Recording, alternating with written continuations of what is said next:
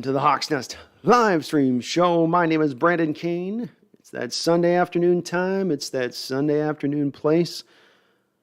Let's get on. Let's get into this. Let's dive into the nitty gritty here, shall we? We've got some good breaking news coming down the pike here, a little bit at least, as far as Tom Brady unretiring here, coming back for a 48th season to the NFL.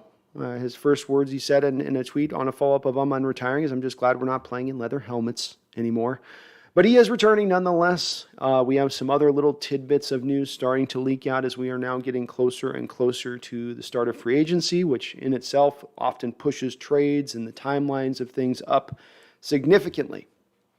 Many of you guys right now are going to wonder about where the Deshaun Watson situation is, and we are going to, I'm sure, dive into every bit of that point, both the lovely and the dirty on that, so to speak, on either end of it, but we will get into it. Of course, this is the question at hand right now from all Seahawks fans. You've let go of Russell Wilson. We've all had our 5, 6, 7 day period here to sort of mourn and get over it and come to grips with it, go through our 5 stages of grief. But now we arrive at the time of what is next. What's going to be the new guy? And there are so many different options and so many different ways you could go, kind of uniquely so. Most front offices, I think, would be pressed a little bit more to find their guy, get their guy right now. Seattle wants to get their guy, I think. But I think there's also an opening here to going in a variety of different directions. There's specifically 3 different directions you can go. The first one is Deshaun Watson basically in a trade. I don't see a lot of guys beyond Deshaun Watson that would work as far as you're still going to go trade for this guy and be in a go for it now type approach. Kirk Cousins has now been seemingly removed off the board. He's renegotiated there with Minnesota in order. Minnesota. See how I put that little dip on that accent without even trying? He has renegotiated with Minnesota on a 2-year deal, which will now convert all of his base to bonus, once again showing Kirk Cousins is smarter than us all. That guy is going to be a billionaire by the time his career ends at this rate. But he is freeing up them about $12, $13 million of cap space this year, which removes him as that next guy that was in a reasonably above average tier that would be maybe available. I don't think Derek Carr is yet going to be on the market. This kind of leads Seattle then away from that option 1, which would be going and getting the established guy, the certain guy, the guy that could, maybe you don't need to go through full rebuild to get him fully up and rolling, to the other 2 options. Option 2 now of 3 is looking for the quarterback in this particular draft.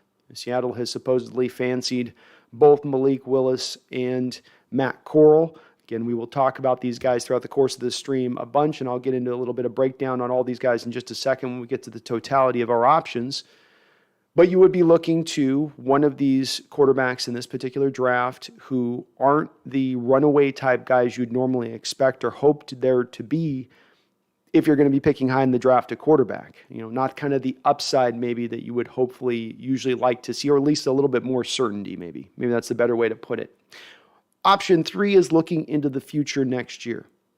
We already know we got the Bryce Young is a favorite here on the channel. A lot of people love him as an option potentially. You got the Williams kid going to USC who seems to have a lot of options. Stroud out at Ohio State is an interesting guy. And you can add now Will Levis. Many of you guys were asking me to go look at him. Will Levis to the board. I've got him in on the thumbnail here to the channel. A guy that has your prototypical size, arm strength, mobility, plays with a lot of moxie. He's got a little bit of that Favre in him a little bit, quick release. You're just a guy that I liked a lot watching his film. It's when you watch a film like that with Levis, and then you go watch film of guys like Cody Pickett or Matt Corral, there just feels like a significant difference in the level of talent you're looking at. A big enough difference that I really would gravitate away from those 2 guys in particular in this draft. Certainly Corral, who, though he's got a zippy little arm inside of 15 yards, I don't know what he's doing pushing that ball up the field, and I think he's got a lot of limitations in doing so. Malik Willis is a raw prospect, but interesting nonetheless. I'll give you guys that. In my mind, he's drawn comparisons to Steve McNair. I think he's got a lot of kind of McNair in his game a little bit, but there were also a lot of questions with McNair coming out in a similar state, where McNair was coming out of a very small college, and you're going to pick him high in the first round, and people were like, man, there's not a lot of a success here with small college quarterbacks coming in and having much of an impact at that time. So it's a very risky selection to go there, again, knowing you may not have to take those same kind of risks moving into next year with the other guys that are coming down the board. There's definitely questions with all of these quarterbacks I just mentioned in the 2023 draft. But this is why we also get another year of tape to build up. We get another year of other guys coming into focus who no one's even talking about right now, who also could emerge with those candidates. Is there a possibility that we end up finding out after another year of tape that draft class is just as bad as this draft class? Very much that's a reasonable fear that we could run into. Is it one worth the risk from my standpoint when I look at all of this from the outside looking in? Yeah. And I think if you can't get Watson, that is the smartest direction to go. Get yourself right with this team, with this offensive line, with the way you want to rebuild your defense, get it used to playing in this new styling. Get your quarterback next year when you have more cap space, not more cap space, but when you have you got more flexibility. You're not eating as much dead money hit. You have a lot of cap space at that time. You can bring the young quarterback in on hopefully what will be a rebuilt offensive line by that point in time. So all the metrics is right there. You get a more talented quarterback by potentially waiting that year. I think it is the smartest path and approach at this point, especially with this team that does seem to be more leaning towards the smart money being on rebuilding.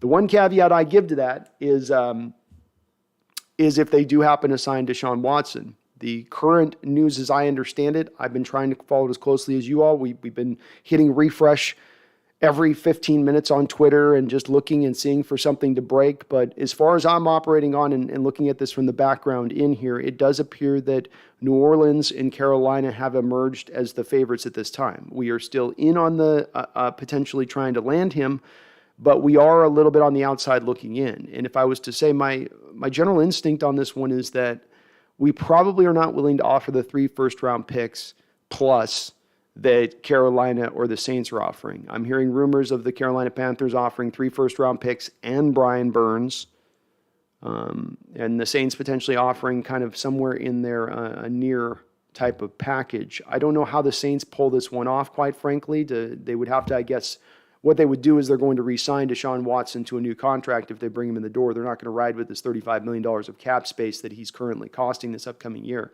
But we know the Saints are maestros with their salary cap, and if anybody can pull it off, it is indeed them. But that's where it seems to be standing right now. I still land at the spot, and I know that this is going to be a fiery topic on this channel and this stream today. I know that there are a lot of people that have their emotions twisted very high in this situation. The one thing I just ask on the chat, and the thing I've seen, I know with this Russell Wilson trade, the Wagner release this year, is just that we remember our etiquette towards each other and that people are allowed their points of view. And if you happen to disagree with the point of view, throwing moral barbs at them or questioning their integrity or going down that kind of dirty lane of things, dirty pool, as they like to say over there in Britain, dirty pool. It's dirty pool, my man. Dirty pool, my bloke, whatever they would say. We're going to try to avoid that. Let's discuss. Let's talk about it. Let's measure all things. And it's going to make some people mad out there, as I can see in Twitter at that point, from a person like me being here, a guy at the big channel goes, okay, I'm in favor of going with Watson. I'm not going to jump into the pitchfork parade and say that he needs to be thrown in a dungeon in the bottom of a hole in a dark, deep well. I'm not going to land at that spot. I don't begrudge you if you land at that spot. I'm not going to light you on fire if you say, I just can't take that baggage. I'm not in that place, though, for a variety of different reasons. And we've got to stay as we can off the line of legalities and all that type of stuff here. So I'm not going to dip too much into that. At the end of the day, though, I am a guy that does not believe in mob justice. I'm not. I think when you go down that road, you're going down kind of a dangerous, it's slippery slope. And you end up in a not the greatest of places. And I think that's just what I see a lot of here a little bit in this situation. Not a little bit, a lot of in this situation. And I know we don't have the most perfect justice system. I will agree with anybody on that. I know it is it's got broken parts and corrupt parts and things that don't work. And and I will totally agree that there's a lot of room for huge amounts of improvement in that realm of things. But still kind of the best thing we're going. And I'm still going to, when it comes down to a person having their day in court and having their opportunity at that point, lean towards if they're exonerated, if they're let off, they're not indicted. I think that is going to factor into the way that I look and view them. As far as on the football field goes, if we can remove the off-field stuff for a second, and I know for some of you that's impossible. I mean, my brother got into a very chilly argument, not an argument, a debate about this very thing over the last weekend. I understand where you go, but if you can separate that part, the one thing in this does in opening up is that when you bring Deshaun Watson and you go, how good of a quarterback is Deshaun Watson that you're bringing in? Where is this player right now? Where does he rank among the current great pantheon of quarterbacks? Well, indeed, I think he is better than Russell Wilson. And I think if he is playing, and he's playing on, let's say, this team and not on the Houston Texans, which you also have to factor in your evaluation of him, because by the time at the end of his run there, that Houston team was not in great shape. This is probably a top 3 quarterback in this sport when he comes in, maybe top 4 that you're bringing in as well. And the alternative, as I just said at the opening part of this show, is that you're going to be twisting this forward on to looking into probably 2023 as to when you're going to, that'd be the most advantageous time to go get a quarterback who can get you a near skill set of what Deshaun Watson can give you right now. And that's where it leads to me a little bit, is you go from having a situation where you're looking at a rebuild we're looking 2.5 years down the line, to getting Watson, which would light a fire up under Schneider and Carroll in the respect of understanding that they're not in this kick money down the road, save all this cap space, don't swing big. But in actuality, they would go out and make trades and use that cap space up to then try to go make a winner go. Many of you will go, well, I don't trust them to do that. Well, let's talk about the things we can control and are in our power. Coach Carroll's not getting fired. You could want that. Schneider's not getting fired. You could want that. Those aren't going to be actualities that happen, regardless of whether you go for Watson now and go all in now or wait 2 years down the road. They still are going to be here. There's nothing apparent at all in the least that Jody Allen really, in my opinion, even came close to moving on from Coach Carroll. And the Russell Wilson trade certainly signifies that he has, at least to some measure of a degree, ownership's fairly strong backing on all this. So like many of you, I share your worries that Carroll and Schneider can draft right, can spend the money right. But that doesn't change for me whether you're doing Watson now or Will Levis in 2023. I know, again, this is going to be a hotly contested topic.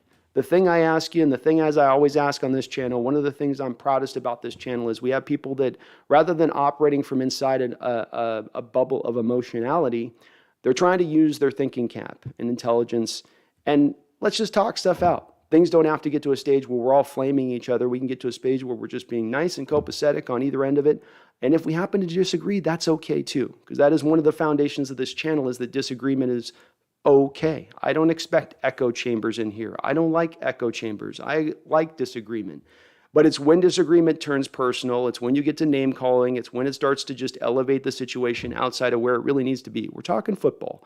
We're talking about grown men playing a child sport on a football field. Let's always keep that in perspective to a certain degree, and just keep it intelligent in that realm. Now, I would like to move on to another couple of items here on my opening list. And the first one out the gate is going to be my initial mock draft. I promised you folks. I told you I was going to do it, and I done did it.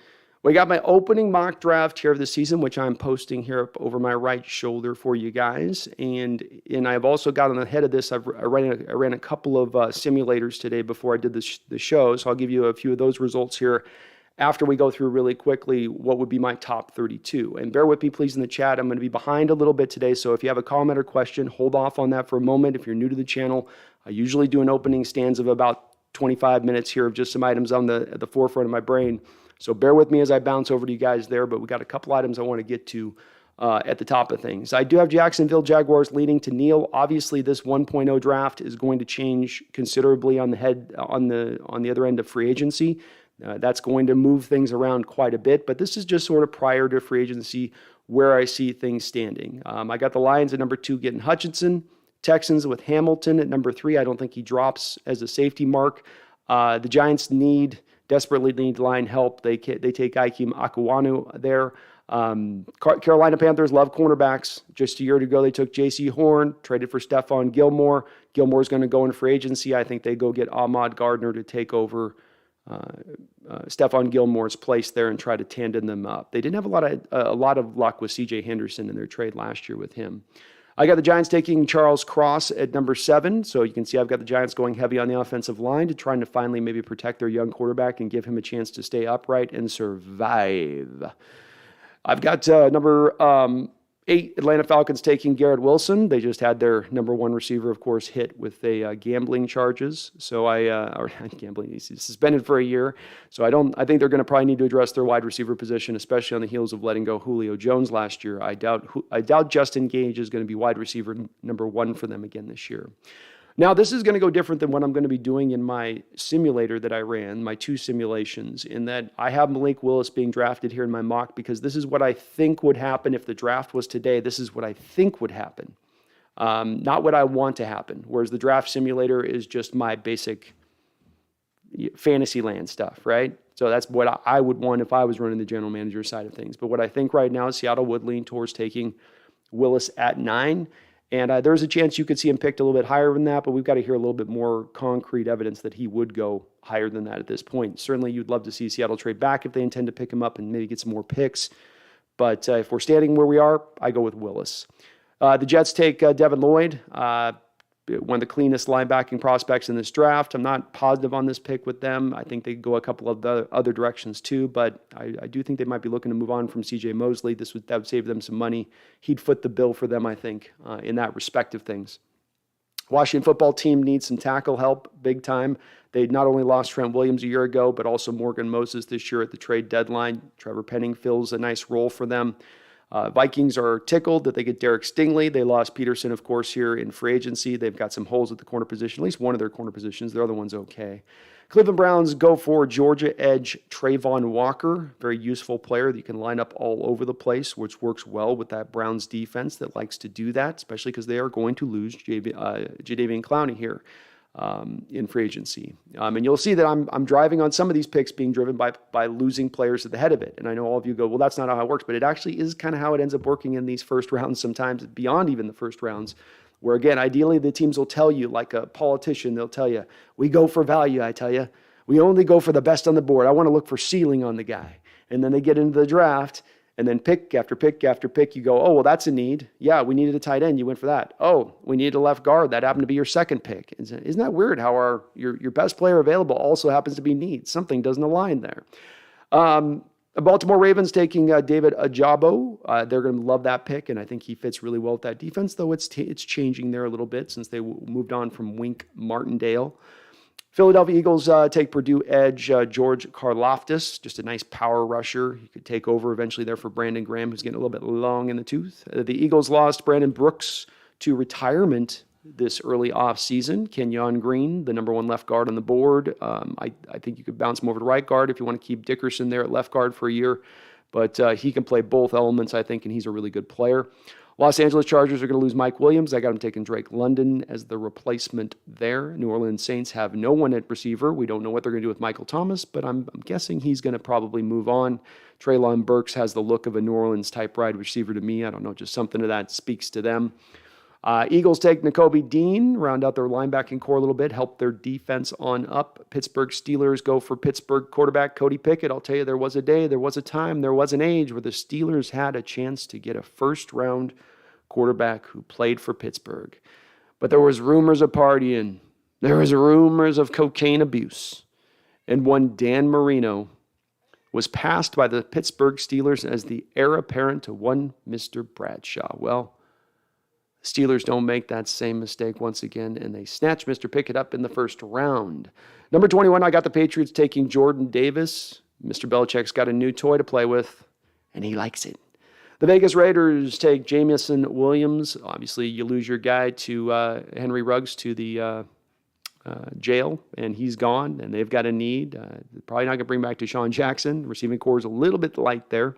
Arizona Cardinals, I'd have taken Boy Mafe. They are not going to appear to be able to sign Chandler Jones, especially now after they just signed a contract with Tyler Ertz for, it looks like a 3-year, like 10 plus million per year, but a new deal with Tyler Ertz nonetheless.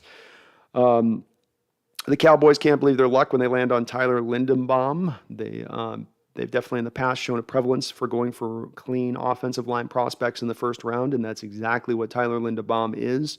I've got the Bengals going for Bernard Raymond. Please just get Burrow some protection. Do something for him. I don't want to see the kid broken. He's fun to watch.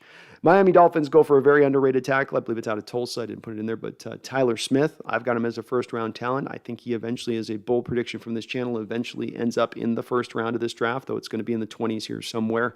But it's just a good overall, I think, clean prospect, and Dolphins need some offensive line help for Tua. Buffalo Bills go for Washington cornerback Trent McDuffie. I think he fits into a lot of what they like to do defensively. I don't think they're going to be scared away by his T-Rex arms. And his coverage grades and scores last year were peerless. Tennessee Titans take Georgia linebacker Quay Walker. This was another one of those tough picks I had a hard time with. I wasn't quite sure with. Certainly could be impacted by what they do in this upcoming offseason with a couple of guys. They might end up going back to tackle if they lose Lawan. They also might go for a rusher if they end up losing Harold Landry. So hard to say exactly which direction they'll go with that pick, but this is early on. This is 1.0. I got some time to fix it.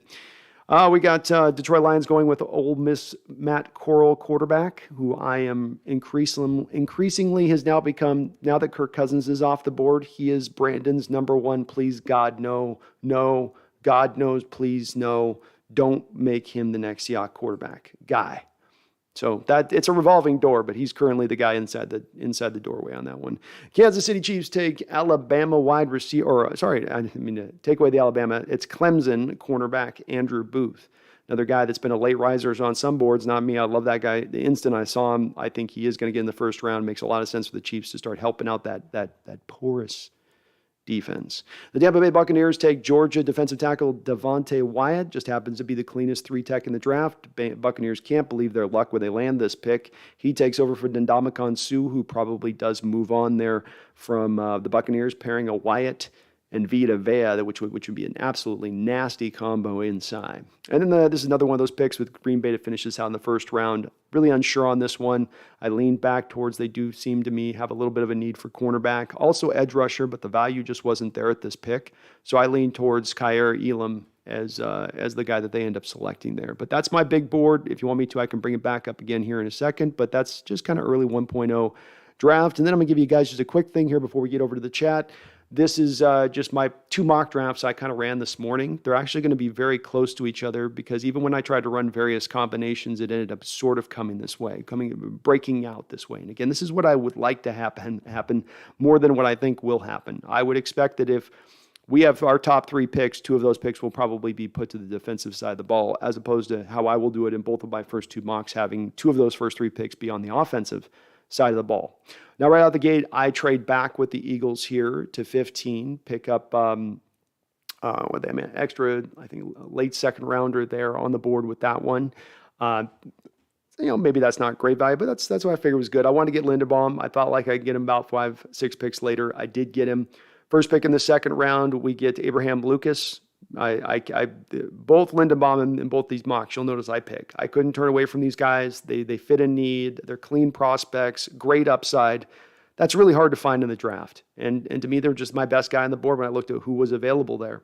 I go with Travis Jones with the second round pick. Is a little bit maybe of a surprise for some of you, but this guy would fit what you would want to do as far as that zero technique defensive tackle, that nose guard tackle in a 3-4 defense. If Seattle intends to truly move to that styling of defense, this guy gets you that bedrock. And I was talking with Chad Brown in an interview a couple of weeks ago, and we were speaking a little bit about the 3-4. And I asked him, I said, Chad, my theory on this is that in a 3-4 defense, and when you have a 4-3 and a 3-4 defense, you build and start from different places.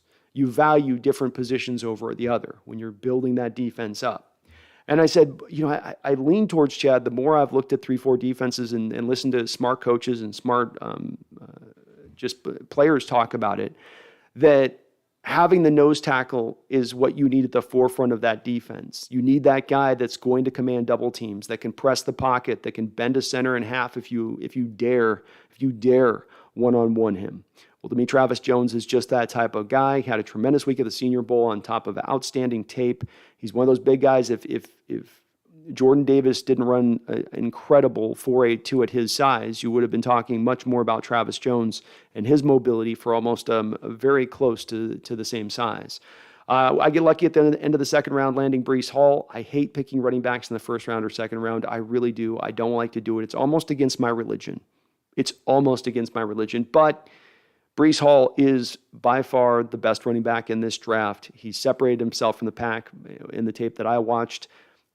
I think you could get a running back later on in this draft, but the value there is just too much for me not to jump on him here kind of later on in that second round. Top of the third round, Nicholas Petit-Ferrer falls a little bit out of Ohio State. They're a very talented left tackle who is, I will admit, a little bit raw, and not too raw for me to jump on him. So we've come out of the first 3 rounds of this draft. What have I done? I've gotten our left tackle of the future, I've gotten our right tackle of the future, and I've gotten our center. 2 of those 3 guys should be pretty certain as far as at the very least being solid starters. Number 4, the 4th round pick, I took JoJo Domann. You want to watch some fun film, go watch JoJo. He's all over the place on that defense. Nebraska asked to do a lot of different things, asked to play Sam linebacker and then sometimes slot cornerback. Yeah, I said that right. And when he comes downhill as a Sam, when you leave him unblocked on the edge as a Sam, he arrives with a thunder. Fun tape to watch, really, really exciting player, and you can put him in a variety of different places. It's an underrated need right now, slot corner. Ugo Amadi had a really bad year last year. We could stand to upgrade that position, and Jojo Dancer might just do that. At round 5, we got Jelani Woods, very talented tight end, ran the fastest 40 time in the past combine. I've heard somebody mention him on Twitter. It's like watching a moose run upfield when you're seeing him go up the field and just trying to catch balls, but it's fun. It's a good player for me. I like him as a prospect at 5. Tyquan Thornton, I don't think the simulator has updated yet for his 40 time and the combine scores he had. He's not going to go, I would think, in the 5th round. But if he was to drop, because people see some rawness in his game, question whether he can run the full allotment of the route tree, maybe it's worth jumping on right there. And then JT Woods is a safety out of Baylor. I took a couple Baylor guys in the back end. Big Baylor guy. Big Baylor. Like me some Baylor. At this point, you're taking him in the 7th round. Flyer guy. He's toolsy. You're not going to get usually a lot of toolsy guy in the 7th round, kind of like him, but I'm not going to be high flying on guys at that point. Here's my other mock draft. Very similar to the last. You'll notice in this one, I traded back again all the way to I think I went to 17 or 13 on this one. Still got my top 3 guys. Still got Petit-Ferrer. Moved around a little bit with the running back situation here where I didn't have the 2nd round high, so I was in the 3rd round in the trade, trying to be a little more realistic, let's say, than the last one, because I know all you're going to go, you're not going to get a 2nd round pick for trading back from 9 to 50. That's not happening. Okay, we'll be a little more realistic with this. So in this one, instead of landing Breece Hall, I end up with Dameon Pierce. Still basically the same guys going down the lane. I took Devontae Price again because I think he's very talented. That's great value in the 5th round, and we need a couple of running backs. I'm not so certain that we're going to be riding with Homer next year, understanding that the tender now for restricted guys is going to run $2.3 million to keep him on the roster. And then once again, I can't turn down Thornton in the 7th round at that point. That's just way too good of value. So you can see, guys, you're going to see this commonly with me. I don't care whether Russell Wilson's here. I don't care what quarterback's here. I am a big believer in the benefit of building your offensive line up as a strength of the team. This is not what Coach Carroll thinks. This is not where he's leaned to believe in the past. I'm hoping that in an offseason where he is, or not just an offseason, in a year's time frame where he's maybe started to learn some very hard lessons, he now begins to learn this lesson of, well, I can't stop going I got to stop going secondhand on the offensive line. I got to put some talent on the board across there. It's going to help other things out. It'll help my quarterback play. It'll help our running game be able to generate more consistent holes against those tough opponents who have those strong front sevens. I would love to see them go in this route. I hope they do. I really do. We're certainly going to, though, understand a lot of it via what happens here in free agency. Because like I said before, y'all would love to believe that they go for the best value. They just, you come up for your pick and you look at your draft board and you go, who's our top ranked player on the board? You go, it's this guy. And I'm like, well, but coach, we got 3 wide receivers. You go, I don't care. I want the best player available. And you think ideally there's some organizations that at least somewhat run in that direction. But I think more often than not, most of the picks end up kind of in that need realm. rather than the opposite. We'll see how it goes, though. It'll be interesting. This is the fun time of year on it. Let's get your guys' thoughts over here in the chat, see where you stand. Who's the quarterback you guys want to ride with on the future? If you do like what you're listening to, please do hit that like button for me, and come on, subscribe on in. Do what Levi Shackleton has just done. Subscribe in on the channel. Join this ever growing place where we discuss all things Seahawks, and we don't shy away from any subjects here as well. We'll talk about the hard subjects too. That's just everything Seahawk related is worth discussing. So let's bang on over. Thank you guys for watching. I appreciate you guys. Hit that like button for me, please, and let's get this cooking. Your boy Michael, Eric99, how you doing? Good to see you. Michael, Bryce Young. Michael's a Bryce Young guy. A lot of people are going to get a lot of love for Bryce Young, and I love Bryce Young. He makes a lot of wild throws. I love his decision-making. I love his processing. Do wonder a little bit on the build. Do wonder a little bit on the size and the ability to hold up. We do have to, I think about that a little bit in the realm of understanding when you bring these quarterbacks in that are a little undersized, there's a lot more of a heavier chance they get beat up. Kyle Murray's been kind of beat up. Baker Mayfield, a little bit of an undersized guy, has been beat up. Wilson with the Jets last year, very much a similar build to like a Matt Corral, got beat up through the first year. Just a little bit of a slight build. Mariah C says, "Hey yo, what's up, Mariah?" Kyle says, "No way we rebuild with Pete." Agree? I mean, I with Pete rebuild with PH. I'm not as certain on this one, Kyle. No, I'm not. I wish I could, but I don't know. I think that they don't want to rebuild. I'm surprised if Carroll is signing up to rebuild for the next 2 to 3 years. I would think it's to go now. But with that said, like I was saying earlier, you can remove Kirk Cousins off the board. If Deshaun Watson goes off the board, and you look across the NFL now with Rodgers gone, there's no chance in hell on Brady. He's going to retire and come back anyway. But what's the quarterback answer there for you if you are Carroll saying, I want to go for it this year? I don't see it. I don't. He could have maybe talked himself into it with a guy like Cousins, but I don't see anybody else. Jaboy Michael says, sacrifice for Bryce. It's either that or pay the price for Bryce, lose for Levi. I'm getting shirts done. So the shirts are coming, folks. The shirts will be en route. I don't know which one we're going to choose at this point, but maybe I'll let you guys pick. Be like a shirt poll. Michael says, when the F will Brady retire? No, not understandable. He didn't after last year. The guy led the league in yardage. Had one of his best years of his career. Undeniably.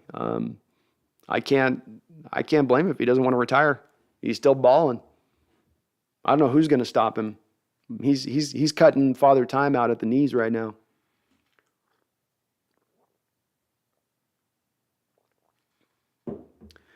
SFY says, Kurt is out of the picture. Now, come on, Seattle, let's do this, S. That's right.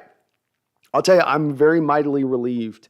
And I won't lie to you guys. There's a 3% part of what was pushing. There's 97 other percent of what was pushing me towards Watson, but there's a 3% of me pushing towards Watson, which was, if we don't land Watson, Cousins is going to be the backup plan. And oh my God, that went in that direction for me where I got really worried at that point. But at least he's off the board now. He still remains the Vikings problem, and he can suck on prime time for them. Go Hawks says the NFC suddenly looks harder to get through. Bomb for Bryce, suck for Stroud. Go Hawks. It could be. The Buccaneers are going to suffer their share of difficulties this offseason. They're not going to weather the storm and return all of their starters from this year's team like they did last year. It's just not happening. And they've got to navigate their way through making sure they can pay people. And who knows, maybe Brady will take a discount. He does that. And certainly they now go from being a team that wasn't a contender back to being a contending status team, to your point. That does make the NFC a little bit tougher. And also, to your point, maybe that should lean you a little bit closer to moving towards a rebuild stage of things. You go a year from now, harder to maybe see Tom Brady running where he's running. Stafford's another year older. Cardinals maybe have moved on from Kyler Murray. You know a little bit more of what you have in Trey Lance. Niners a little older roster maybe. It's maybe smarter to maybe just, punt a little bit. Jacob Kessinger says, I can't wait 2 years for Caleb Williams. IMO. Is it 2 years we got to wait? Can he come out in next year's draft? He's awesome, though. I was watching tape on other prospect, and they were playing Oklahoma, and he was throwing some dimes. Megan says, not feeling the best today. 12s it's the 5th anniversary of my dad's hospitalization and death, which I almost forgot about. I'm sorry. Well, take care over there, Megan. 283-128 with a $2 donation. Thank you, 283. He says, Brady's back. He's back. He just won't die. It's like that movie says, why won't you die? And he goes, you first. It's kind of what we're dealing with here. But understandable. If I was in Brady's shoes, I would have been open to it too. I've been like, why should I quit? I'm balling right now. I'm showing these young bucks what's up.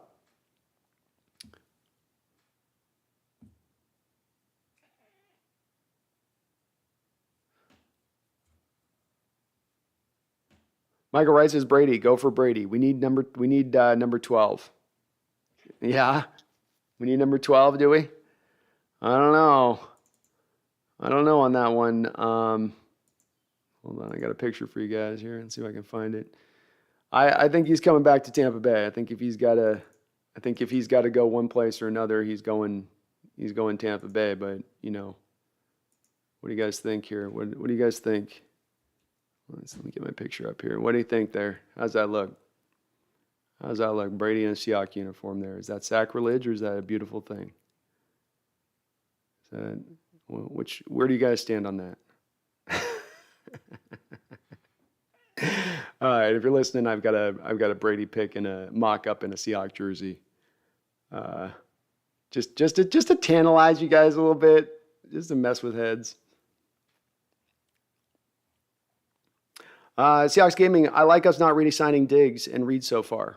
I'm okay with both too, Seahawks Gaming. I mean, quite frankly, the second that you're moving on from Bobby and Russell, you really should be in a position at that point to say, all right, let's not re-sign older players to big contracts, or let's be very selective in the contracts we're handing out, because we are building this now towards a future in some way or another. Even if we're trying in the interim to somewhat go for it, I think everybody involved would agree that the strength of this team next year in October is probably not what it's going to be the year after that in October. Jamie Don says Coral has good, quick, and intermediate game, which is good in Waldron's system. I agree with you there, Jamie. He does have that. But is he going to be able to sustain in the punishment? Do you know the thing with this, Jamie, and if you're listening to me throughout the course of the year when we were talking about these quarterback prospects, I said, the thing with Coral is that you can see it as he's playing is that he is so slight of build. He's not about being just tall, but very thinly put together and that wiry kind of frame. And I just go, how does that body style sustain against a 320-pound lineman falling on them? And then isn't it weird how just a month too later he gets a torn ACL where it's, again, somebody's like kind of pulling down, falling on top of him. And it's like, yeah, that's kind of what I was worried about with him.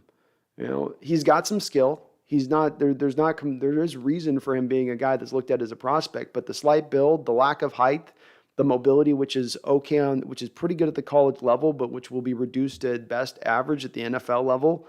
To me, I'm hitching my wagons to that guy for a couple of years. That doesn't seem like the best bet, in my opinion. But again, I agree with you. He's got one of the quickest releases and accurate arms inside of 15 yards. And that does fit to Waldron's offense for sure as far as a need goes. Nagasa says, after the Wilson trade, the first thing should have been to fire Pete. Well, I know where those people are going as far as one Pete fired, one Schneider's fired. I saw Mariah mention that too. I don't disagree with you guys. Don't forget, I'm the guy at the start of this offseason said if it's you could sense it, this is very well probably going to be a me or him or me situation between Carroll and Wilson. And I was more for Team Wilson in that case. But that's not going to be where this goes. And quite frankly, Jamie, that discussion was had between Jody Allen and Coach Carroll when they were having their meeting. It was decided, or at least it was told, it was relayed by Carroll at that time that this is going to be our intention. The Russell trade situation didn't just happen in the last couple of weeks. It's something that builds probably over the last couple of months. So, I agree. I'd love to see them. Or that wasn't Jamie. Sorry, that was Nagasa. Sorry, Jamie Don. I was saying that he was Nagasa. So I don't disagree, but it ain't happening. They're riding with them for the foreseeable future, and it seems like Seattle's due to probably be sold in a couple of years. And while you're waiting for things to be sold, you're probably not going to move on from a coach who, whether you like it or not, probably drives up the value of the franchise to some degree. Hell, I think they were saying that Russell's addition alone to the Denver Broncos, who are also for sale, could drive up their sale by an additional $300 million. Demons Web Knight says Brady's back. He is back. Dakota Vargas says Cap better than Drew Lock. I don't know that. I don't know that. I don't get the Dakota. I got to be honest with you. Outside of people are politically wanting to be activists for Kaepernick and back him in a way to get him up onto the football field from a sheer football standpoint. I do not get the constant Kaepernick thing that I hear out there. The guy's 3 or 4 years removed from playing football. He was benched before he started kneeling. Let me say that again. He was benched before he started kneeling. And you could see that the league was starting to understand his skill set. They were starting to solve what he was trying to do, and he didn't really have a game plan C, D, E, or F. The quarterbacks need to develop within their game to deal with that. No, he's not better than Drew Lock right now. Kaepernick can't throw like Drew Lock can throw. He's not as accurate. His release isn't as quick. Guys are going to jump on routes with that long. Remember, Kaepernick's elongated delivery? That makes it really hard when you're trying to throw short and intermediate passes, because that extra half second to get that ball out of his hands is the extra half second the quarterback needs to jump the route. I don't love Drew Lock. I don't want Drew Lock to be our starter. But the thought process that somehow Cap, 4 years removed from playing football, in his mid-30s, knowing now that his mobility that he once heavily relied upon is going to be reduced, do we expect him to be running at the same rate he was at 27, 26 years old? It just doesn't, on any level, kind of make any sense to me. I appreciate where you're coming from with it, but I can't sign up for it myself. Demon's Revenge. I know you don't like Matt Corral, but how unhappy would you be if the Seahawks drafted him? On a scale of 1 to 10, 1 being annoyance and 10 being absolute unmitigated rage, like I'm screaming so badly there's literally flames jumping behind my back in the background, I would probably be about a solid 8 on that one. I can't undersell how much this, again, I was speaking about a second ago, I was calling his frailty early on this year multiple times over when people would mention him. And then he gets broken by the same nature and way I said was going to happen. Now you tell me that guy's going to be my quarterback for the next 3 years? Yeah, I'm going to be pretty annoyed by that one. Megan says, agreed, B, but based on what JS has said in the past regarding things like the past, how can he come here? JS has said that if it's proven, and I believe he said proven when he said the press conference, Megan, if it's proven that you've laid your hands on a woman, and that's the key part here, proven, proof, evidence, that's not been proven here. That's the point of going through the court of laws and not the court of public opinion. So by John Schneider's measurement of the situation, it would not fit into his. There'll no way, no how I will ever bring this player here, and that's why, Megan, you've heard of Seattle's interest in this respect. John Reese says, I hear Jay Cutler's available. Oh, man. No, yeah, I'm imagining that. If we're doing that, then we're going for the original Jay Cutler, the mustache man. God, why can't I think of his name right now? Jeff George. We're going Jeff George if we're going Cutler. Go all in on the old gunslingers with no ability to lead a team. Wheeler, I say go after Bryce. Don't make sense to free all the cap just to grab another quarterback you're going to have to extend to a massive contract. Build a super team, then grab the quarterback. Sounds good to me, Wheeler. I can sign up to that approach. I definitely can sign up for that approach. Jamie Don says Coral in the second would be sweet. I know that he's got a lot of backers. I can't get on board on that one.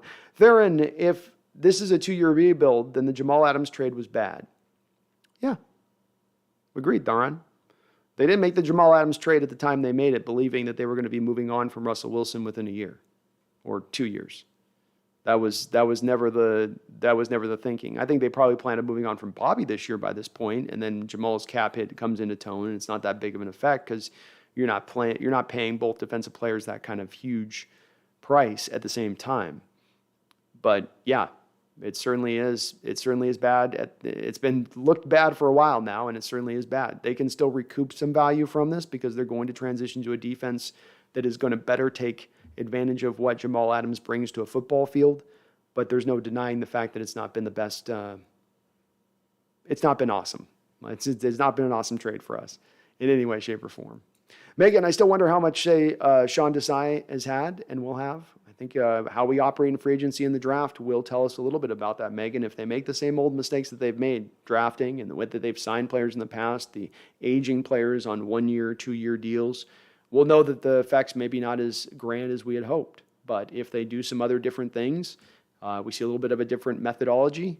I think that's you can point a little bit of that to Sean Desai because he's the one thing that has really changed within this organization over the offseason. Jamie Don, why tank just to get the first round pick? Your whole team will hate the coach's guts. I don't believe in necessarily tanking, Jamie. I don't think that. I don't think you go out and build the worst roster you can and try to go to that route of it. I'm speaking to joking more when I speak to the pay the price for Bryce or lose for Levi. It's more of a jokey thing than it is a serious thing. I never want to root for my team to lose. I do think, though, that you can also take the patient approach, right? You can take what the Mariners are doing on the baseball side of this type of approach, which is rather than looking for the quick fixes, we build this with the understanding that's going to maybe take us a year or two here to get to a truly competitive state. But by being patient, by making sure that the roots actually take beneath the surface of the ground, we can build that much better of a team down the road, that much of a team that has that much better of a chance to truly compete and not just be merely good. Fly Fox says Watson has a no-trade clause as well. He does, Fly Fox. He does. That is a part that could factor into it, for sure. Do you want to play in New Orleans? Do you want to play in Carolina? Do you want to play in Seattle? And supposedly last year he turned down a trade to the Carolina Panthers. But I don't know that we look all that attractive either at the moment. Dakota Vargas says cap and draft Ritter, cut Locke. Well, you're not going to cut Locke, but okay. Nagasa, is it time for Fitzmagic? It may be just that time.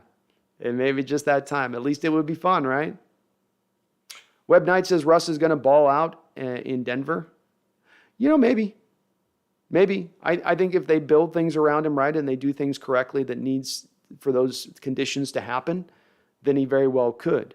But I was looking at this a little bit the other night, just in more reference to looking at the Denver Broncos.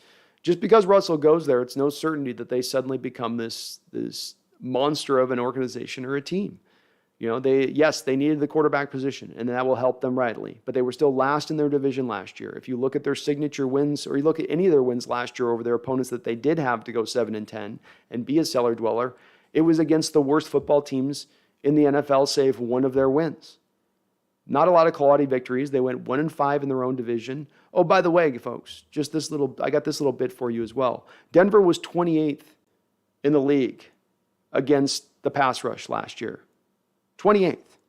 So they're getting a quarterback who tends to hold on to the ball, operating behind what I'm told is a solid offensive line that is one of the worst in the league at pass protecting. Those are not conditions that lend themselves necessarily to Russell taking off to the stratosphere from the jump. Megan says, I love this channel. I don't expect all people to agree with me on things, but I love we can have deep discussions and agree to disagree. Me too, Megan. I hate echo chambers. I like so much when we can have different thoughts and different things, and I think people in this day and age sometimes get very sensitive to disagreement, like it's the worst thing ever, when in actuality, it's a beautiful thing. It helps us round out our perspective. You not just from me to you to me. It goes both ways, right? Or it goes down the line in between us all as we're having to, and I see you guys have had in discussions in the chat. So I think there's only a value to it myself. Chase Stern with the $5 donation. Thank you, Chase. I appreciate you, brother. Says, Vikings extended Kirk. Let's go. I know. Bullet dodged. Coach Carroll had quite a fascination with Kirk Cousins for quite a long period of time. And I think if they miss out on Watson, that would have been their pivot point. That would have been the pivot point, because I don't know that there's another guy that fits into the same. I'm not a big Cousins fan, but he's into enough of a legitimate stage of things that they could pull that trigger. And then you're giving up draft capital for Kirk. You're going to have to then pay him a new contract. Like I said, dodge that bullet. Web Knight says Nakobe Dean is the truth. He is. He is. He's a good player. Georgia's almost all the prospects coming out of Georgia this year, even your rotational guys like a Channing Tindall, they all still just pop off the tape. There's a reason that team won a national title. Joe Biden's Make-A-Wish. Malik Willis, let's go. Let's go, Joe Biden's Make-A-Wish. Sports fan, we can't take Malik at 9. We should trade down if he's going to be the first pick. If we can't take Malik at 9, we should trade down. I'm okay with that, sports fan. I think that's smart. Collecting picks right now when you're in a basically rebuild state, especially if you miss out on the one quarterback that you truly targeted in this draft to want, you move from 9 to 17, you might pick up a late second-round pick or a high third-round pick. Damon's Revenge, it's Kenny Pickett, not Cody Pickett. My bad, Damon. I wrote it wrong. My fault. Overside says Willis would suck. Well, it's not my ideal situation I'd like to go to, no. And Goax05 says, I really don't like Willis at number 9. No, and remember, folks, this isn't what I want to have happen. The Willis pick that I'm presenting going down at the pick is what I would see Seattle doing. Let's take this down through a logical experiment really quickly. You lose out on Watson. No Cousins. No real legitimate fallback plan. Team intends to still want to try to compete into next year. That means that maybe potentially they don't want to really wait to 2023 like I'm advocating for. They want to go right now. Well, what does that mean? Get the best quarterback you can probably get in this draft. Now, Willis may not last to 9. There's some varying reports on this type of stuff where he will go exactly, but if he falls and he does land there at 9, and Seattle's not found that Watson or guy here, I easily see them pulling that trigger. Don't agree with it, right? I don't agree with it, but I think it's well within the organization's character to do that.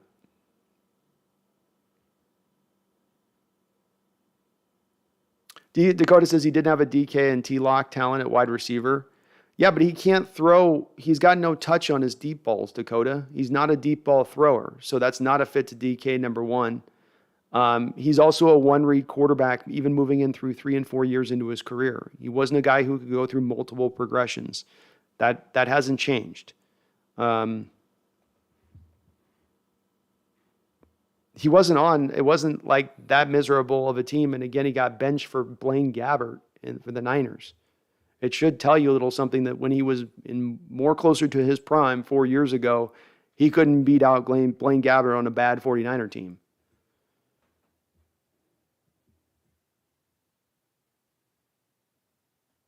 Jamie Don says, never tank.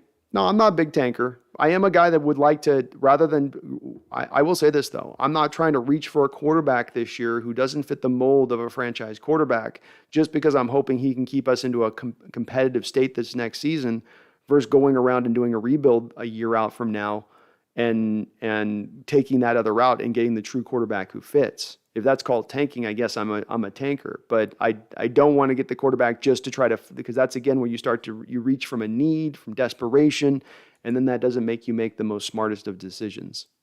Megan says Thibodeau over Malik for me. Me too. Armando Colon, thank you for subscribing. I do appreciate you. You're awesome. Charles Riley with a $5 donation. Thank you, Charles. Appreciate you as well as always, my guy. Says, I like Watson, and I damn sure will keep my mouth shut if I run into him at a local massage parlor. It's good to hear. No dry snitching, Charles. No dry snitching. Jacob Kessinger with a $5 donation says, knowing Pete, he's going to go way outside the box and pick up like Sam Darnold. Ugh. Yeah, I could see that. We know Sam Darnold's another one of those guys that Carroll's got certain guys that we've heard plenty of reports on. Oh, he likes this guy. He likes this guy. This guy's just, he likes. And Darnold's one of those guys, a USC guy. No surprise there on that one. But a guy that, boy, you talk about an underwhelming guy to bring in.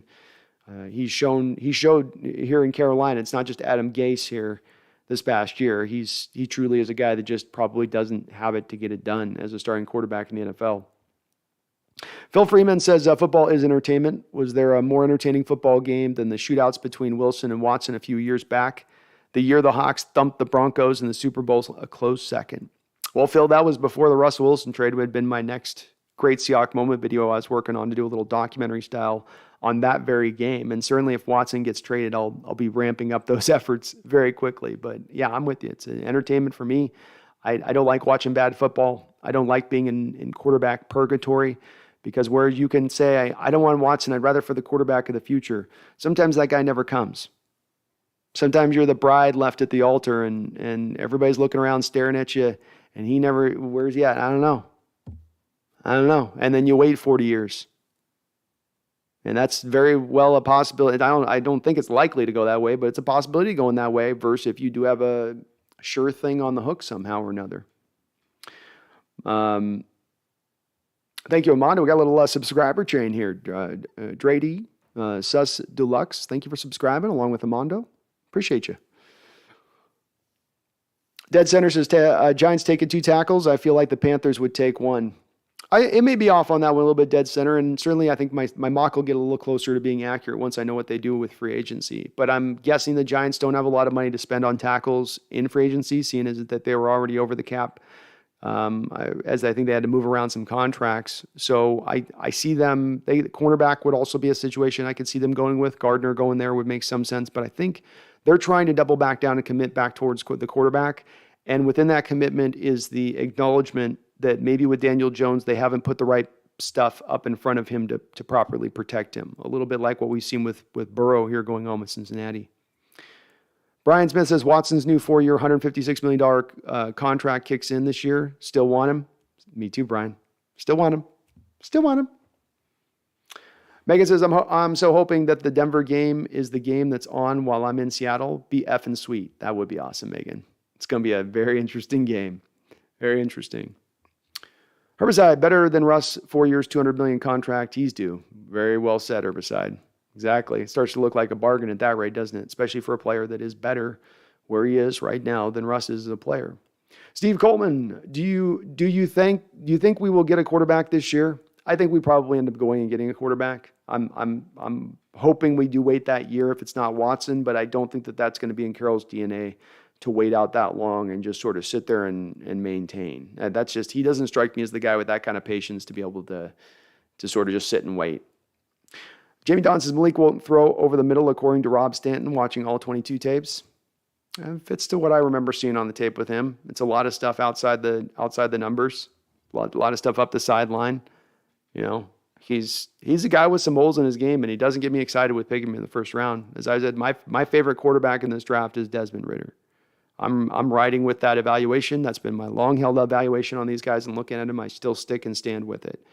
Malik is a guy with higher upside maybe than Desmond Ridder has, but he has a whole lot more things to clean up in his game too. Doesn't shock me. Trevor McGuire says it's a deep linebacker draft. It is, Trevor, which is important because we're going to need a Will. We're going to need a Will and maybe a Sam too. So it does help that this is a little bit deeper draft. And there's some guys I look at, Brian Asamoah of Oklahoma, where you go, man, the guy can probably do a little bit of inside-outside stuff if you need him to. He wouldn't just be relegated to, well, he's only a Will or he's only a middle. They seems like he can do certain stuff like the defenses they play and have him doing kind of those different roles at times. Michael says this draft is a bad dream. It's not strong at the top end of things, I'll tell you that. It's got some depth. Mr. Joshua says next year's draft, so tank. Like it. I like it, Joshua. Jason McEward, Brandon, how was your Sunday afternoon? It's going swimmingly. Drinking some coffee, chilling with my peoples. I'm having a hell of a time. It says, I think the price tag for Watson might be too rich for Coach Carroll and Schneider. Julio Jones fell short. Just an example. I don't see Pete giving up 3 firsts cheapskate. They've certainly have decided recently that they're going to draw a line in the sand when it comes to trades, and they're not going to go beyond a certain point. Is some of this being impacted by trades like Percy Harvin, where people made little whispers of you giving up too much? Jimmy Graham, God, you give up Max Unger and a first-round pick, maybe a little bit too much. Jamal Adams, 2 first-round picks, maybe a little bit too much. Does this make them a little bit gun-shy? Yeah, probably. Then nobody wants to get took over and over in a trade. And I do get, that's why I'm at this spot based off, and this is just my trying to read tea leaves on the Twitter tea leaves, but the Twitter tea leaves are telling me that it's that the Saints and the Carolina Panthers have come with 3 first-round picks plus, and Seattle's come with probably 2 first-round picks and maybe a couple second-round picks. But that's, I don't know if they're throwing in a player, which I think the Panthers could offer. The Saints could even offer it. I mean, Saints could offer a player just to relieve themselves of cap space. And that's definitely going to make it more attractive to Houston. GoHawks05, you going to be live tomorrow for the legal tampering? I don't, unless there's something really major that breaks GoHawks, probably not. I'm going to go live 10 a.m. Pacific Standard Time is when the free agent period kicks off live for sure at that point. I think that's where I'll lean to going live the second free agency kicks off so we can just break the news coming down the pike. But outside of there being something that's really tangible for me to talk about, I probably won't go live in the next couple of days. It'll probably be Wednesday, but Wednesday for sure, and we'll be going deep along in that day because the signings will be breaking down the line, and we're going to certainly get a real good feel, even if Seattle's not active on that first day, as to what their which direction they're going to go this offseason, if it's going to be aggressive or not. Because if they don't sign anybody through that first wave, then we know that they're truly embracing more of the free agent period. Dead center, where's Jermaine Johnson? I should have had him on my list there somewhere, dead center. He'll be on my next mock. So let me see. But you're absolutely right. I should have had him on there somewhere. I probably put him in. Let's slot him in at 28 for right now. Move out Quay Walker. And we'll move in, thanks for bringing that up, we'll move in Jermaine Johnson into like that spot. He probably goes even higher than that though, but I'll remember him on the next one. I don't love him as much as other people do, I think, which is part of my thing, but he will go in the first round. I can't deny that. Brian Smith says, Herbicide Russ isn't making $50 million a year yet. No, he will be after next year. Michael says, we need young. We need young. Herbicide, I'd rather pay $35 million for Watson than $50 for Russ. Me too. And that's a decision that is coming down on Russ, and one that's going to need to be made sooner than later as far as the Broncos are concerned. He does have 2 years remaining on his deal, but you're going to be paying him here sooner than later on that. Whereas once he's making that $50 million deal, Watson's only going to be year basically 2 of a new deal. Talamore IIE says the Chargers signed Mike Williams. Nice. Smart of them to do. Don't let a good young receiver like that go when you have the cap space. Supposedly the Chargers are going to be very aggressive here. That's what I'm hearing in the background, which is just wonderful for us, isn't it? The stronger the Chargers can get, the stronger the Chiefs can get, the stronger the Raiders can get, the better the chance that division stacks up over the top of the Broncos, the better potentially that pick is down the line. Brian says Watson will play 2 and hold out for $50 million. I mean, he might. That's a possibility. Like I said, though, a little bit on this earlier with this, just from my standpoint on this, Brian, yeah, okay, so you get 2 years of Watson at basically a discounted rate, then you sign him to a new deal at 29 years old. At 29 years old, he will still then be 5 years younger than what Russ is going to sign for his $50 million rate at, and Russell is not the same player as Deshaun Watson. Deshaun Watson's a better player right now between them. Younger, better. So it's not an apples for apples kind of comparison on that. Mr. Joshua says people are human. Let the person with no sin cast the first stone. Beautifully put, Mr. Joshua. And I didn't articulate it as well as you just did there with my opening thoughts, but that's where I stand with it. And I'm pretty consistent on this channel about being player friendly in this respect. Outside of there being certain lines, there are certain things that it's going to be harder for me to do that with. But again, I do lean back to the judicial system. I do believe in the fact that every man and woman has their day in court, and that decides. I also hate mob justice. I hate that.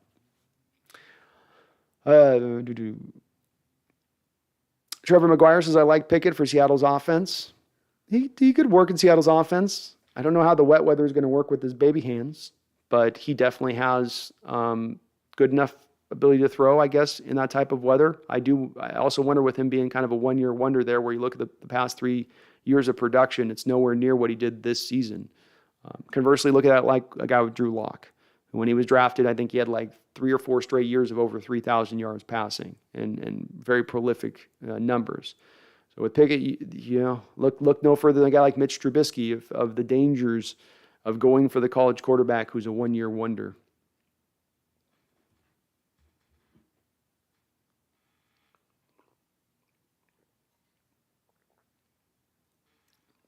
Drew Blanick says Seattle seems like they're fine with Drew Lock. That's now the reports. Part of the reason why I think as well you're hearing less of a dying down with Watson coming to Seattle. And now you also hear Seattle on the other side of this maybe leaking out, hey, we like Lock, okay. Let people know we actually kind of are okay with him. We're fine with rolling with him. Maybe they are. Maybe they are. I would be surprised if he is the only guy you're rolling next year. But you go get Marcus Mariota, pair him with Drew Lock, something like that. That makes some sense too. User Big Hit said, User Big Hit, how you doing, man? Long time no see. Hope you're doing well. I'm doing awesome over here. Vader says the Jags franchised Cam Robinson. I don't think they pick Evans. Maybe not. Well, I can make an argument, Pater, that you move Cam Robinson to the right tackle. It's a better spot for him than the left. But potentially not. I do think that there are a lot of teams that look now at the left and right tackle position as being pretty ubiquitous. So maybe they will view it as, we need both sides. We'll have one on one side, one on the other. The Lions just did that last year with Penny Sewell. A lot of his time was pushed over to the right side, even though he's a pure left tackle. Maybe they see the same thing, Pater, where they feel like Evan Neal could slide over to the right side if they need. We'll get more information on this as we get into free agency and hear more from the teams, and it'll be more educated than it is on right now, where it's kind of a guess. Jacob Peterson, Rams sweep the Hawks in the season series. Maybe. We'll see. Fernando Thomas, is Dave Craig available? We can call him.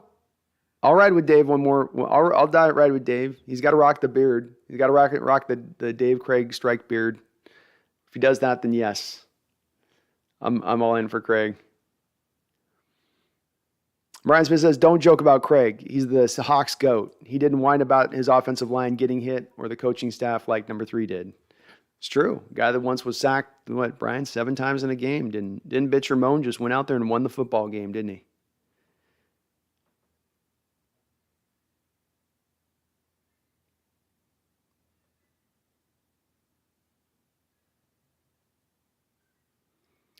YDY says, I'm Team Tank for 2022. Seattle not making PO 2022. It might as well try to make 2023 high. Then you can make trading up in the 2023 cheaper. I do not see a downside to tanking. We can, it broke off what you were saying there, YDY, sorry. But I get what you're saying there, and I'm okay with the patient approach. I don't think it has to be full-on tanking, but it can be, we don't use up all of our salary cap space. So we roll that over. Maybe in this current draft, somebody wants to trade up and give us future draft capital for our picks this year. Maybe we're more open to doing something like that. Less of putting out 3 and 4 year deals here in free agency, so you can preserve some of your cap space for the future and not commit while you're not in a position yet to win. All of these things are things you can do, which technically speaking aren't under the realm of tanking, but certainly don't put you in a prime position to go out there and necessarily do a lot of damage next year either. Midge Biz says draft defense. I think that they will. I do think that's the direction that they're going to lean to in a lot bigger fashion than most fans think, I think, here with the change to the 3-4 defense.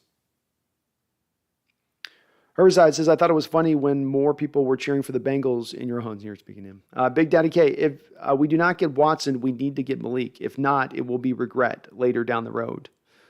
Could be. Malik's got potential.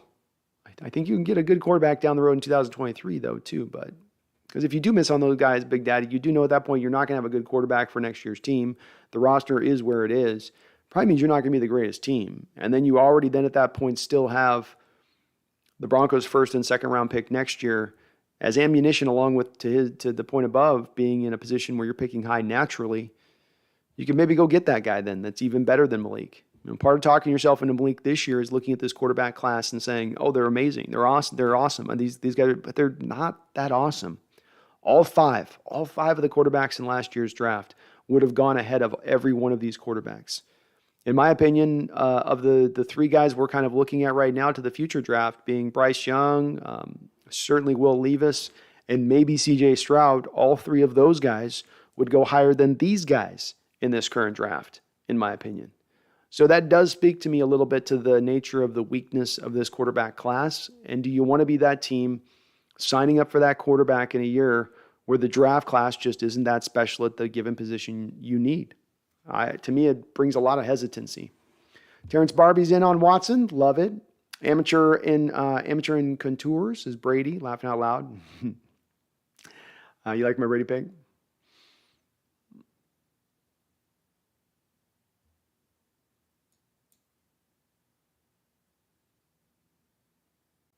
Trevor McGuire says, if you need an apple, then why draft the best orange and not the best apple? Agreed, Trevor.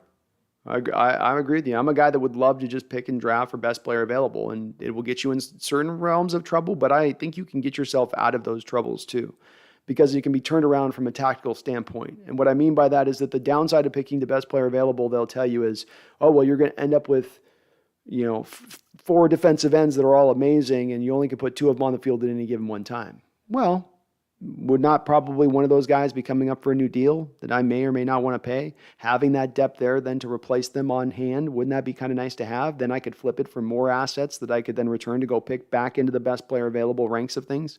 I'll get it that you can't go whole hog best player available at every single turn, that there's going to be a certain amount of reaching to need to a degree. But the more you can twist away from it, the more you can be a team picking to just who is your number one guy on the board when you're coming up to pick. I think that's the road to running better drafts. Jordan Brooks says Cameron Ward, future Seahawk. All right. Maxwell Winnie says Gardner Minshew. That's who they like to ride with. And I think Minshew is a great name. I don't know that the Eagles are in a position right now to want to get rid of Minshew. He's got to be made available. And there was supposedly a team that offered, I believe, even a second or third round pick at the trade deadline for Gardner Minshew last year. And the Eagles weren't willing to give him up at that point. So I think the Eagles kind of are going to sit on him for the moment. Loose Cannon says, I wonder if we can deal for Huntley. I think Huntley's in a similar camp as Minshew with the Ravens. Ravens have Lamar Jackson, who they're trying to get a contract figured out with, a guy that's starting to kind of maybe wear down with his play style, his reckless, abandoned play style. They may want to hold on to Huntley, and rather than move him at this point, just keep him as a solid backup.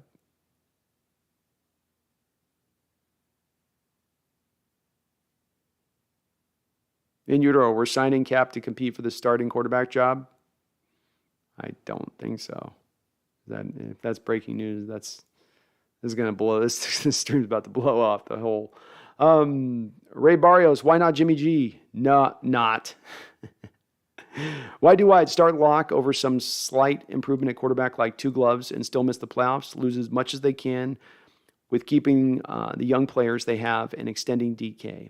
Zero faith in the 2022 quarterback draft class. Very well said. And that is where I stand with it as well. I just don't have a lot of faith in this class. And there's some classes that come up like this. We had a class 6-7 years ago.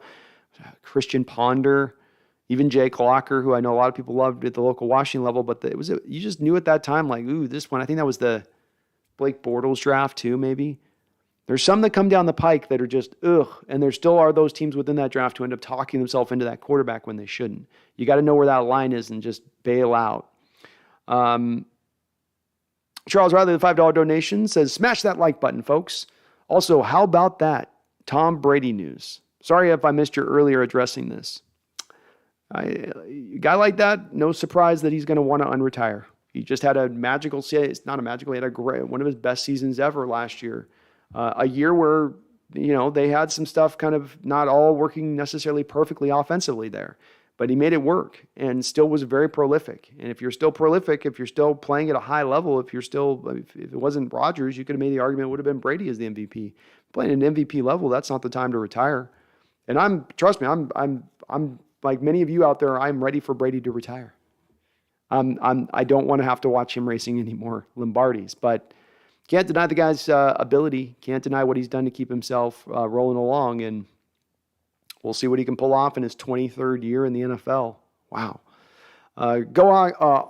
Oliver Guerra, thank you for subscribing. And GoHawks 2022 has been a member for 9 months on the channel. Thank you for being a member for 9 months. GoHawks 2022 says, you think Carroll will sit on his hands yet again at the start of free agency? I'm really of the opinion, as I was looking and studying up on this a little bit more, that, we're not going to be aggressive in free agency, that it's going to be more of the 1 and 2 year deals, I believe. The team in 11 years has only once been aggressive in free agency, one time. They've had multiple times where they've had $40, $50 million to spend, but there's only one time they've really truly been aggressive in really doling out big deals. And even when I looked at those in retrospect, I came to find they weren't quite as big as I thought. It's that same year where you went out and locked down Zach Miller, Sidney Rice, and Robert Gallery. But the Gallery deal was only a 2-year deal. Obviously, the Sidney Rice one was a big 4-year deal at that time. But you didn't, the Zach Miller was a big deal, but outside of that, you didn't do much else. And so they've been pretty conservative for very long through the free agent period. I do think that they're going to remain there here, especially given that you just moved on from Russ and just moved on from Bobby. They'll sign some guys, but they'll probably stay into the tier 2, tier 3 area of things. Brian Smith says, all we are saying is give Pete a chance. That's all you're saying, Brian. That's all you're saying, man. Megan says, count me in for a shirt when I get there, B. I'm going to do it. I've got my store already set up, so we'll get pay the price for Bryce, lose for Levi, suck for Stroud. We'll get the whole collection put together. It'll be a whole collection. It'll be a whole autumn collection. Drew Blanick, draft Willis, and we'll have money to build the team. Well said, Drew. You will have a cheap quarterback on a cheap rookie deal. No doubt about that at that point, and that is the model towards getting to Super Bowls and winning Super Bowls. The last 30 years of football in the NFL and those teams that have won Super Bowls. If they haven't had Tom Brady, man in the show, then they've technically normally had to go through and find a rookie quarterback to get the job done, or at least a quarterback on a rookie deal. Not a rookie quarterback, but a quarterback on his rookie deal. Cheap, so you can build out the rest of the team. Jason McHugh, Derek Carr last year under contract, I believe. I think it's kind of advantageous from the Raiders standpoint to just run with Carr. They're not in a position to probably select necessarily a far and away great quarterback in this draft. All accounts are that Josh McDaniels likes Derek Carr quite a bit. Jason, if he does become available, I'm kind of okay with getting him, but I don't know if we've got enough ahead of him. He's a quarterback who needs stuff right up in front of him, in my opinion, a bit. And I don't know if you have enough stuff right in front of him for him to take off here.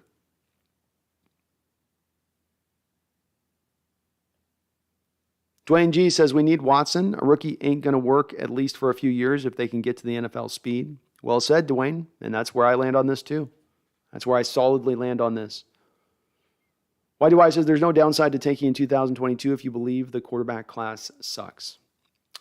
There's downsides. You tank, you put a team that's together that's not got enough of a winning spirit. They get the sense that the organization's not in all winning, and you start to build a culture of loser-minded players rather than a culture like we've had here the past 10 years, which has been a winning culture. I think there is something to be said for that atmosphere and environment you create. But I also don't think you put yourself into that place necessarily off just one bad year.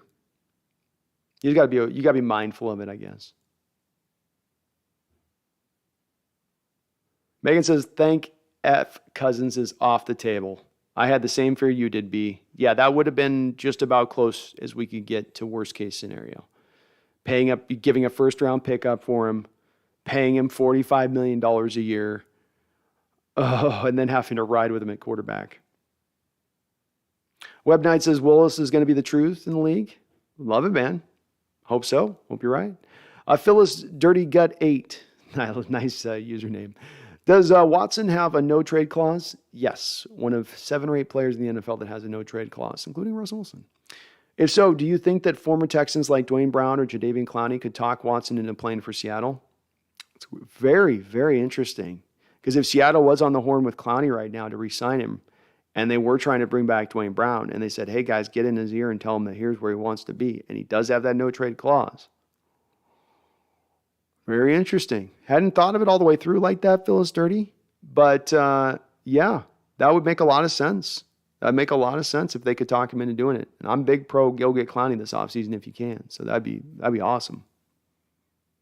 Interesting. Gabriel C., I want Willis, and we'll have the capital to still fill the needs.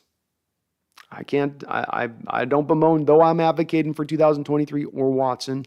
I can understand those folks who do want to go to Willis. And I will say this, I like the Willis scenario by leaps and bounds better than I like the Matt Corral scenario. Jason McEwen says Antonio Brown's never playing again in the NFL. No, I don't think he is either. Big Daddy, if we do not draft Malik Willis, we will regret it. Dude's the real deal. I love your confidence in it.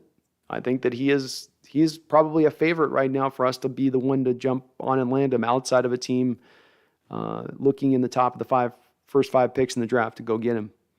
Which I don't know. I hear this talk of him being a top 5 pick. I barely see him being a first round pick. I think it'd be a reach us doing number 9, but Maybe he's got that much going for him. Michael Coral Chavez says Coral is the other quarterback. Yes, need offensive line. How about Hutchinson? To my goodness, imagine. Yeah, you got no chance at Hutchinson. No chance. Consumer, I would love Watson, but I hate to tell you it's going to be Matt Corral. I know. I'm already starting to. It's already causing me night sweats. I'm already having Corral panic attacks. Carol's going to be like, I thought it was Carol, not Coral. Carol. Always compete. I'm with you. Whichever way we go, rebuild, retool, I think we need to get Jordan Davis as our anchor. This kid is a future star. Legion 2.0 needs its cornerstone. It is a lot of projection with him. I don't deny the kid's got a huge amount of boom to him, but the thing with Jordan Davis in that respect of things is also that the production has not been there necessarily. He's a rotational player. He's not given a lot as far as pass rush. He's a one-stuffing one-tech. Is the value of that to get that early in the part of the first round, or is really that the value to go get that in like maybe even the second round, even for a guy as monsterly talented as he is? If you were to pick Jordan Davis at 9, for instance, you're taking him 4 slots higher than Aaron Donald went. That seems a little high. You need to me, trade back if you're intending to do that. But if they want to trade back and do it at that point, then I'm okay. Just not at number 9, though. Michael Korris is also Clowney or Chandler Jones. I would go, for my opinion, Clowney. He's going to come in at probably almost half the cost of what Jones is and provide you very similar player. He's a better run stuffer than Jones. Jones is a better pass rusher than Clowney. Jones is also a little bit older. So that to me comes out as far as I lean to Clowney at that point. Amari Taylor says Caleb Williams in the 2024 NFL draft, so we should get Bryce Young in 2023. Sounds good. I'll tell you, I'm kind of becoming a Will Levi guy right now, Amari. I'm slowly becoming a Will Levi guy. Why do I firmly believe Pete is drafting a quarterback with a first-round pick, signing, trading a bridge quarterback. I believe this is the worst thing they can do. I'm not in favor of it, man. I tell you, I'm not in favor of it. Not even a little bit, Not even a little bit. Chase Stern, welcome to the Ring of Honor Hawks Nest membership side of the channel. Thank you for joining on up. Charles Riley, $5 donation, says, I'm not sure if you're a college basketball guy, but just spit out who you think will take the crown this year. I need to fill out my bracket. Why don't we ride with Gonzaga this year? How about Gonzaga or what, Auburn? I haven't followed it as closely, I've got to admit, Charles. But if you know Gonzaga, then go Auburn. Go Hawks.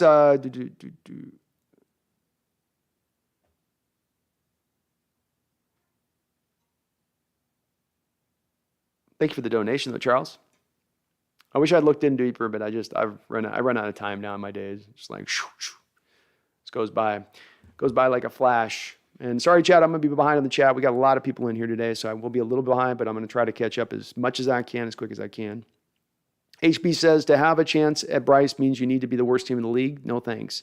How did Tank for Tua turn out? I'd rather take the guy who almost saw it all disappear and has a second chance. # Watson. I love it, HB. Well put. Beautifully put. I'm riding with you. I ride with you on that. Hawk, this draft has a lot to offer. I agree. It does. It has a lot of depth. It's a little deeper than normal drafts, but not as top-end heavy. As Matt Callaway says right below you, Hawk, rounds 3 through 5 seem pretty deep with talent compared to other drafts. Matt Callaway, that's absolutely on point. 100% on point. That's my same evaluation of it. It's just people are calling it a weak draft because the top end isn't as strong as it normally is. Why do I truly try to stay positive, but I keep looking at Pete's quarterback track record in the NFL minus Russ, and it's really depressing. Even the Russ pick was a John guy. He had to talk Pete into it. With you on that one. This team, as much as you can look at them and go, look, they found Russell Wilson. Yeah. Charlie Whitehurst, Tavares Jackson. What else am I missing? Matt Flynn. You paid Matt Flynn $20 million and never played him.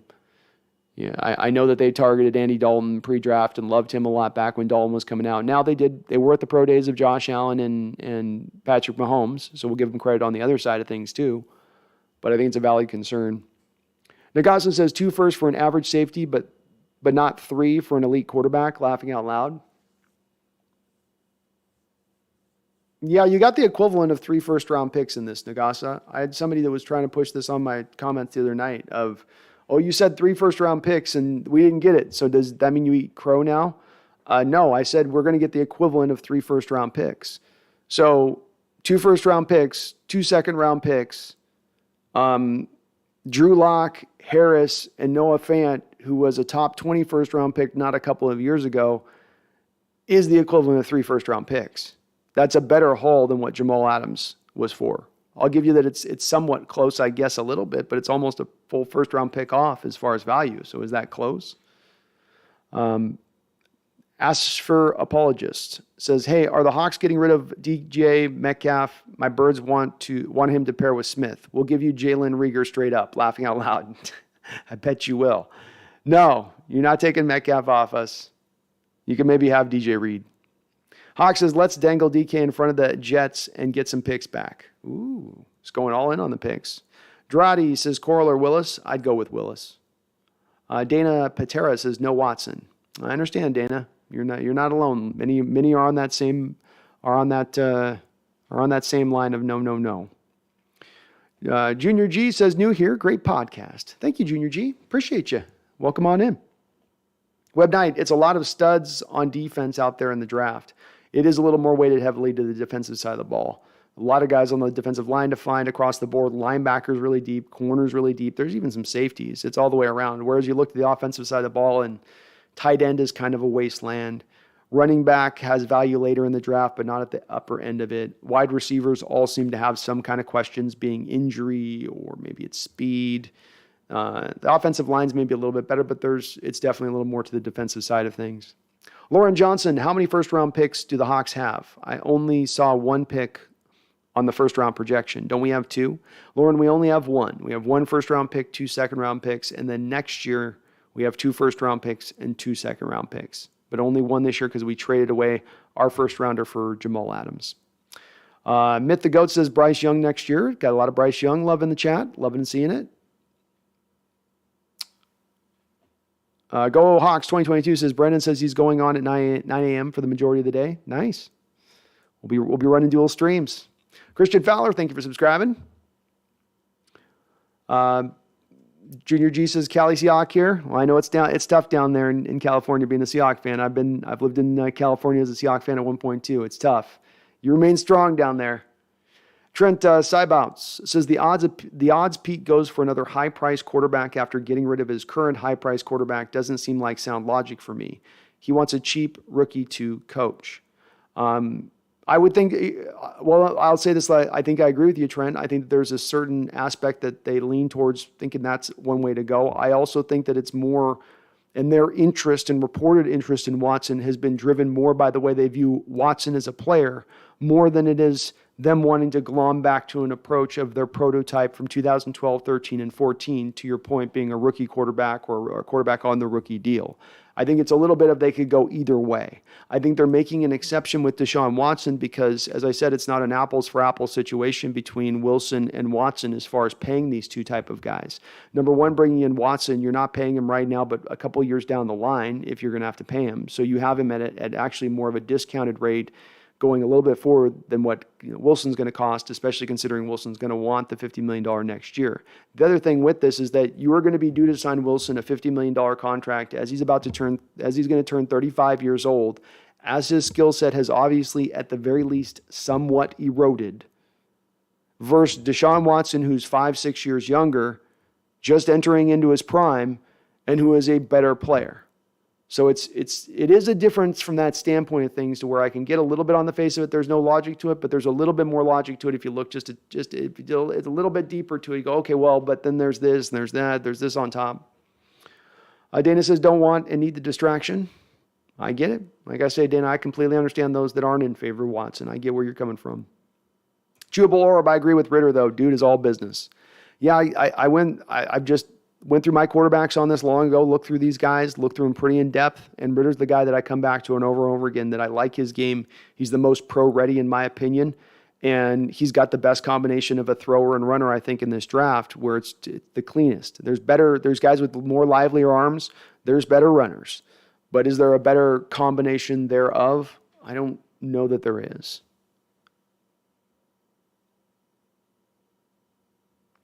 Charles Riley with a $10 donation. Thank you, Charles. It says, sounding like Loverboy. Pete took a piece of Russ's heart, and it was there from the start. I can't sing Loverboy, Charles. You're not going to get me singing Loverboy. Pete took a piece of Russ's heart, and it was there from the start. Russ took Pete to the show. Years later, Mark Rogers said no. Big guitar solo. Wish I could sing that one, but that one's gonna sound bad if I try to sing that one. It's gonna sound real bad. Paul Third with a $5 donation says, I won't even entertain the idea of Watson. He's not waiving his no trade clause to join this team with his offensive line, and $40 million in 2022 is way too damn much. Well, thank you for the $5 donation, Paul. And even though I do want Watson, I can understand the logic, reasoning, and intelligence behind saying no. It's better to take the slow roll approach here. It's better to build this team correctly. It's better to go back to the blueprint of 2012. I completely can understand that. I completely understand that approach of things. Superior Records, Donkey Kong Metcalf is their best player. They're never trading him. Thank you, Superior. You're right. We're not. Gemini Glass, did I finally catch you live? Woo! You did, Gemini. Welcome on in, man. Welcome on in. Rockets Nation, would you be happy with Marcus Mariota? I think he still has potential in the league. I would be actually more and more tickled with the thought of Marcus Mariota because of the fact it would mean a couple of things. One, you've got competition for Drew Lock, which we need right now. I ain't wanting to run with Drew Lock next year, even if we're in sort of a somewhat tank, whatever you want to call it, role.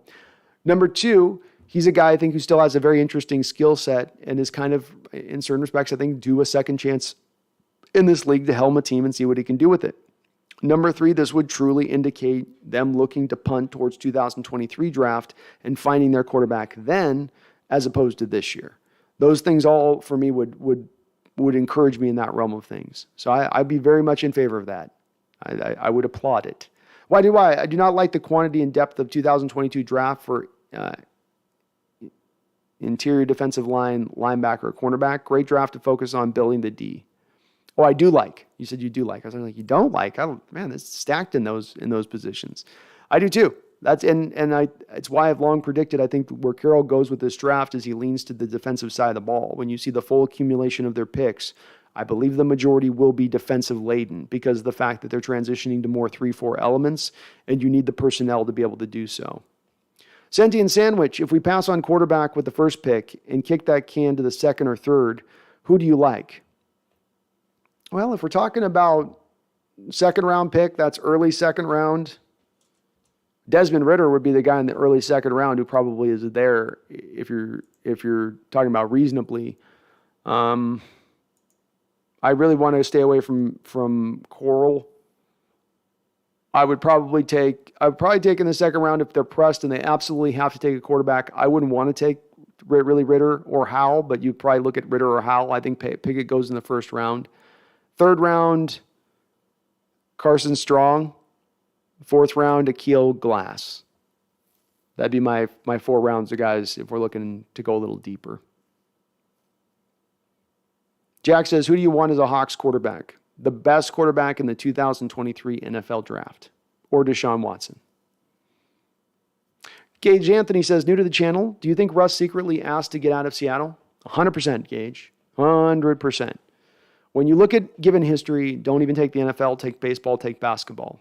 You have a player who is disgruntled, unhappy with his situation. When you've looked at in recent history the times that have occurred that those players have become disgruntled and they swing enough power to be able to submit a list of teams they're willing to be traded to because they possess a no-trade clause, that is an indicator that that player is looking to move out the door, not to double back down within the organization. It is a little bit of what I would call the Rubicon that you cross as a player when you go from one side of the river to being pro your team and wanting to ride with them for the whole allotment of your career to now you're on the other side where the process begins for your exit. And Russell indeed set the process for his exit last year. I long had been predicting this was coming down the track. I saw this slow motion car wreck coming, tried to avert it as much as I could and screaming about it, but it didn't. Obviously, nobody else was much paying attention on this. Everybody thought everything was going to be just a beautiful and peaceful and all was going to be well for them into eternity, which just wasn't the case. But once he submitted that list, that was indication he was already 1 foot out the door. I don't think anything from what had occurred this season was going to bring back Wilson into the fold. He got broken by the player who hit, harassed, sacked him more than any other player in the NFL, a player that the Seahawks never found any kind of answer for or even tried to find an answer for throughout his whole time period as a Seahawk. Seattle doesn't even consistently commit to double teaming Aaron Donald when they've played him. And then they put out a lesser guard to block him, and then that's the guy that breaks Wilson. No surprise that he probably was pretty on tilt by the end of the season, even if it wasn't publicly. And I think Seattle on the other side of this was more than happy to go a different route as well. Terrence Brown says the Seahawks are getting ready to suffer for 2 decades. I don't know if that's going to be the case. That's a bold prediction that I don't know anybody knows where this is going to go necessarily. As for no, you're not going to pawn off. Ask for all your Eagles busts so you can get our draft hits. This is not a fire sale, other teams' fans. You're not picking at the carcass here. We didn't just have a 6-gun fight at the center of town and got shot, and now you're reaching into our pockets and taking out our wallet and our stuff. That ain't happening here. That ain't happening. Gemini Glass says, Matt Carroll, what do you think about him? He's got one of the quickest releases in this draft. He's also the most accurate and throws with as much pop inside of 15 yards as any quarterback in this draft. He has a somewhat plus mobility, though it's not. If he was to run a 40, I think he would have run like a 4.65 40.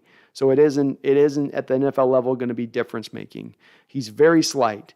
He's a little bit undersized. I think 6'1" is where he's at height-wise. I don't think he can push the ball down the field. I question about how he's going to throw outside the numbers.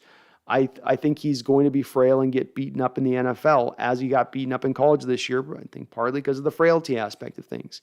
I am very much anti-Matt Carroll. There's perhaps not a reasonable quarterback who's available out there on the board right now that I am more anti-us going out and getting. And especially, God forbid, we make him as the number 9th pick in the first round.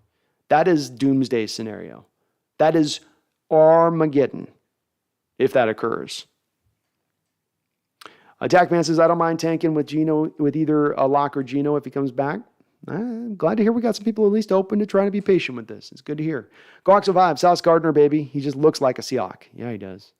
Jack says Kirk Cousins just re-signed with the Minnesota Vikings, so they could free up about $12 to $15 million of cap space this year, but they are now marrying themselves for 2 years to Kirk Cousins. This is very similar to the contract Matt Ryan signed last year with the Falcons, so he's not going anywhere. Hawk says trade DK while we can get good picks for him. I would rather ride with DK myself. Hard to find talents of that type, and he's just getting into his prime. Goax 2022 says the Cardinals gave Ertz $10 million a year. Too much. Yeah, I agree. That's the very kind of contract Seattle would have given out in past seasons where they have gone wrong, be it an Ed Dixon or a Greg Olson, specifically at the tight end position. Ertz is a guy that's getting very old. Very good chance the injury stuff comes up, and they gave him, I think, a 3-year deal. So they're stuck with him now for probably at least 2 years in that deal. A little bit of an odd signing by the Cardinals, but again, they do need to do something at the tight end position, and they're probably looking at this particular draft, and they're going, we don't like this draft. We've seen David Njoku removed off the board for the Browns by them franchising him. Maybe they just looked at there was a dearth of options. Goax Survive says, Khalil Mack to the Chargers. Good luck, Russ. Good luck. I'm telling you, the Chargers are going to be a tough team. Chiefs are going to be a tough team. The Raiders are plucky. It's no guarantee that the Broncos are just going to run roughshod over that division. Hawk, tank for Bryce Young and fire Pete Carroll. I love it, Hawk. Dana Cousins re-signed with the Vikings today. He did indeed. Ian Deckerell, where are the Mariners signings? Come on, Jerry. I'm being patient but anxious. Yes, they'll come. He'll get them there. It's just a lot of hot negotiations going on because it all just relit back up.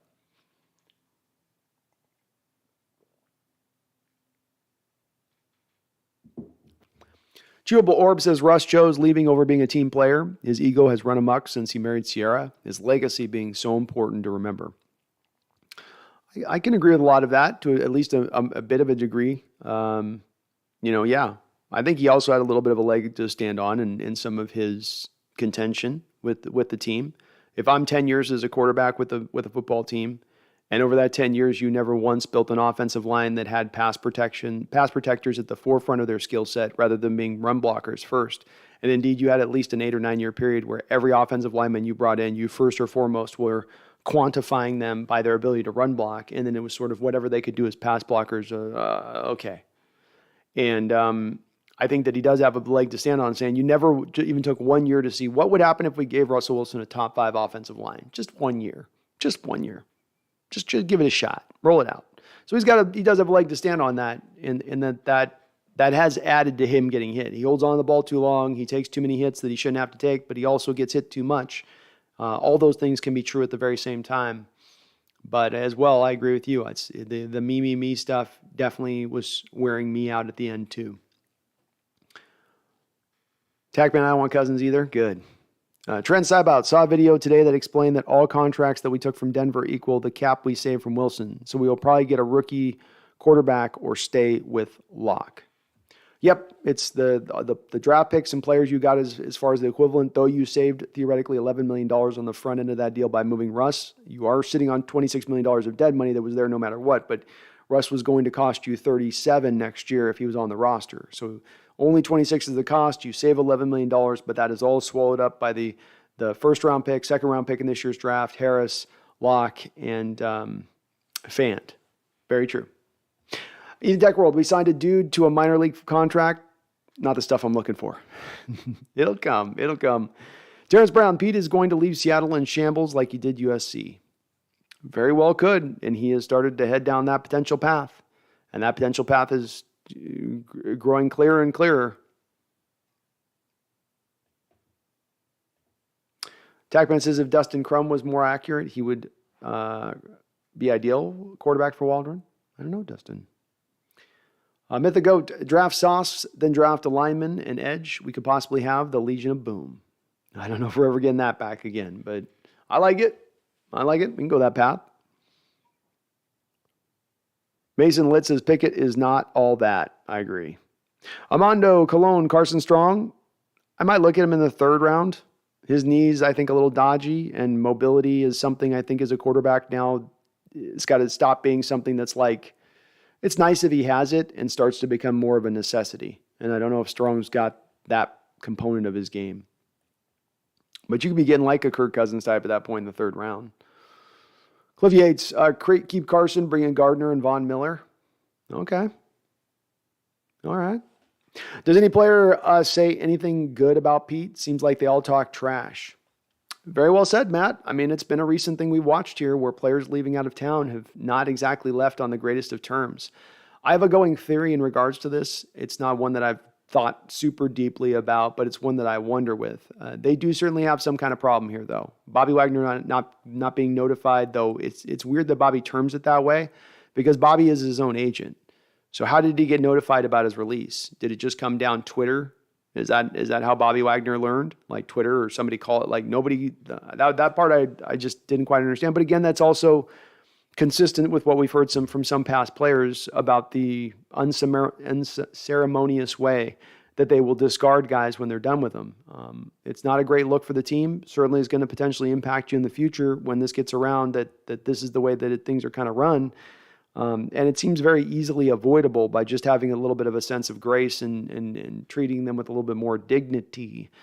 But with that said, I also do wonder at the other end of it where you're such an uber player. This is my theory, is that you're such an uber player-friendly environment and pro player at every turn that then when you suddenly take this right of cold-blooded nature and like, well, now we're cutting you. It really is jarring, I think, to the players when they've been experienced so much of the benefits on the other end of things. That's kind of my theory on it, but I don't know. It's still not a good look. Hawk, we need a full teardown, new head coach, new general manager, new team, new everything. I'm with it, man. I don't think you're going to get that, though, until we get to a new owner on a lot of that.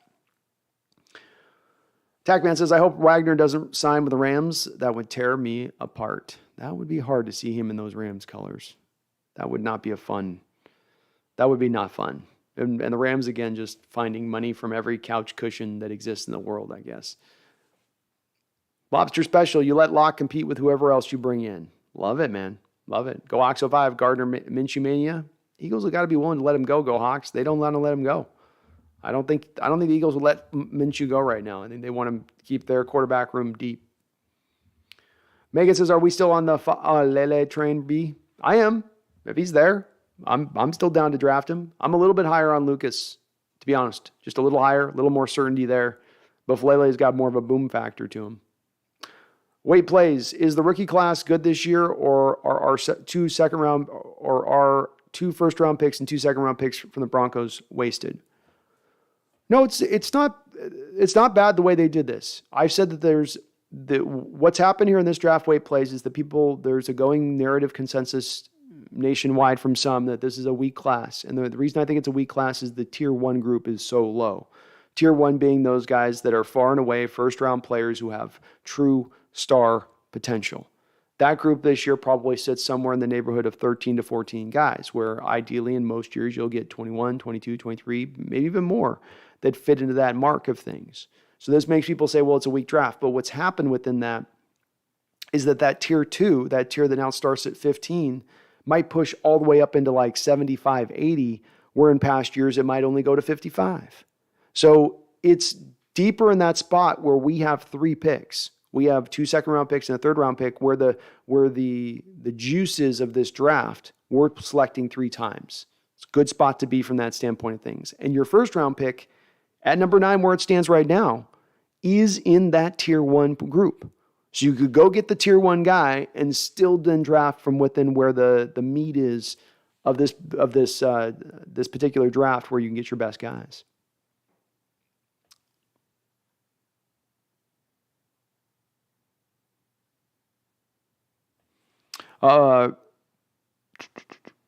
Seahawks have subscribed. Thank you, Seahawks.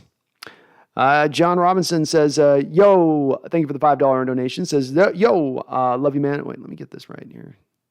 This little scroller thing with the looking at the donos is a little clunky sometimes. There we go. Thank you for the $5 donation, John. Says, yo, love you, man. I love you.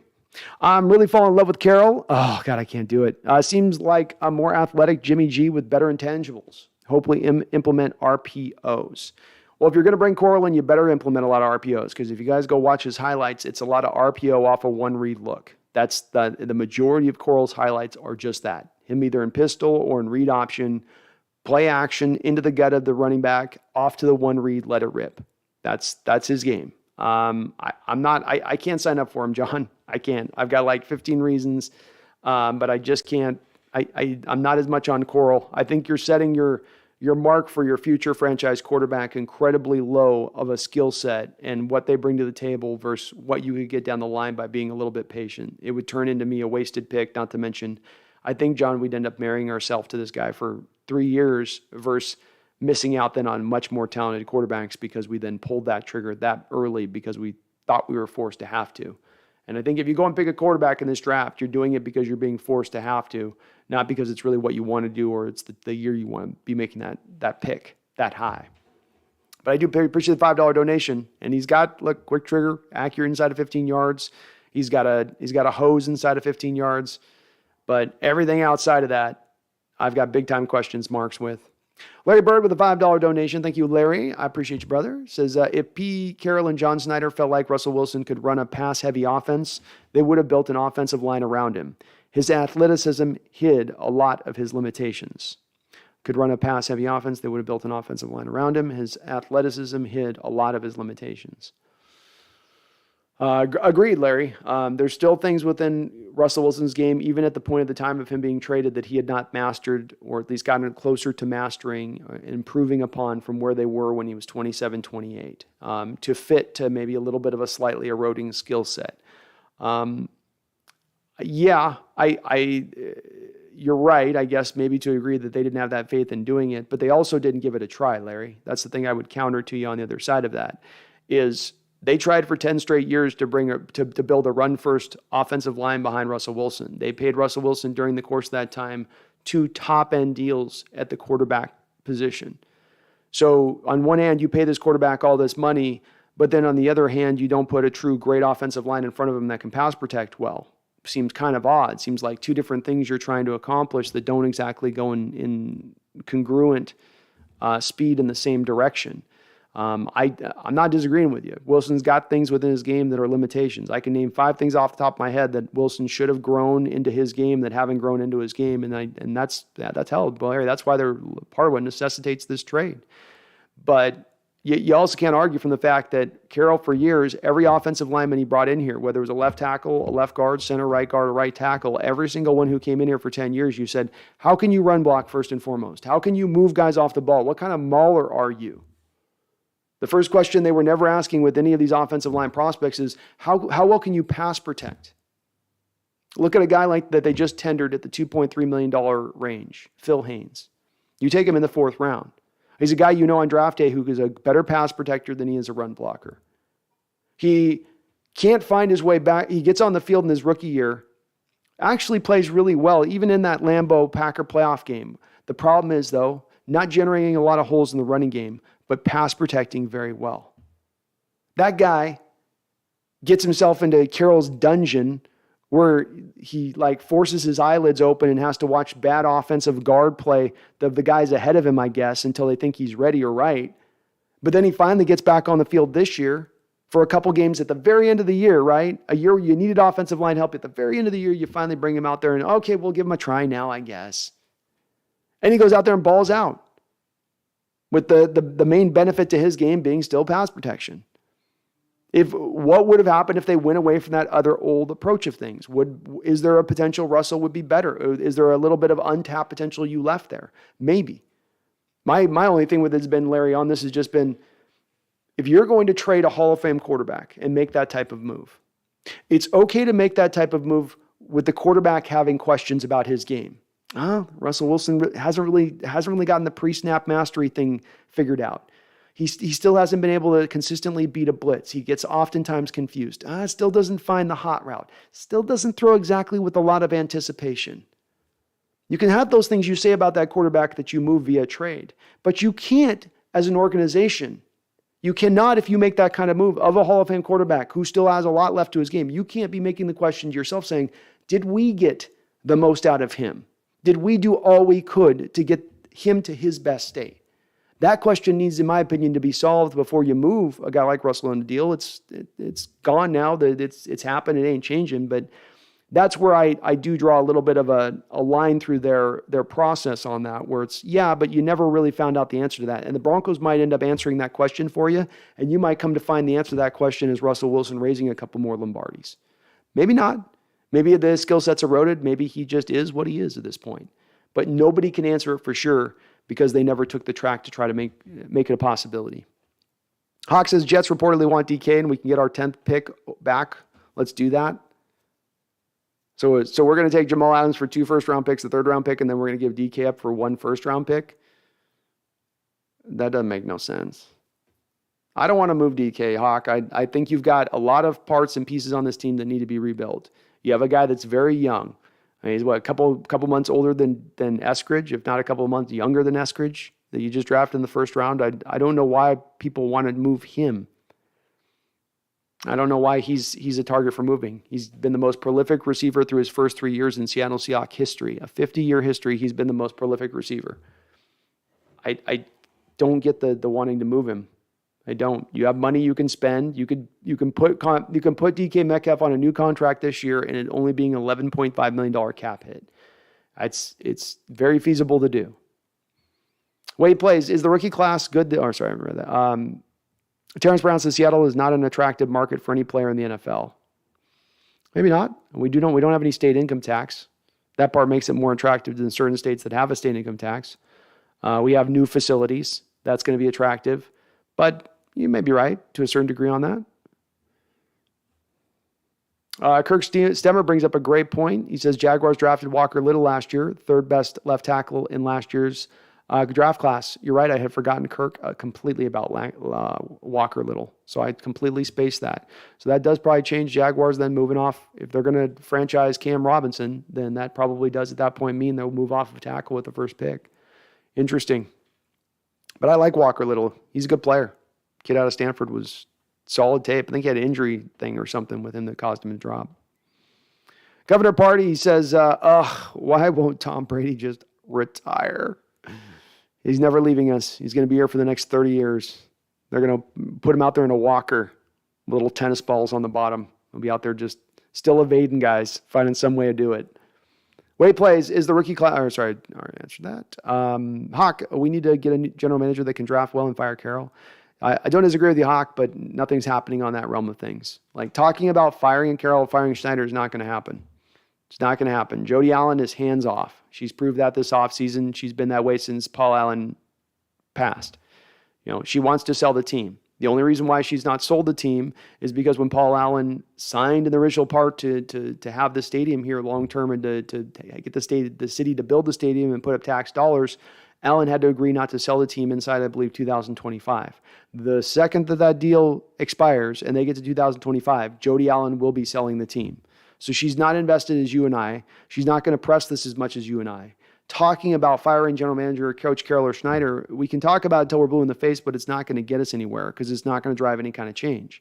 They sit at the top of this mark right now. They're unchecked in their power.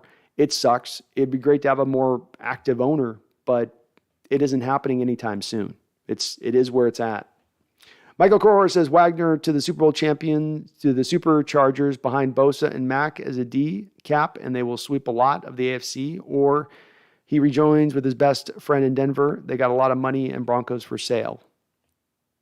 Potentially. We'll see. He's got a lot of suitors supposedly out there trying to bring him in. Adam Fears says Watson will be their quarterback. Okay. Wayplay says, bro, Pete Carroll is a great coach. He just had a bad year. He just had a bad couple of years from a coaching standpoint and personnel standpoint. And Tackman, I agree. I think the Panthers and Saints have a better offer on the table than Seattle does to Houston. Matt Calloway says, how many more scapegoats does Pete have left? None. They've all been shipped out. There's only one man left. But is there someone there to hold them accountable? That's the question. And Terrence Brown, I agree. Pete should have been fired last year. I was calling for it at the end of the season, but not happening. Triple Orb, trade DK, then bring in Thielen. Again, don't get it. Don't quite get going that direction of things, but okay. Space Jam, Colby, do you think they're going to start Locke? I don't think so. They'll get somebody else, I think, to at least try to compete with him. I don't think they're just riding with him. Ox says Jets want DK, gets picks for him. They have a lot of money and will overpay. I don't know that they will overpay. Well, what does overpay look like? Yeah. Kirk Stemmer, Seahawks have over $130 million in cap space next year before any new signings and before any increases in next year's salary cap.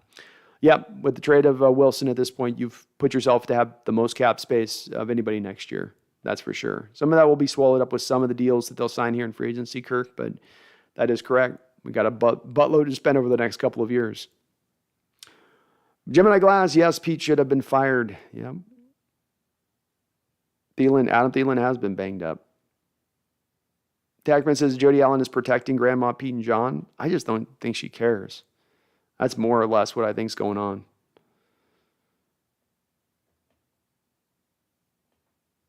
Paul E. Field says the Saints and Eagles are in the driver's seats to get Deshaun Watson for next season. Yep, heard the same. Oh, well. Trent Seibots, Trent says, I just kind of contradicted myself. If we get Malik and he sucks, then we go, just kind of contradict yourself there, man. If we get Malik and he sucks, then we get to go again next year. Yeah, I guess there's an element of this that you could just keep drafting quarterbacks every year on it. I mean, the analytics will tell you that's a smart way, and then you can offload them. I think it gets a little bit harder, I think, to offload those guys when you're trying to stack them up. But I'm trying to understand. Just kind of contradict yourself there, man. If we get Malik and he sucks, then we get to go again next year. But again, I measure it, and I think I'm understanding what you're saying on this, Trent, but I lean to wanting at the ninth pick the best player to build out the best roster because the roster needs more upper-level talent, even beyond needing to go get your next quarterback of the future, in my opinion. But that's where I weight the value or the priority at this point is towards that than towards it. And I did have then the mock draft. I had Malik going at number 9, but that's, again, the difference. I thought that's what happens in the mock versus what I'd want to see happen. That's what I think Seattle would do versus what I want to have happen.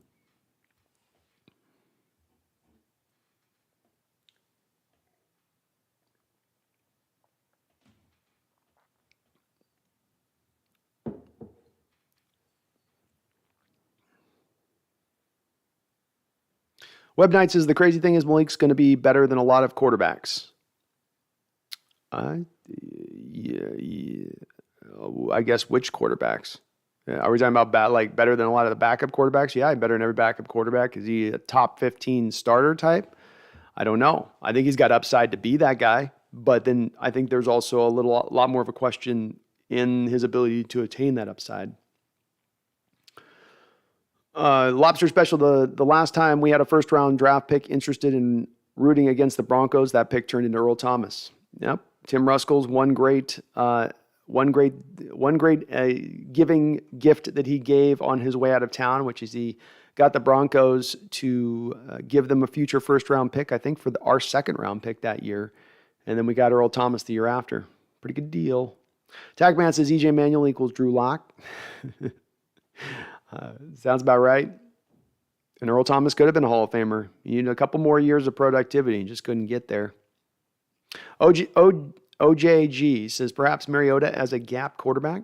I love the thought, man. I think Mariota would be a solid addition. And you'd only have to sign him to probably like a 1-year deal, so it's not a lot of commitment. Justin Warfield says, I'm fine with Malik, but what if we got Sauce Gardner? Well, he is a Richard Sherman clone that instead of Richard Sherman running a 4.58, Sauce Gardner runs a 4.4. So it's Richard Sherman, but with plus speed. Hard to find those kind of guys. Didn't give up a single touchdown as in his entire college career in coverage. Great prospect. Would be a perfect fit for what we want to do in zone here. He fits to that just seamlessly.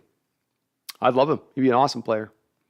Why do I? Current young players Seattle has to build around DK with an extension. Taylor, Brooks, Puna, maybe Trey Brown. That's about it. The rest are unproven or aging vets. The tank has already happened. It's just beginning. Yeah, we don't have a lot right now as far as foundational pieces. Just one more reason I don't really want to give up DK. I've got like 3 or 4 guys I know are going to be here probably in the next couple of years. Let's start building on that group. Let's not start whittling it away further. Governor Party says, I don't like Bryce Young. Too much Kyler Murray gimmicky in him. I need to see another year of tape myself too. The slight build thing is a real problem for me with some of these quarterbacks coming out recently. You gotta be able to sustain NFL punishment. You got to be able to have a 300-pound lineman consistently land on top of you at times and not get totally broken in two. Juice, I'm excited for something new. I have been known to be a Jamal Adams hater, but he will probably have a good year with the 3-4 defense.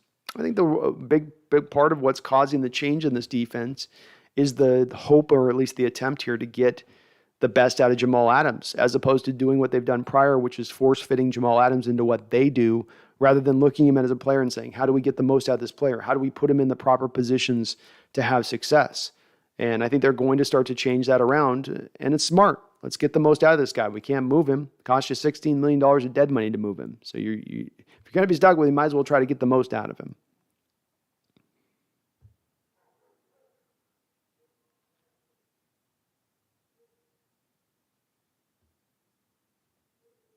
Megan says, Sam Darnold interests me, and not just as a longtime Trojans fan. He's a rough one on that one. I don't know, Megan. He had a chance here with Carolina this year, and it's looked rough. It's looked rough. It's looked rough. Don, I think we re-sign defenders and pick up offensive line edge rush in the draft.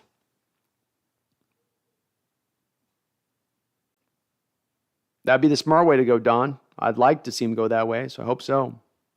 Dana Patera says, anyone else no longer saying go Hawks? Oh, wow, Dana, all the way there? Not even a go Hawks anymore? I'm always going to be saying go Hawks. Always. Why do I? Pete is going to pick a quarterback in the first round, get the best Bridgewater, bridge quarterback he can, and go all in with free agency to build the best 2022 team he can. I'll see it when I believe it that Carroll's going to go full on with the rebuild. We'll see. We'll see. Your boy Michael, the streams have been popping off lately. Thanks, your boy Michael. Well, we've had a lot of stuff to talk about, so it helps when you got all the fireworks going on in the background of things.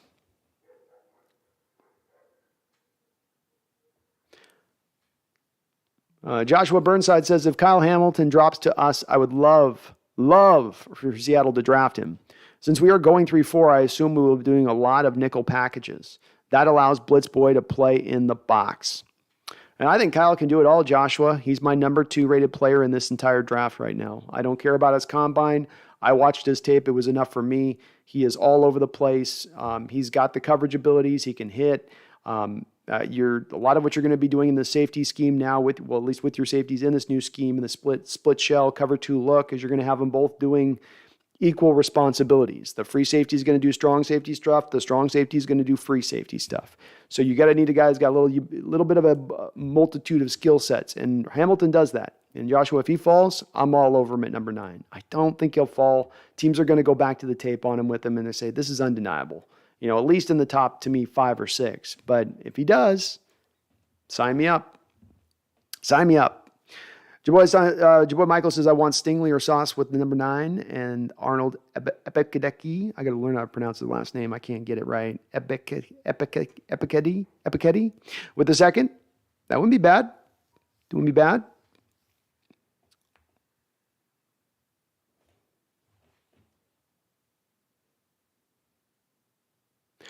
New Skyline Productions, what are your thoughts on signing Minshew or Gardner or Kaepernick? Minshew's not a free agent, New Skyline Productions, so he's got to be traded for. I don't think the Eagles are willing to trade him at this point. I think Kaepernick's days have passed. He hasn't played in, 4 years? He was benched even at the time he was last playing. I don't think his skill set lends itself all that well to being a starting quarterback that's going to help you be an elite team in the NFL. Maybe he should be a backup right now. Maybe, I'm just talking about him as a player, not any of the activism stuff or on the field kneeling and reading that. I'm just talking about as a player. I don't think that he does a lot to really move the needle there. He doesn't. So it would be more of a PR move to me than it would be for what it was bringing to you on the field. Hawk, the Jets just blew it up and did a fresh rebuild, and that looks really attractive right now. It does.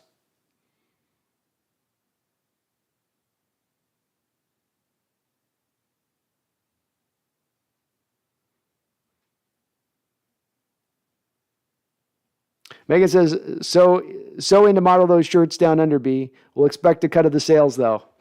Fair enough. Fair enough.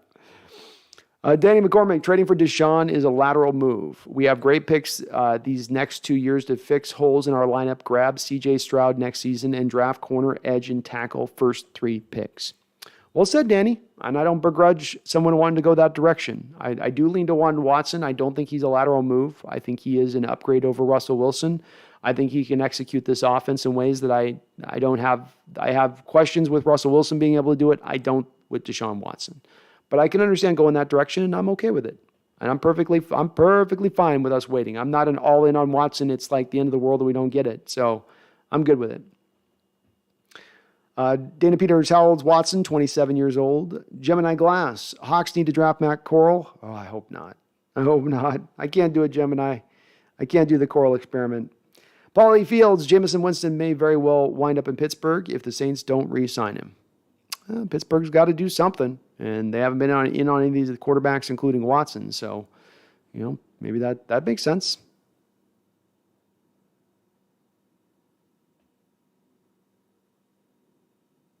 I Never Miss says, would you rather take Willis and suck for the next 2 years or go all in for Deshaun and become contenders immediately?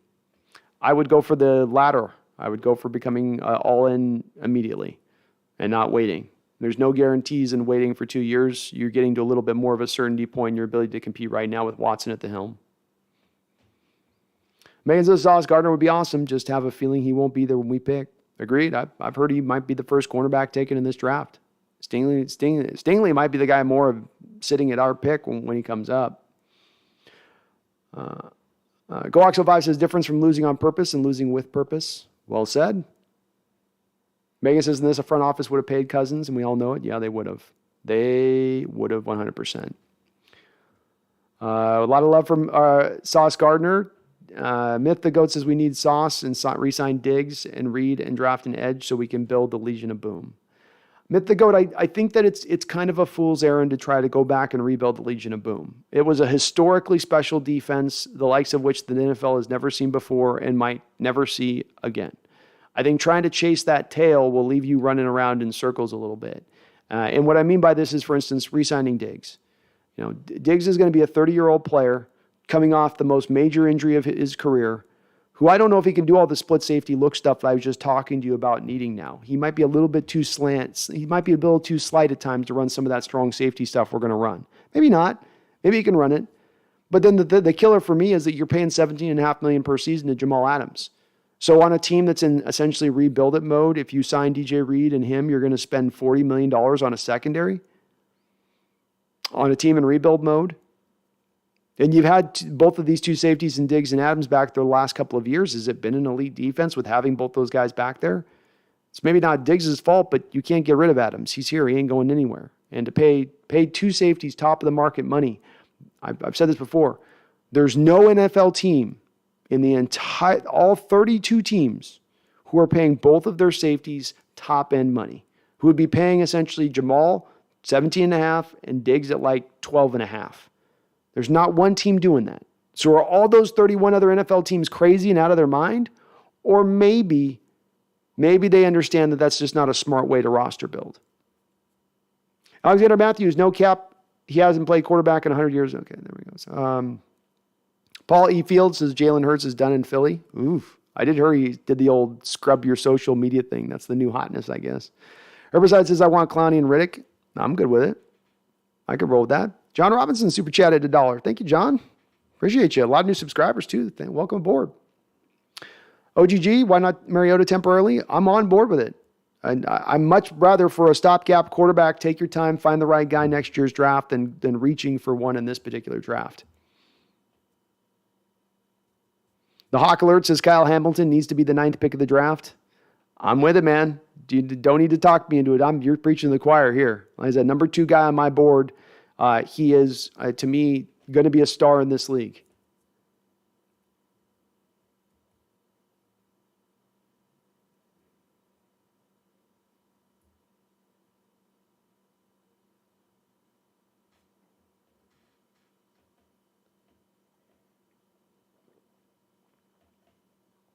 A person says, just think if Drew Lock is actually a beast, but he's just having a couple of bad years.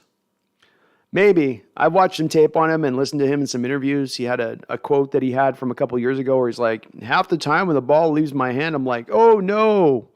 I don't think there's going to be a lot there with Locke. But hey, it doesn't cost Seattle a lot. It's a flyer situation. If he's the backup, for instance, it's an improvement at the backup over what you had, I think, in Geno.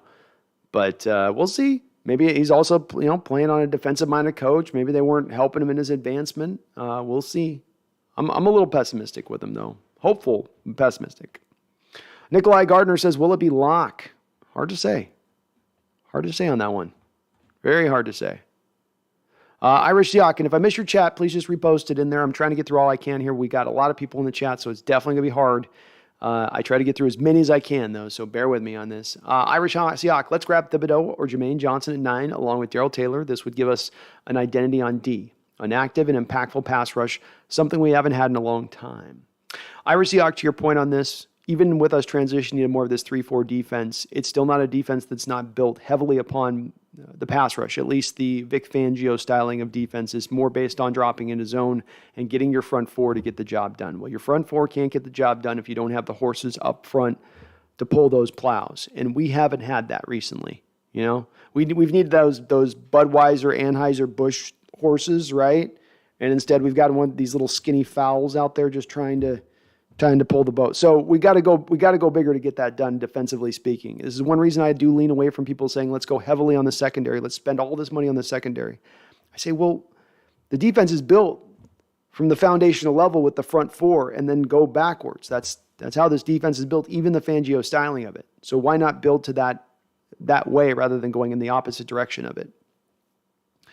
Seattle Supersonic Boom Shakalaka says, is it true that Brady unretired? It is indeed true.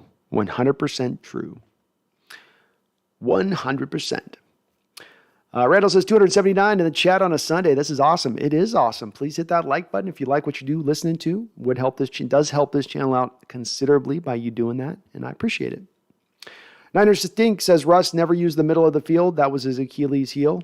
It was one of them, Niners. I would offer short and intermediate passing game were kind of Russell Wilson's and you go short passing game was really his Achilles heel. He never developed that aspect of things. It's one of the reasons why teams were so comfortable blitzing him so heavily at times with giving the stacked fronts. They knew that he was not going to find the hot route receiver. They knew he was going to get confused at times. Those were things that I had hoped that he would master over time. Stuff that usually is when you have a Hall of Fame quarterback does become mastered when you get to the age of 33, 34 years old. But it just hadn't quite arrived there with him. It may yet, maybe in Denver, once he gets a good offensive line and all that, maybe then we finally see it. But we haven't yet. And that certainly is one of the reasons this trade is occurring. Why do I? If Seattle does not pick a quarterback round one, it would be smart to trade for as many 2 picks as they can. JS is a master at trading to build draft capital. Well, that's what I did with my mock drafts, of course. Why do I? I went in my mock drafts, as you can see here.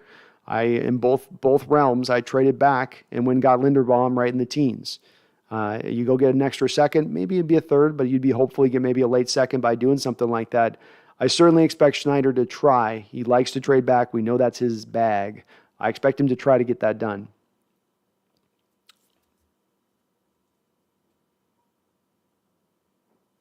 Randall says, I'd love for Ballmer to be the next owner. Me too. I would love for Ballmer to buy the team. That'd be great. I know he'd be all in. He'd do whatever it takes. He'd keep that spirit Paul Allen brought.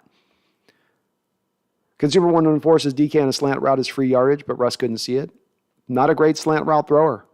That's one of Russ's, as I'm saying, that short game of Russ is just, somebody mentioned Achilles. That was his Achilles. And I don't know if it's he couldn't see it sometimes. I don't know if it was that because he didn't like throwing with anticipation and he liked to tend to see the guys break open, that he just didn't feel as comfortable doing it that way. But it was certainly an element that was missing. Michael says, so who buys the Hawks if that happens? Maybe Jeff Bezos? He is from Emerald City. I think he would be the number one candidate to be that guy to do it. But I think a guy like Ballmer makes a lot of sense too. There's a lot of money in the local area there. You never know who could pop up. Web Knight says, Willis is the franchise of this team. Build an empire. Trust the process, Hawk fans. It's going to be lit. Oh, we're trusting. We're full on Philly 76ers over here. We are trusting this process. Herbicide says, you know what the Hawks' worst nightmare is? If we kept DK forever. What Hawks' worst nightmare?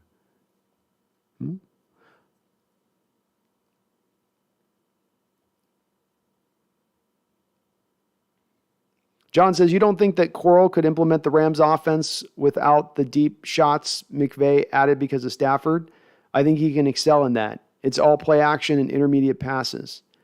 I don't think it's all that. I think that you do have to have the time. You do need those moments. It's less, I think, John, of leaning into the deep game like we had previously, but it still is a requirement, and especially having a guy like DK on the roster, you'd still want to take advantage of that deep. And it's a missing component from his game. It's not just a limited component. It's you go through watching him play and it's just completely not there.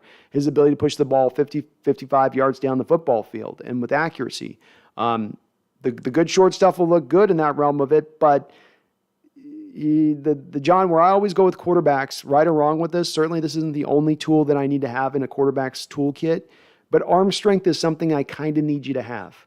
You know, and if you're a guy that doesn't have arm strength and then you're rocking 6'1", 185, and then you get broken in college football in the same year. I mean, John, you were in here on the streams. You heard me talking about Matt Corral's slight build throughout the course of the whole season when people would bring him up as a quarterback potential in the future. And I watched a lot of tape on him, and I said, this guy's frail. He's going to get broken. You can't weigh 185 pounds and have a 300-pound lineman fall on you consistently and not expect that ligaments and bones are going to snap. It's not the reality of it. And then what happened near the end of the year, he gets himself broken in half, snapped because of that slight build. He's not a big enough dude to get it done, in my opinion. And part of the reason, John, too, that McVay went to Stafford in the first place, right? The part of the reason why, too, that he made that trade was because Goff was very well able to execute that short and intermediate passing game of that offense, but he couldn't really consistently push the ball down the field. Goff had a 4,600-yard season when they went to the Super Bowl. He put up some really good yards, put up some good numbers, but McVay could see that's not good enough to get us over the other side of the hill. That'll get us up to the top of the hill, but it won't put us up over the other side of the hill. And that's what drove him to then make that trade. So I would argue you've got to still have that in your skills as a quarterback. And John, do you want to hitch your wagons to a quarterback who the second he walks in the door, the first thing you're saying, well, physically a little limited and coming off a torn ACL? That's not the first thing I want to say about whoever I bring in. I'm okay with saying about Malik Willis. I'll bring in Malik Willis, a toolsy guy who's really rough. I mean, we got a lot of refining to do here. I'm okay with that. But the other side, I'm just like, I can't sign up for it. Alexander says Tom's wife said go play. I'm sure he's been pretty insufferable for the last couple of weeks since he's been retired. Randall says I'd be okay with Sam Howell at 40 or 41. It's potential. As Breezy says, Matt Corral laughing out loud. Murph top billing did a piece on him recently. What a joke. Guy hates the Seahawks and fans. I used to do a lot of pro Seahawks videos, but certainly seems like maybe it's gone a different direction for him lately. I'll have to check it out, Breezy. John says, don't you think we were going all the deep shot stuff this year to utilize Wilson's strengths? In a perfect world, would Waldron and Carroll want a more chain moving offense? Yeah. I think that they're looking for a quarterback that's going to have some of the skills that like a Corral brings now to play. A guy that's not missing those elements to Russell's game. I think John, that they tried to run the offense last year at times the way Waldron wanted it run, and I think there were times that Wilson just couldn't run it that way. You remember the missed throws, and some of it was maybe the injury, some of it was decision making where he just wasn't looking for it. He fell back into habits, John, as much as anything else, in my opinion. And maybe Carroll's fostering that in the background, but I saw Wilson too often not stay committed to the short passing game. He'd do it for a couple plays, and then he'd slide back into the old habit of go to Chuck City. And Chuck City was bringing back diminishing returns this year. But he would keep falling back into that old habit that was built on 9 years of playing that way. So I don't think it was just Carroll saying, well, let's lean into your strengths. I think it was also Wilson's inability to adapt into this new system. Poop Dog says, who's Jody going to sell the Hawks to? Bezos or a Russian oligarch? Well, I hope I'm not a Russian oligarch. But you never can tell. I hear NFL franchises are a good place to stash dirty money. Gozags at Goose says another reason to trade DK is that he has feet for hands. I don't think it's that bad myself. I don't think on a team that's had great receivers who have started out their careers excellently, Steve Largent, Brian Blades, Joey Galloway, on a team that's had names like that come down the pike and who have done so well, to have a guy that in his first 3 years has outpaced all three of those guys in his productivity is not a guy who would have bad hands if that was the case. I'll give you that he's got some hands that aren't the best. He's a little bit like Terrell Owens in that respect. But the boom factor he gives you on the other side with slightly questionable hands is quite a bit. It's quite a bit. And I'm with Herbicide. I say we keep DK until he retires. Shane Trent, Trevor Lawrence for DK Metcalf. What do y'all think? Now that trade I would make. That would be the one DK trade that I would be willing to make. Consumer says odds of drafting a rookie who is better is below 35%, plus DK demands a double teams and opens up Lockett to work against the number 2 cornerback, but I see where you're coming from with the money. I can a little bit, but I don't even understand the money really that much with it. I mean, you're paying him a bit of money, but you're right now sitting on some of the most amount of cap space in the entire NFL. And as someone mentioned above, you're going to have like $120-30 million to spend next year. Are we up against the cap right now? Are we in a position to not be able to pay DK? I doesn't look that way to me. Looks like you kind of are. Looks like you could, but I get it.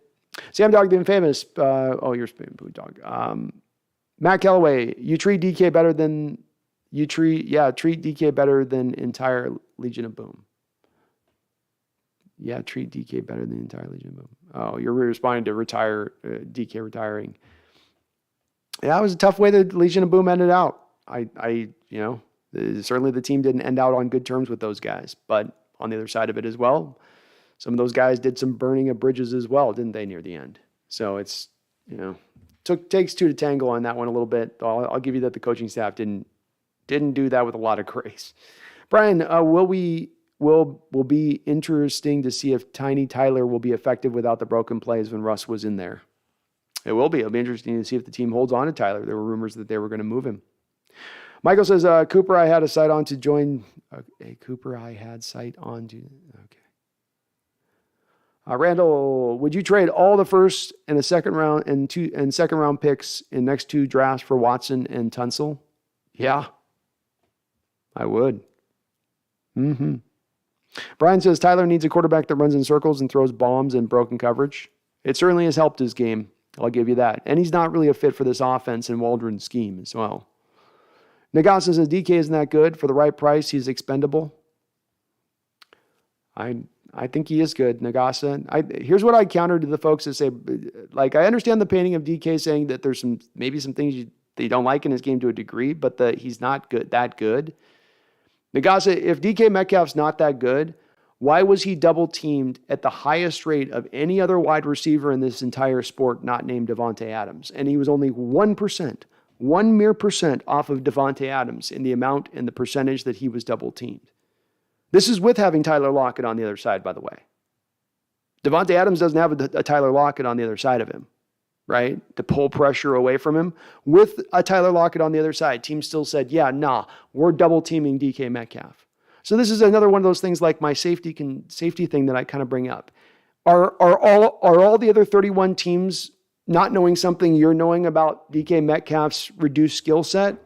Or perhaps maybe we're underselling DK's level of production and the player he's been just a little bit.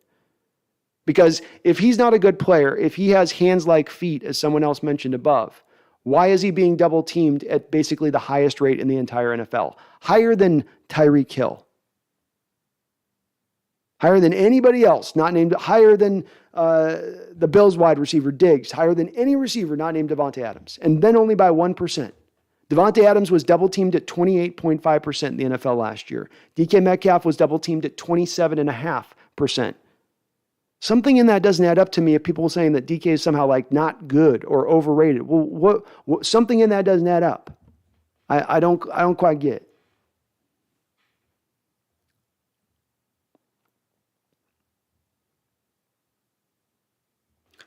Hawk says DK told his old teammate Elijah Moore that he wanted to play in New York. I could see him wanting to do that. Niners stink. What if Watson is not the same and is a bust like at his massages? Just joking. No, I like jokes here, Niner. A little jokes give us a little levity. It's possible. It's possible. He might just jerk us around. John Robinson says, hey, chat, you don't move DK. You will never come across a draft profile like his the rest of your life. Thank you, John. Thank you. I know you're riding with me on this. Jeffrey, Hope Hawks send 2 firsts and 2 seconds for Watson. Me too, Jeffrey. I'm in favor of it. Melody G says DK has a lot of maturing to do. Maybe some maturing to do. He was also a really young player, Melody, when he came into the league at 21 years old. And guys kind of mature and develop at their own rate sometimes. It takes some guys a little bit longer. I will say this, what was it in last year that DK did on the field that was tremendously horrible or awful? Or what have we heard about him as a locker room cancer that makes us think that he's a problem in the locker room? I've heard nothing but good things. And in those moments where he's been a problem on the field, it's usually been because he's trying to get an edge and he's putting that bully mentality out there, which can sometimes give you an edge on a football field. But I don't think he's like a miscreant or somebody that just is a live wire at all times either. Brian Smith, even over Largent? Really? Even over Largent? Yeah, Brian, he had 3 better years of his first 3 years of production, of more than even eclipsed Steven Largent. Now he had a better quarterback to throw to than Largent did and all that, I'll give you that. But the numbers don't lie. 50 years this franchise has been around, this has been your best receiver through the first 3 years. Matt Sears says DK for a first and a third, would the Jets bite? Yeah, the Jets would bite, Matt, but why would we bite? Why would we make that trade? A lot of love to want to move on from DK. I'm kind of surprised, low-key, there's so many people that want to move on from DK. I don't know why he's kind of like, I don't know if he's maybe just hated by some Seahawks fans. They just don't like him, and he rubs them the wrong way, I guess. Is it the ice blue hair? Is it the Baba? Oh, Alonzo Sanchez, but that's the OC and head coach to help develop the quarterback. Darrell Bevel or Brain Shoddy, which OC stand out? But that's the OC and head coach to help develop the quarterback. Darrell Bevel or Brian Shoddy, which OC stands out? I don't know if either of those 2 offensive coordinators stand out to me, Alonzo. Both of those guys were just kind of guys. Matt Callaway, DK still wearing a pacifier? He is. Bio Mullen says, what do you think about the Nakobe Dean to replace Bobby Wagner? Bio, we already drafted Bobby Wagner's replacement 2 years ago. And that guy's Jordan Brooks. So you're not going to take Nakobe Dean with the 9th pick when you've got the middle linebacker already waiting in the wings. Shane Trent, Trevor Lawrence, and Jags third for DK. I'm good with it. I'm good with that. Trevor Lawrence, that's a different type of trade now. You're talking about bringing in a franchise quarterback for DK rather than a first and a third round pick. That's a way interesting deal to me at least. I don't think they're offering it, but it's at least an interesting concept there. Adam Fornara says, do you think Watson would decline to be traded to the Panthers? He did last year. Part of me, though, wonders if they would get this far in the negotiating process with the Panthers or the Saints, being at the Houston Texans, if they hadn't already come to Watson and said, okay, are you going to be open to this year? Or do you want to just have us keep you on this roster for the whole season? How about that, Deshaun? If you're going to turn down every trade, we'll just keep you on the roster maybe, huh? How about that? So, maybe there's less of him willing to pull that trigger this offseason, but he could if he wanted to. Niner Stink says DK could be the best all-time wide receiver with the right quarterback. I could see it. I mean, the skill set's there. If he gets the right guy to get to him, he could certainly be one of the best. Nagasa says DK will be wasted for the next 3 years. It doesn't worth keeping him if a good offer arrives. I mean, if you keep him for 3 years, Nagasa, right? The kid's 24 years old. You keep him for 3 years and quote unquote wasted. He's still being productive during that time period. And the 3 years are up. Now DK Metcalf is 27 years old and you have a team about ready to skyrocket. He's just going into the meat of his prime. Is that the worst scenario within that? I can get where you're coming from and that you don't want to, it's a solid argument to say, I don't want to pay this guy top money when I'm not going to be able to really utilize that production. But at the same point in time, we could be talking about a guy that could still be here for the next theoretically 10, 11 years that you could keep here with his skill set. Usually those freakish guys, even once they start to maybe lose a half step of speed, they're still 6'3.5" and gargantuan and with a huge catch radius. They could still be relatively good players in this league for a while. John Robinson says Tom Brady at least mean it X's out another Watson suitor. If this keeps happening, we might get him for a good price. You never know, though. I think this trade's coming down within the next probably 48 hours. I would be surprised if this is going to last for weeks into free agency, as teams are going to need to accommodate their rosters to fit Watson if he's going to be added. So I think this is coming down sooner than later. But you're right, it is one less team. Brian Smith, can't imagine DK having better numbers than Largent. Then again, Hawks were an expansion team. Yeah. And Brian, to your point on this a little bit, it's that he had better numbers, but then as well, you have a run-centric teams at that time. They didn't throw anywhere as near as they do now. Jim Zorn was throwing, Largent the ball, whereas DK had Wilson throwing him the ball. Donald B., one of my favorite players all time was Steve Largent. As a Broncos fan, I want to explain that Fangio hated Drew, and Locke and Noah have a connection old school Pete can use. Oh, that's awesome to hear, man. I've heard a lot of that. Fangio just wasn't a big Drew Lock guy, and he ended up in his doghouse and couldn't get out of it. I'm interested to see what the kid's got to offer, and he's been a couple years in this league. He's had time to develop, and now hopefully understands there should be a sense of urgency underneath him.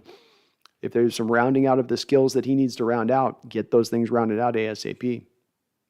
John says, why doesn't Deshaun just pick his favorite team out of the suitors and say, hey, I only want to go there and collude with the team to get a better deal? Probably because Houston still holds some measure of leverage over the top of Deshaun, right, John? Watson's going to want to play next year. He's just sat out a whole year. Is he going to want to go back and sit on the Texans roster again and go through that whole thing while he waits another whole year to go and then play again if he's trying to sit out from the Texans or whatever they do with their situation, or even worse, trying to play behind that Texans offensive line and with that team? I think when that gets shaken out to him and he's like, well, you can do that, or you can go to Carolina or New Orleans, I think you would look at a little bit more of an attractive destination to go one of those two. Niners Stinks, only quarterback I would trade DK for is Herbert from the Chargers. Wow, Niners Stink. You wouldn't even do Mahomes? You wouldn't do Mahomes or Josh Allen? Dang. You are a backer. Poop Dog says, I want the Supersonics to come back. It sounds like they're on their way back here soon. Sounds like we should have an expansion team here fairly soon. Brian Smith says Cooper Kupp is pretty good with bad quarterbacks.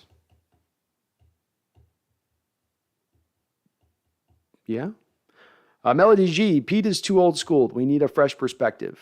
I don't agree. I agree with you, Melody. Completely agree with you. But he's got 4 years left on his contract. If he was going to be probably let go, it would have happened this offseason when there was a bit of a him or your Hall of Fame quarterback type situation that had brewed. The ownership, right or wrong, has decided to ride with Pete. Cliff Yates, why all the DK trade talk? He's our best weapon. We have enough picks. Build around DK and Lockett. I don't know, Cliff. I'm fighting this fight, man. I'm trying to push back against this. I don't quite understand it. The only point I can understand from when Nagasa mentioned about not wanting to pay, while you might not be a good team, and then henceforth you're paying for a great player, I still think he's young enough that you can get yourself back to a contending status while he's still a relatively young player. And I think you at one point or another got to start adding pieces here rather than just constantly pulling them away to hopefully get draft picks. 283-128, I don't understand the trading of DK. Oh, I'm glad. We got a couple people not understanding it. I'm with it. Matt Callaway says, Brady to the Seahawks. He's still salty at 49ers for passing on him in the offseason. Hey, I'm with it. I go that route.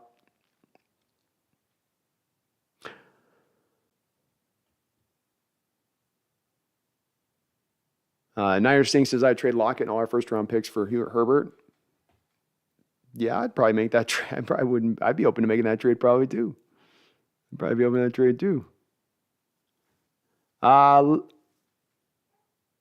Not for sale with a, sorry, I missed some donations here. Not for sale with the $2 donation says, get Watson. He'll be the second best quarterback in the NFC. That's what I'm, not for sale. That's what I've been trying to say is people are trying to say that it's a lateral movement going from Wilson to Watson. Wilson's going to be 34 years old. Watson's 27. Wilson struggles to throw in the short and intermediate passing game and to throw on time. Watson was excelling at that in his final year with the Houston Texans. Watson's going to probably come in for in the intermediate, just a little bit of a cheaper cost, since most of the bonus money is going to be swallowed up on the Texans on this deal, though you will be on it with a high base. I think he would be at this point, to your point on that, second best quarterback in the NFC, one of the best quarterbacks in the NFL where that would stand. And that would certainly help to jumpstart a rebuild much, much faster. Larry Bird with a $5 donation. Thank you, Larry. I appreciate it. He says, with free agency starting, what kind of signings are you looking out for that would indicate the Seahawks' future plans? Rebuild versus reload. Great question. Fantastic question. Signing any big veteran on the offensive line, any big deal, a Teron Armstead, Ryan Jensen at center, some big move on the offensive line like that, or trading for a big move like that, that would indicate that you're into more of a reload status of things. Getting pass rushers, because there are so many pass rushers in this draft, to go spend money on a pass rusher like a Clowney, like a Von Miller, like a Chandler Jones. Those type of moves would also be indicative of a team that now intends to try to go for it this season, as opposed to going away. If you see more of the 1-year deals, the 1 and 2 year deals, the going for the tier 2, tier 3 guys, that's an obvious sign of a rebuild. And that's when you're going to learn really quickly, because tier 1 of free agency goes within the first couple of days. You're into tier 2 really quick. Wave 2, I guess is what they call it, waves. You're in wave 2 of free agency at that point. And if you are in wave 2, then it is 2 and 1 year deals probably, and it's not top of the line guys, and there's not a lot of hope that you're really going to get back up there next year. But and that's the path I think, Larry, that they're going to take, by the way. That would be the path that I would expect. But it really comes down almost even beyond, let's take it away from positional groups to try to refine this further. They give out a 3 and 4 year deals, 3-4 year deals type stuff. Like you're giving out 3-4 year deals, big money. That's indicative of we're in right now. You're giving out the 1 or 2 year deals, regardless of wave 2, 3, 4, probably in more of just we're just going for it. We're just going to punt this down the road a little bit until things are a little bit better. It's more advantageous for us to truly go for it. Charles Riley with a $10 donation. Went right underneath there as I was doing. Charles says, Doug Baldwin hates Russ, but he never left because as much as he hated Russell Wilson, he knew he couldn't quit him. I wish I could quit you. That's all the case I need for the quarterback making the wideout. Yeah, I agree. I think it was, and Doug got paid, and it was probably as hard to get him out if he was going to drive for a trade. And, I think there was a lot that went with that with Doug. But yeah, I think he definitely, I don't know if he hated Russ, but there's definitely a little bit of saltiness there. Sometimes it seemed like between Russ and Doug, just from Doug's side, not from Russ's side of things. Always kind of hard to understand on that. But there was always the floating quotient of accountability hovering around the head of Russell Wilson? Is he being held accountable? Does the coaching staff look at the rest of the team one way and look at Russ the other way? And I always, to a degree, gave Russ some credit here where I said that's the way it always is for every quarterback on every team that's a star quarterback. Buck up and deal with it. That's the nature of the beast. But I do wonder in retrospect if it had gone to more of an extreme avenue with Russell Wilson as we see these parts of his game that I had thought would expand: the pre-snap mastery, the handling of blitzes, the throwing with more anticipation, the understanding the proper hot route to read on a blitz. We can go, I have a much further list of things that have just never quite rounded out in Russell's game. And you have to wonder now, understanding where Doug Baldwin's mentality was on that, if not that Doug was sort of telling you a little bit early on there and saying, hey, this guy's not expanding his game. He's sitting where he is. He's staying where he's at. And it is holding things back a little bit and causing us not to be as dynamic offensively as we could be if he was starting to round more of those parts into his game.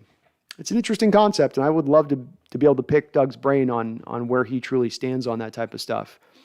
Washi Visquez for the $5 donation, and thank you, Charles, all your donations to the channel. Washi Visquez, thank you for the $5. Says, I just tuned in. Came to flame people on where they stand on Watson. Just kidding. What are your thoughts on Pete's power? Think it got reduced at all? Really hard to say in regards to your question about Pete. I had thought that his power had been reduced.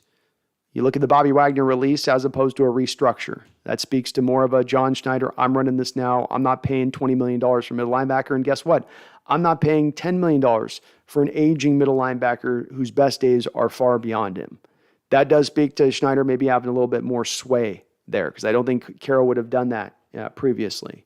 But we don't have anything tangible to go off of besides it generally feels like maybe he has a little bit less, and certainly the moving of Russell Wilson is a move that indicates Pete's power and indicates that he's the one running the ship, and that if it came down to him and Russ, it was going to be Pete's show. That doesn't speak to me of reduced power or getting a little, being put in a lesser capacity. So I tend to think maybe a little bit on the personnel decision-making stuff of this, but I still think he's wielding quite a bit in that organization. Quite a bit.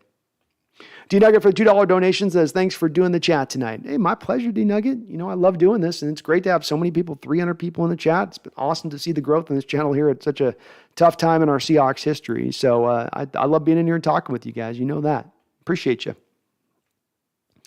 Donald B says, by the way, Broncos are concentrated on offensive line. They're going to have to be, man. Like I mentioned earlier here, they're coming off back-to-back years where their pressure rates have been abysmal. And adding a quarterback who struggles to get the ball out of his hands, who's going to want to hold it for 3 seconds post-snap every single time, is going to mean that now you have an offensive line that's bleeding guys into the backfield for pressure and a quarterback that tends to hold on to it. That's going to lead to a lot of sacks. And Bronco fans are going to have to start preparing themselves for a lot of those third and longs, a lot of those second and longs because of a bad sack. They can fix it. I will give the Broncos credit in this respect. They're sitting on $26 million of cap space. If they want to put the investment into it, they can solve this situation and do the thing that I've been advocating for Seattle to do with Wilson for years. Build a top-notch pass blocking offensive line around him and see what happens. He might just soar. Melody G says Jody needs to sell the team to someone who cares. Agreed, Melody. There is an agreement in place, though, that prevents her from selling the team right now. When the team built the stadium in the early 2000s, they went to the city to go get money. When they went to go get the city the money, the city said, okay, we'll give you the money for the stadium, Paul Allen. But you have to agree within the contract not to sell the team until 2025. So Jody, even if she wants to sell the team right now, cannot sell the team right now. But I would expect Melody in 2 years for it to be gone. John, Mickey Loomis about to break the space-time continuum with the black magic he's using to open up portals to put all the Saints' salary in. Yeah, he is. They do more acrobatics with their salary cap than any other team in the NFL, even the Rams. It's pretty amazing to watch what they do. The one thing I will give them credit for is that even though they all are consistently over the cap, they do a good job within their contracts of creating the cap flexibility to modify those deals to then create more room. But it's definitely, you're playing with fire on that end of it, John. That's for sure. Michael says, Pete Carroll's contract's also up in 2025. Great point, man. Great point. Niner Sting says Herbert would go crazy with DK and Fant and possibly Eskridge. Yeah, he would. That'd be awesome. Josh Allen to the Seahawks. I'd love it.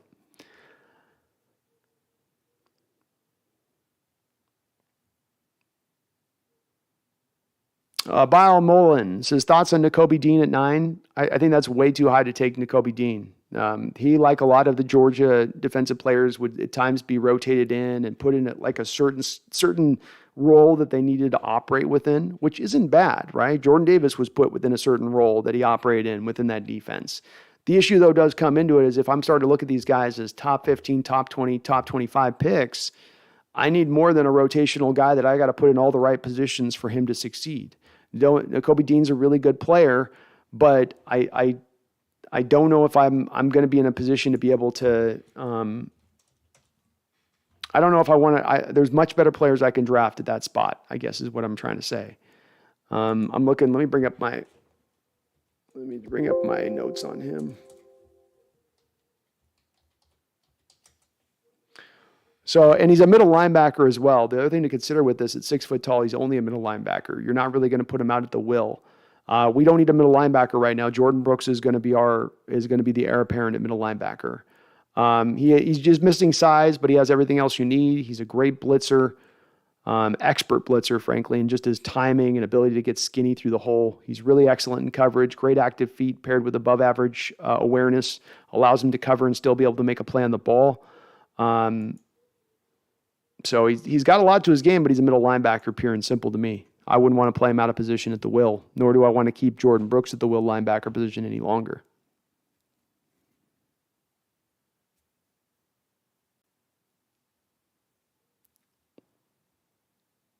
Jeremy Pinga says, trade for Russell Wilson, run it back one more year. Nick Guzman, think we should try to get Gardner, swap Locke for a draft pick since a few teams will need a quarterback? The Eagles, Nick, have to be willing to move on from Gardner. And since they're not sold on Jalen Hurts, they're keeping Gardner as their backup plan as a contending team. So he's got to be on the market for us to be able to go get him. John says, doesn't this Deshaun thing have to happen by tonight to give teams a chance to sign free agents for legal tampering tomorrow? Not necessarily by tonight, but definitely before the start of free agency, John. You can tell certain players to stay in a holding pattern for a couple of days, potentially, if you're looking to sign them to go in conjunction with the signing of Watson, but within the next couple of days. Tay283 says Watson's going to talk to the head coaches, apparently, before making a decision, so it might take a bit. Okay. Poop Dog says, who was the last quarterback drafted by the Hawks before Wilson? Well, I mean, we took like an Alex Magoo or something, Poop. But are you talking about like a highly taken quarterback? Holy moly, it's been a long time, hasn't it? What, didn't we do like a David Green in the 3rd round out of Georgia back in like '04 or something? I think that might be the longest one going back from Wilson, if I'm not mistaken. We certainly don't draft a lot of quarterbacks high, that's for sure. Cord Warren, it's going to be Kirk Cousins traded in the middle of the season. Nope. Vikings have married themselves to Cousins for the next couple of years, Cord. He just signed a contract extension. That'll be, you guys, a proper rebuild scenario. However, use Lockett, you might be surprised. I like it. I like some folks telling me I'm going to be happy with Locke. I'm open to it. Matt Calloway says, what if Wilson trade was just an early April 1st joke? When we can hope. We can hope. D. Nugget says, I'm just glad we didn't get Deshaun, a.k.a. Michon. Why? Seattle has not used draft a high pick on offensive lineman Sim Posick in second in the 2017 and trading for Brown. At the same time, having Joko being the biggest free agent signing, criminal sanctions against Russ. Yeah, they've gone too light. They did do Lewis in the 3rd round a couple of years ago, but you're right. That's about it. Alonzo, Seattle will probably trade the 9th pick and will draft a quarterback next year. I would be okay with that, Alonzo. I'd be very happy with that. John says, well, we don't have to worry about Cousins. Yep, just got the extension. Joaquin Aguilar, I think we should trade back a few spots, but be able to pick Stingley Jr. and then pick Matt Corral in the 2nd. This changes, of course, if we trade Watson. What do you think? There's a lot of people in the chat who are giving a lot of love to Corral, and certainly Carroll has been in favor of Corral. I'm not in favor of Matt Corral. I think that would turn into a disaster of a pick. But Stingley, I'm fine with trading back Joaquin. The first part, trade back, take Stingley. I'm good with that. Perfectly good with that. But I think you end up taking Corral because you're talking yourself into needing to go get a quarterback in this draft, regardless of whether or not one warrants to be selected as highly as you're taking them. And when that's driving your decision making, I think that's the road to bad decisions. Web Knight, Seattle about to make a dumb move. Watch. Shaking my head. Pitiful. I'm worried about it. Teddy Belcher 4K Ultra Wide says, what's this show about? Teddy, what this show's about is here at the Octopus, I do these live stream shows and I like to interact with my chat. So I do a lot of talk in the chat. They throw questions, comments. They've got some thoughts and we just we debate, we agree, we contemplate. We're very contemplative here at the Hawks Nest. Shane Trent, a Watson salary outrageous and he costs a lot. Lawrence has all the power.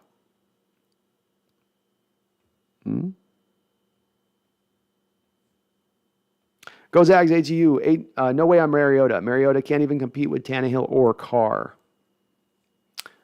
It's a valid thing to propose and push up. I'm not worried if it's a stopgap for me, Go Zags. That's mainly where I don't care as much. As long as we're not making the long-term commitment, we're looking to the 2023 draft. Who that quarterback is, whether he's Fitzmagic or Mariota, kind of equivalent to me in one way or another on that. Nagasa says we have to draft at number 9. Don't trade down. Quality over quantity. Well said. Empower Code, I just want us to make a logical, sensible, rational move.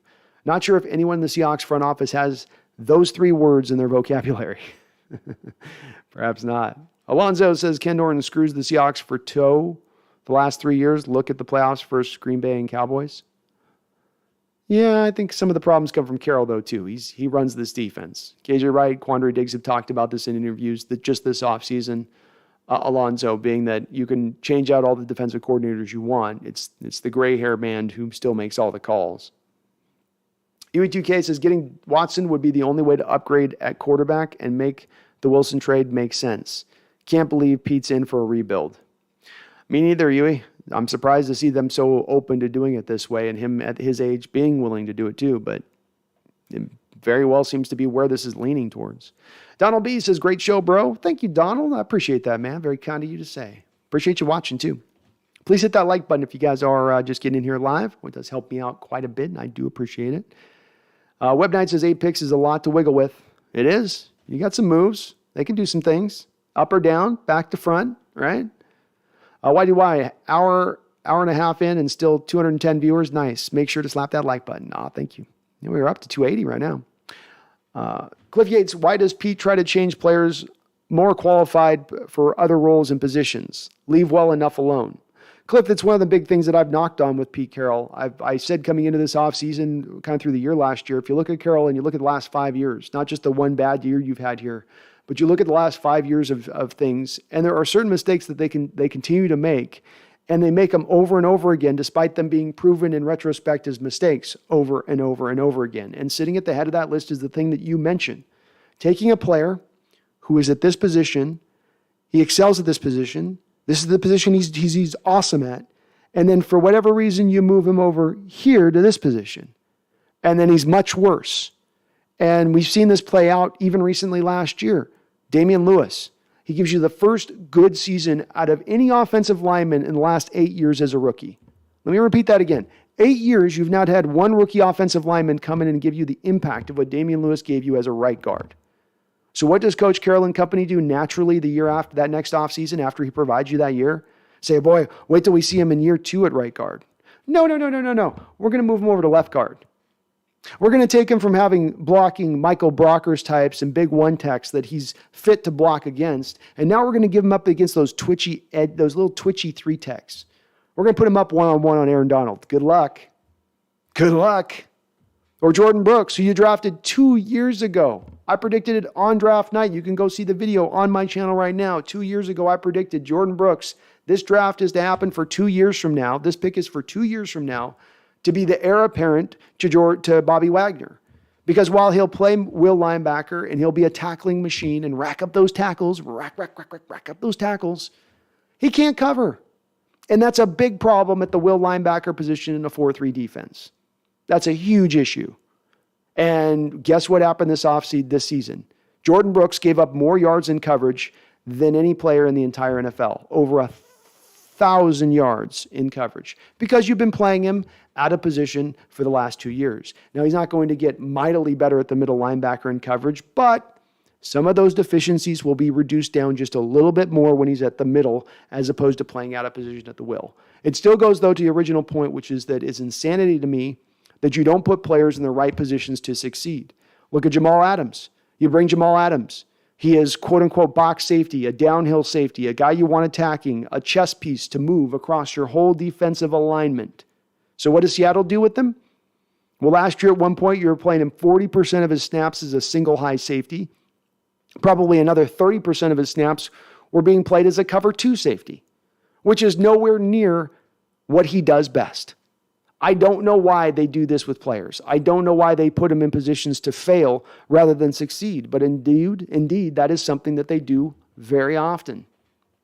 Matt Callaway says Mac Jones would be a top 3 pick this draft. Don't fall for the trap this year. Well said, Matt. That's what I've been saying. Take all five quarterbacks taken in the first round, the top 15 picks in last year's draft. They all go above everyone in this draft. Take the top 3 quarterbacks in next year's draft. They all go above the quarterbacks in this draft. That should inform you just a little bit as to the quality of the quarterbacks coming out in this particular draft. Unless you disagree, of course, and you feel like these are awesome quarterbacks. Brian Smith says, don't forget the playoff loss to the Rams and Goff's broken finger. Oh, yeah. I try to forget that one. Alexander says, I wonder how many 2013 Russ fans have jumped ship. I've got to say, I'm going to give the Seahawks fans quite a bit of respect here right now, Alexander. For us to be pulling in 300 and on here a week after the trade in the live stream on a Sunday evening shows that people are invested in this team beyond Russell Wilson. I had worried that was going to be a thing that happened where people saw Russell go and they say, I'm out on this team now. I'm no longer a fan. I was a Russ fan. I'm no longer a team fan no more. Those go together. But it's not. I think we truly have, as I've long said, I don't think that we have bandwagon fans in the Northwest. I never bought onto that narrative. And I think people enjoy their fandom at different levels, but I think people are very invested in this team's future and where it's going and what's going on and if things are broken and if things need to be fixed and how we need to get there. And I give props to my fellow 12s for that. I've been pleasantly surprised in seeing that reaction from them. Matt Sears, a rebuild doesn't make sense with the front office, especially with recent draft success or lack thereof. Very true, Matt. This is one of the reasons that drove me to say go in for Deshaun Watson. I don't necessarily trust you to do the 2-year process because you've not drafted well recently. That's a valid. I can't argue with that stance on things. It's valid. Sean Hines, do you think what they do in free agency determines what Seattle does in the draft in a big way? 100%. 100%, Sean. We'd love to believe, or maybe not love to believe, we'd like to maybe think that they're separated a little bit, but they're not. And you are going to use the draft to fill the holes you couldn't find in free agency. So one does inform the other quite a bit and will help us determine which way the draft will go. Yeah. And it's like that for most teams too, Sean. Donald B says Pete is safe as a coach now with Drew Lock. Maybe. He's safe for a couple years until they sell to a new owner, I think. Shane Trent, if you trade up with the Jets, you're not getting Malik Willis. He's the number 1 overall pick. Oh, is he going to the Jags? Do you think the Jags are trading back? Maybe.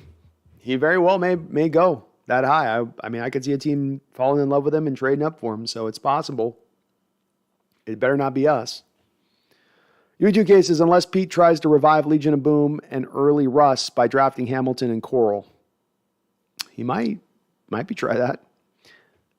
Alexander says, fan since 82, I'm a vet at losing. Rafael Sierra, best player available. I love it, Rafael. That's where I stand. Give me the best player available in the draft. Pick from that standpoint of things. Maybe every once in a while you got to be drawn to reaches here and there, but really try to stay in that pocket.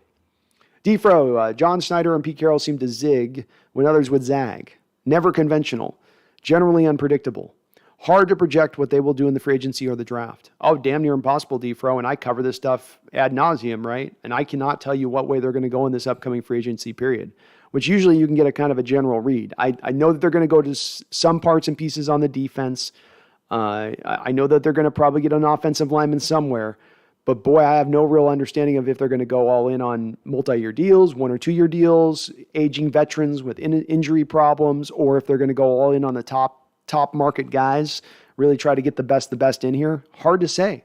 And they've got the cap space to kind of go either way that they want to go with this, but you're right. They do tend to go in a different direction than anybody thinks they're probably going to go. John says, going all in on this season, though, is not really how you should approach the rebuild. Only sign young talent that you plan to be here with you for the 3+ years. Agreed. Or go to those 1 or 2 year deals, John, that come off the books right at the time that you're then ready to be that contender, and then go sign the big contract to the 4-year deal to the prime free agent who you can bring him at that time too. That works as well.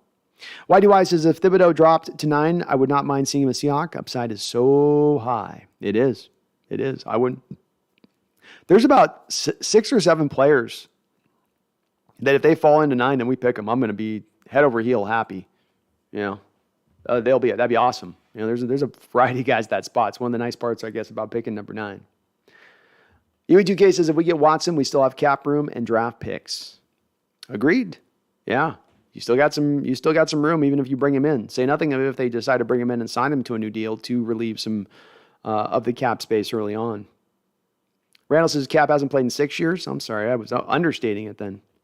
Biker Caleb, do you want Deshaun Watson or draft someone? Biker, I would lean towards Deshaun Watson myself. That's the route I would rather go. As Donald B says, I think Cap is toast. Jay says, since this draft doesn't have a ton of top-tier talent, I think trading back could be beneficial. Me too, Jay. Me too. And that is where the meat of this draft is in that tier 2 group. So the more times you can be swinging in that tier 2 group, the better. Even tier 3 in this draft is pretty good. What's up, Michael? UE says Seahawks are really only 5 to 7 players away from a quarterback, plus a quarterback from contending for real. Agreed. As I like to say, you can turn this thing around very quickly in the NFL. It's not basketball, it's not baseball, it's not hockey. You're not stuck in purgatory for years if you're now out of a contending state. You can get back to square one, back to the top, as long as you're making smart decisions. But it does require smart decisions. Alonzo says tank for Archie. Oh, we're going the long out tank, Alonzo, huh? We're going far out tank city on that one. Niners Sting says we're going to get Baker Mayfield watch, laughing out loud. Oh my God, please. No. Justin Sider says Deshaun Watson. I don't care what any libtard says. I'm Deshaun Watson too, man. Not scare me. Nelson Cruz to the Nationals. Okay. How about Nelson, man? He's had a nice end of his career. He's just kept it going. John Robinson says, I love Ebekadeki. He reminds me of Tamba Hawley. Oh, what a great comparison there. I like him too. He's got a great cross-face move, John. There isn't any guy in this draft. There's a couple of cross-face guys that do a great job of first as an edge rusher pressing the edge and then setting a tackle up to get him to overset and then get right across his face. He does it at will, where it's like the tackle knows he's going to come across and he still can't stop him.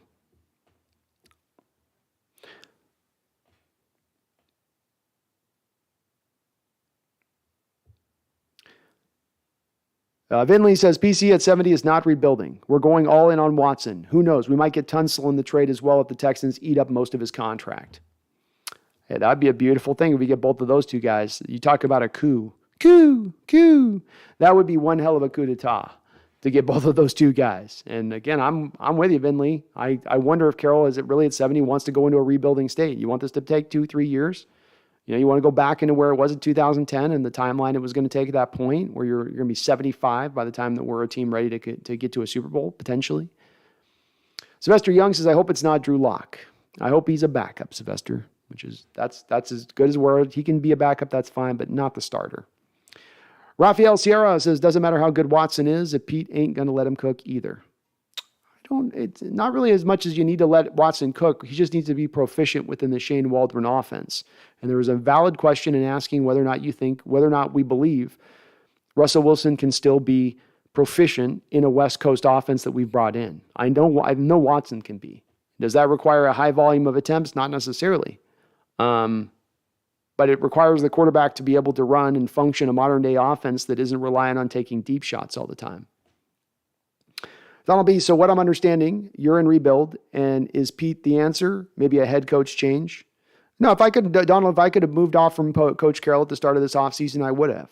If you're talking about it being an either Russell Wilson or him situation from where I stood, I would have moved on from Coach Carroll. I would have gone with Russell Wilson. I would have brought an offensive-minded head coach, 3-4 attacking scheme. I had a whole expansive plan of the way I would have gone if I moved on from Pete. But I think for a long time now, Pete has been bringing us diminishing returns as a head coach. I think that the game in a lot of respects has started to pass him by. I think he's making changes in the last couple of years with bringing in Waldron, with bringing in Sean Desai and giving him a level of power. I think that he's maybe starting to finally acknowledge this, but boy, it has taken a long period of time to come around to this acknowledgement. And we can talk all we want about being a consistent winning team. For the last 6 years, you haven't even gotten to the divisional round of the playoffs. That's not a consistently winning team. You win more games than you lose, but that doesn't make you a consistent winner, not in my book. And this team has got a topped out spot they've been able to go. They've been very reliant on Russell Wilson magic, which has started like the pixie dust has started to pitter out of Wilson's game over the last couple of years. So it's not been able to lean back into this. But at the heart of it, it's misspent money. It's not using players in the right position. It's bad drafting. It's strange drafting. It's what you hear across the league from other general managers who speak about Carroll and Schneider, where they go, it just feels like they're throwing stuff up at the wall and seeing what sticks. There doesn't seem to be a very cogent plan in place that they're trying to go from A to Z. This is how we're going to do it. Instead, it's like, well, this worked? No. Okay, we'll try that. That worked? No, that one didn't. We'll try that. That one? Oh, that one kind of worked. Okay, leave that one up there. Let's throw another one. That one? And it's not an intelligent approach. So, yeah, I would have, but that's not happening, not for a couple of years, Donald. U2K says trade 3 number ones for Watson, still lives us with picks and cap space to sign offensive line and draft picks. Good point, man. If you can pull it off in that way, that trade, I'd be open to it, Huey. I would definitely be open to it if you can pull it off in that way. Keep your 3 second round picks over the next 2 years. Yeah. Birdie shoots players like Watson on the trade block is very rare. It is, Birdie. It's one of the reasons that I've advocated for this, even with his off-the-field stuff. The off-the-field stuff doesn't impact me as much as it does others, but you just don't get players like this available in the market going into their prime that you're not paying exorbitant rates for. So it's definitely being able to jump on a little bit of a depressed value. Shane Trent says, LSU, Clemson, Missouri, and Auburn, all Tigers. Look how many NFL players came away from them schools you could easily recruit. Yeah. Poop Dog, Watson is younger, stronger, taller, and faster than Russ. Bingo. Sean Hines, going after Watson means suffer through the same season as the past 3 years. Nope, not necessarily, Sean. Not necessarily. Is it possible? It's possible, but it's not a certainty either on the other end of it that you bring him in. Again, there were limitations to Russell Wilson's game at the end of his career here in Seattle. He had lost a couple steps as far as his mobility goes. His deep ball still got there to the spot, still got there with accuracy, but his deep ball didn't get there with the same velocity of timing. You saw moments now where receivers were having to slow down for the deep ball to arrive there. There was a slight eroding of Wilson's skill set. At the very same time, he was not expanding into the skill set that needs to run this type of offense. We don't know yet whether or not Russell Wilson can run a West Coast offense. We know he can run a power offense with deep shots over the top when they bring a safety into the box, but we don't know if he can run a West Coast. And that was a part of what held us up, especially this last year, especially the year before when he wouldn't take checkdowns and he kept falling back into the old habits of looking for the moon ball. That also held us back. Carroll has certainly a part to play in this as well. As I said before, he's done himself no favors on the other end of this, but this isn't an either or situation. There's blame to dole out all the way around here, and you just got to dole out the right portions. Web Knight says, did you see they're trying to get for Watson? They want a boatload. It's going to cost a lot, probably. Shane Trent says, Watson costs way too much. Trevor's the answer. I'd go with Trevor, man, if the Jaguars are willing. I mean, are they willing? Jaboy Michael says, I'd prefer Stingley. I think. I don't know. I have to do more scouting. He's good, man. I like me some Stingley. John says, can we all just admit one thing? Nobody has any idea what the hell the Seahawks are doing. No, we don't. Michael says, so Sean Payton of Saints is retired. How about our coach and Pete as the same exec VP? Consumer likes Jermaine Johnson. All right. He's good. He can rush the passer. No doubt about that. I wonder what he can do against the run a little bit. But, passer, I'm not sure. Ving Lee would like us to go after Reddick and Ugba. 2 very good players, Ving Lee. Sign me up for that. Melody G says the Legion of Boom can never be duplicated. Thank you, Melanie. That's where I'm with it. I hear a lot in my chat about people say, let's get the Legion of Boom going again. You're never going to recreate that. It's a historical defense. They had 5 straight years of leading the league in DVOA. It's never going to happen ever again. Isn't. But that's part of why we should appreciate them for how special they were, how amazing they were. And we got to build our team going in the future in a different method from we've done in the past. UE2K, the preferred option is to not have the same front office that put us in this position, not be responsible for the rebuild. But this is the reality of our situation, as sad as it is. Well said, man. Well said. Birdie Shoots says, who would you replace Diggs with? I would probably look towards the draft, Birdie, as much as anywhere else. Get somebody to compete with Marquise Blair for next year and let the two of them fight it out. Veron McKinley and maybe like the 4th round. Something like that would be where I would probably lean with it. You could go in free agency too. There's a couple guys out there, but then you are having to now get back into that boat of spending money on a safety, and I just don't think you can pay both safeties top of the market at the same time. Randall says if Cap could play a Pro Bowl level, it wouldn't matter if he played Stairway to Heaven backwards and resurrected the Antichrist during the national anthem. NFL is a prove-it league. He's a headache. Brian Smith, thankfully Pete isn't calling the... Oh, man, I'm way behind on the chats again. Sorry, guys. I get behind on the chats. It's my fault.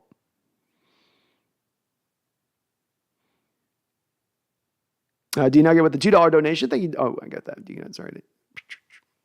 Hooby Jube with a $5 donation. Thank you, Hooby. Good to see you in the chat. Says if y'all are ready to see Hooby Jube and Mr. Brandon from the Hawks Nest collab tomorrow night, give me a hell yeah.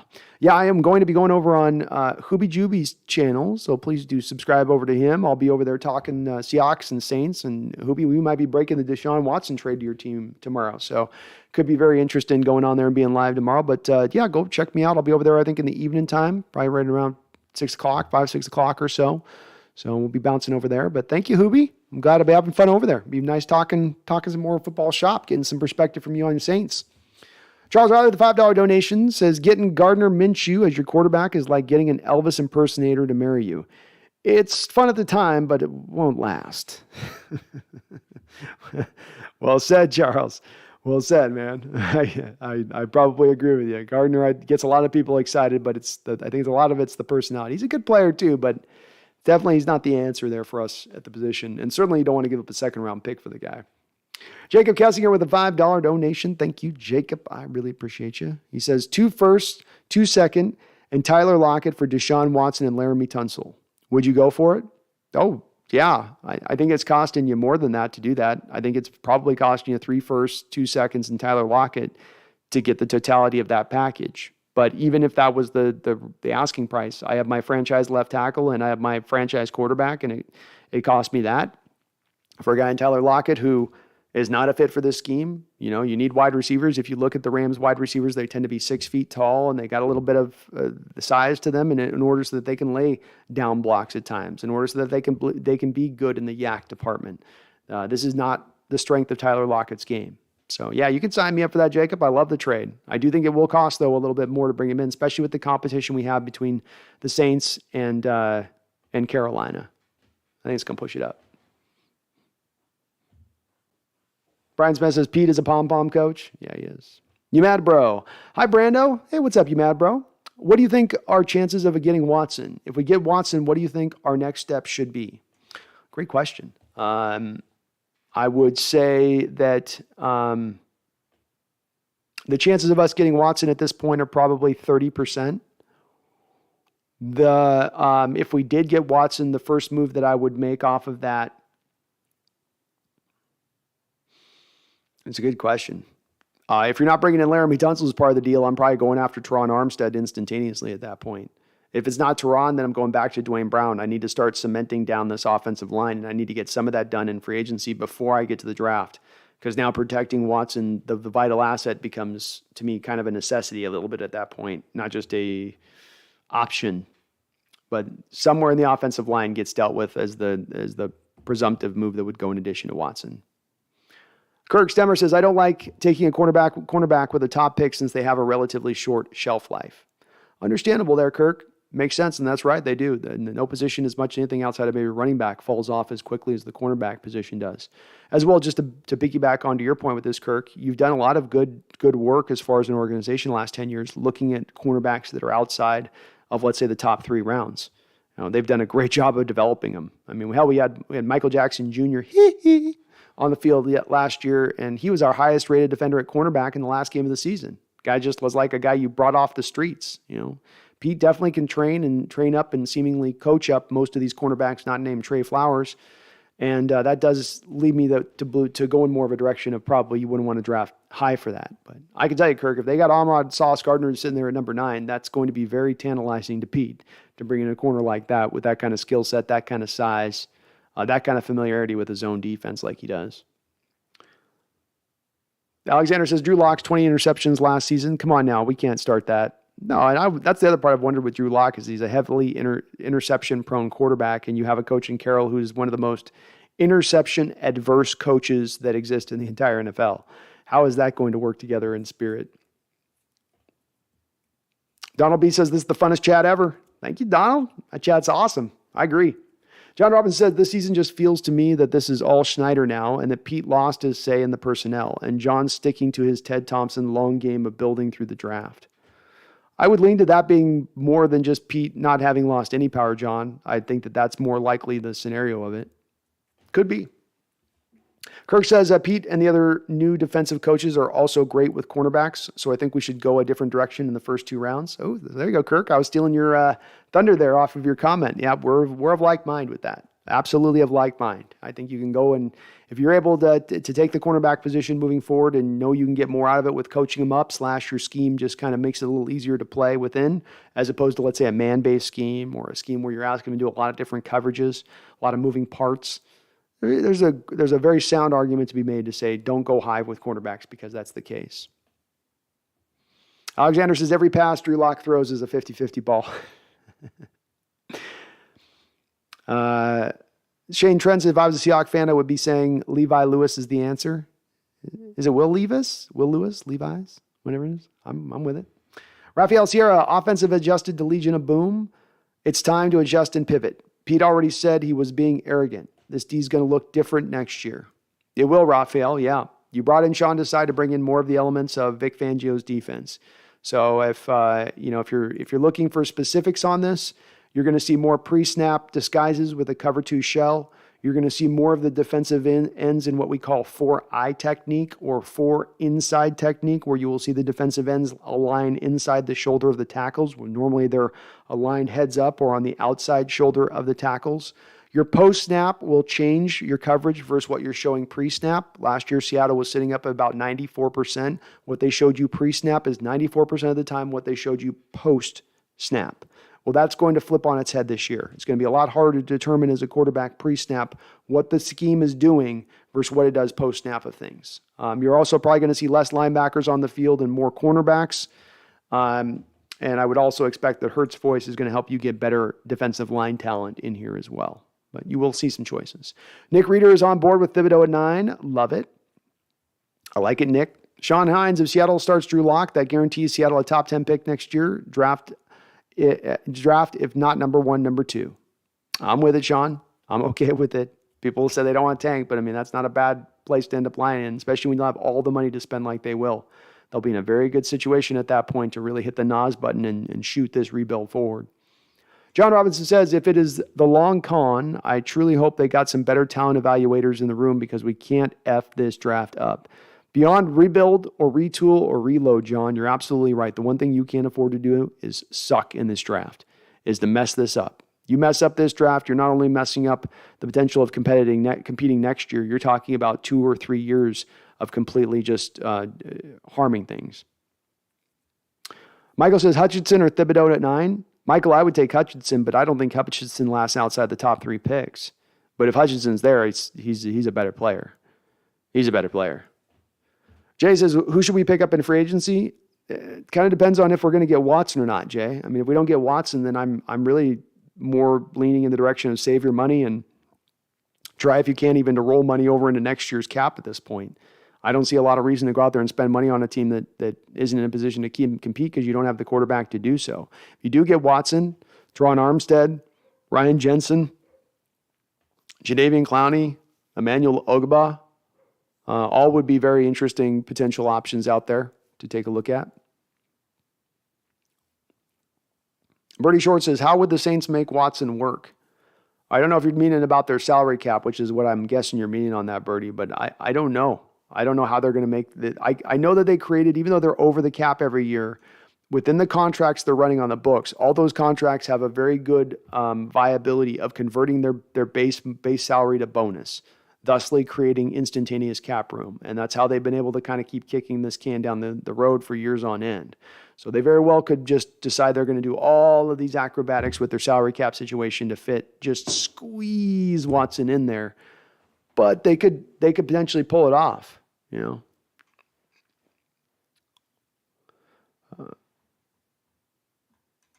Poop Dog asks, if we want to stopgap quarterback, why wouldn't I take Geno Smith? I don't care on it, honestly, with that Poop Dog. I don't, if it's Geno or if it's Drew Lock or it's whoever, it's stopgap's kind of irrelevant to me. I'm not going to worry about whether it's Mariota or this guy.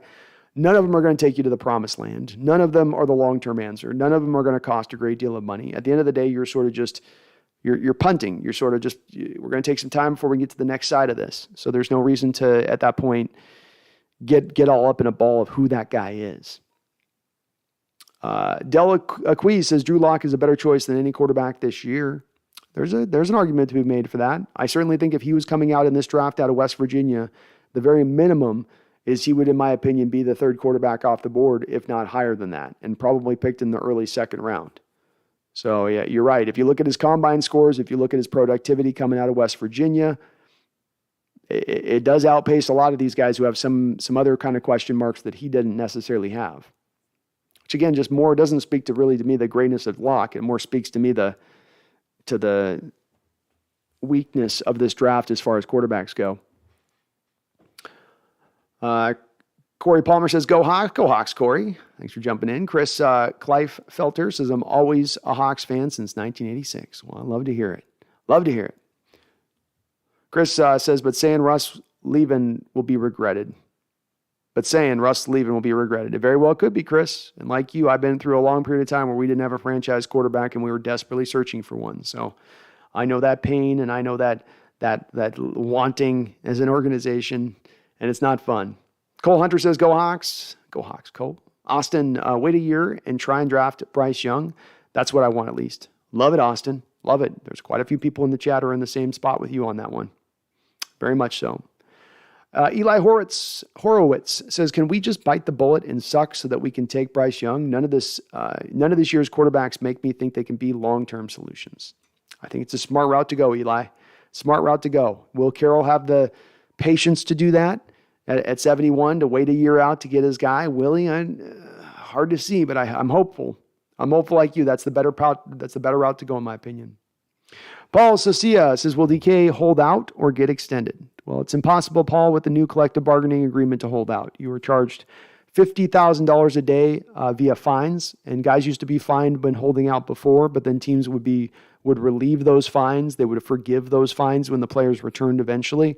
The new CBA does not allow you to forgive the fines. So you're talking about a week a guy sits out, that's hundreds of thousands of dollars, which means that you're not going to see a player hold out. Could he hold in? Potentially, yeah. That's the new move that players have tried to do as kind of a turn on this one. But is he going to do that? I don't know. I think they eventually come to a contract extension this offseason. It just makes sense. Seattle still has a little bit of leverage over the top of him, which should draw the deal to be allowed to be consummated. Sherry Carter, if Locke shines, you will not need to. Haha. Cole Hunter, Bryce Young is going to be a Sam Darnold type bust. Might be. I certainly need to see more tape off of him just than what I saw last year. He's got a lot of wow factors to his game, but I need to see a little bit more, especially with that build. He's got to get a little more sturdier. Megan says, I have been called a bandwagon fan on Facebook and other places for saying I was glad to see Russ go and that I was more upset about Bobby. I've stayed off Facebook all week. Facebook can be a dangerous place, a treacherous place from that standpoint of things. Chris Kleinfelter says Jags won't move on any quarterback. I would think they're going to sit with Trevor. Jackson, hope we wait a year. I want Bryce Young. Dude is real. A lot of Bryce Young love. Love it. Matt Patrico says, Matt Corral or Desmond Ridder? Who are you picking? I take Desmond Ridder. Better size, stronger overall arm, better mobility, more durable, not coming off a torn ACL, more pro ready, not limited in arm strength. All day Desmond Ridder. All day. Refuge of Deliverance. What about Zamir White? He is a great fit for us. He is in the later rounds. Zamir's good. Zamir's very good. Pops off the tape. Obviously in that 3-man rotation there at Georgia with the other couple guys. Does everything really well. Bring up my notes on him. It's been a while since I've taken a look at him. There we go. So yeah, everything's well. You look at him overall pretty good from the combine, 4.4 40, 33.5-inch vert, which isn't awesome.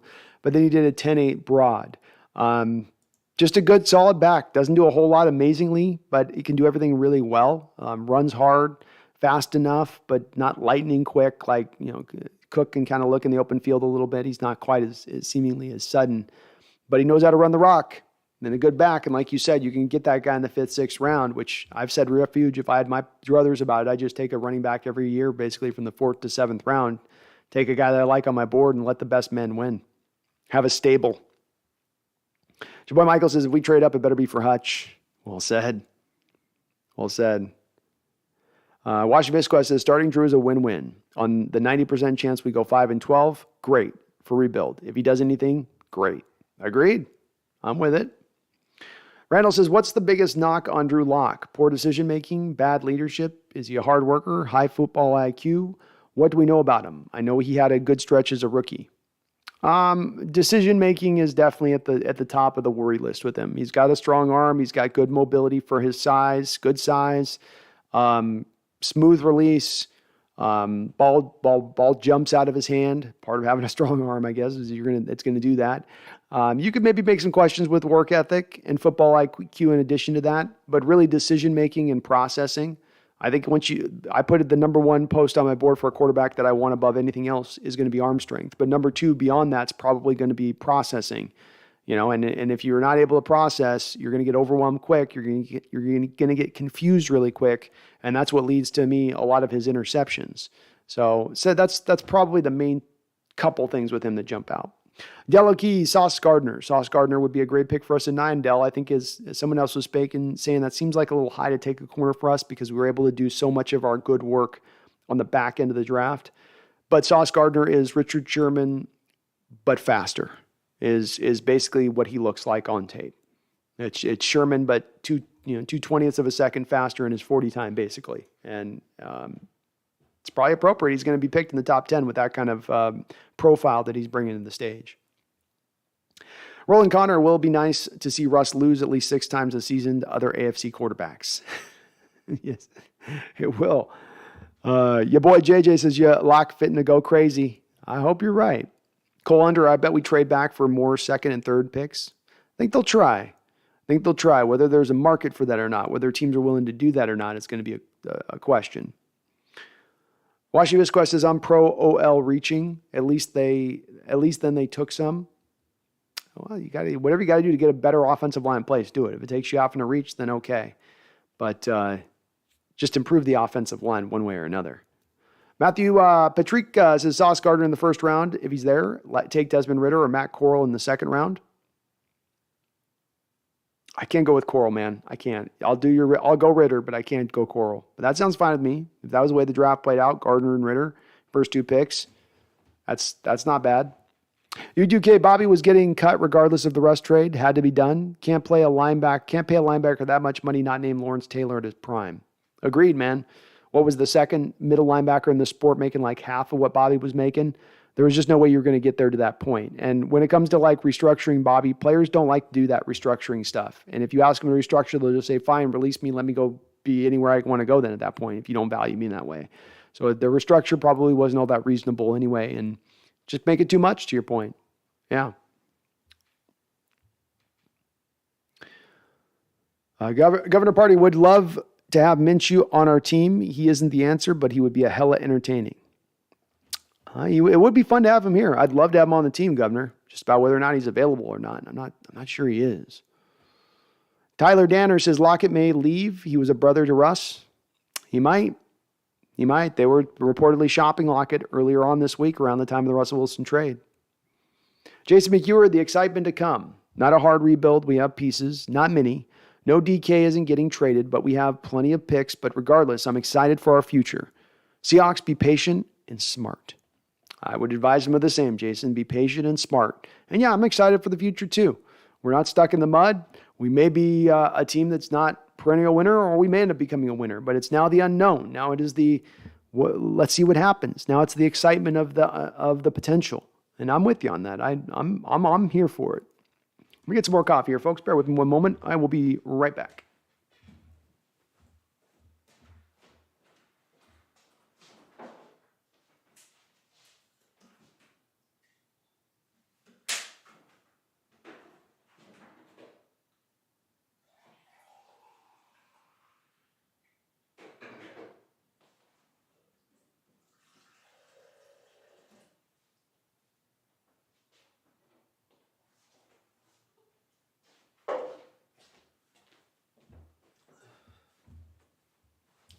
Alrighty. Bring in Quinn next year, says Chris. Well, you'd have to bring him in as a head coach. Drake London, Della Queeg's got some Drake London love at the edge. He's a fun player to watch out of USC. Not London, but is it Drake London I'm thinking of? No, I'm thinking of the other Drake. They got the two Drakes at USC, and I confuse their names. The defensive end. He's good. Eli Horowitz, you buy the Trayvon Walker hype? It's there on tape, Eli. It's there on tape, but it's also like with all these Georgia prospects, it's like, is the full consistency there? Do I know that this guy's, for as high as he's talking about being drafted, it's one thing to say he's a first round guy. It's another thing to say, well, hey, I mean, he might go in the top 12 picks. In top 12 picks, I think that's way overhyped at that point, but first round makes sense. I just think that there's a little bit, he is one of those guys who I think is being a little bit elevated in this post-draft process of where he really should probably go. Your boy Michael says, I'd love to have Minshew. Maybe not the best, but a very entertaining person and a man. What a character. He is entertaining. Roland Connor, what do you think of the Panthers offering? What do you think the Panthers are offering for Watson? Roland, I think they're offering 3 first-round picks and Brian Burns, and if not a little bit more beyond that. So three first-round picks, Brian Burns, and I don't think they have multiple. I don't think they have a second or third round pick in this draft. So they'd have to maybe even offer two players. You know, maybe it's like, here's McCaffrey, Brian Burns, and 3 first-round picks for Watson. Seems like too much for them to be able to pull, but we are now into a little bit of a bidding war here with these teams, and that's what that does tend to do.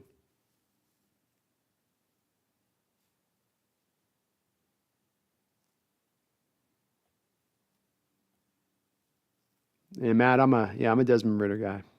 John, man, if we get our hands on Trayvon Walker or Thibodeau, I don't think you can trade out of that 9 spot. Well, I'm with Thibodeau. Me, Walker, I can trade back and get him, really. And if not, let somebody else overdraft him. Governor Party says, would love Neal to fall to 9, but that won't happen. But still, I will say, Governor, I think that one of those top 3 tackles will fall to us there. I don't know which one it's going to be exactly, but I think one of Neal, Iken Ekawanu, and Charles Cross do fall. And I like all those guys. I think all those guys are going to be good players in the NFL. Ray Barrios, yes, the NFL does not require matching salaries for trades. Easier for teams like the Seahawks to bounce back. Exactly.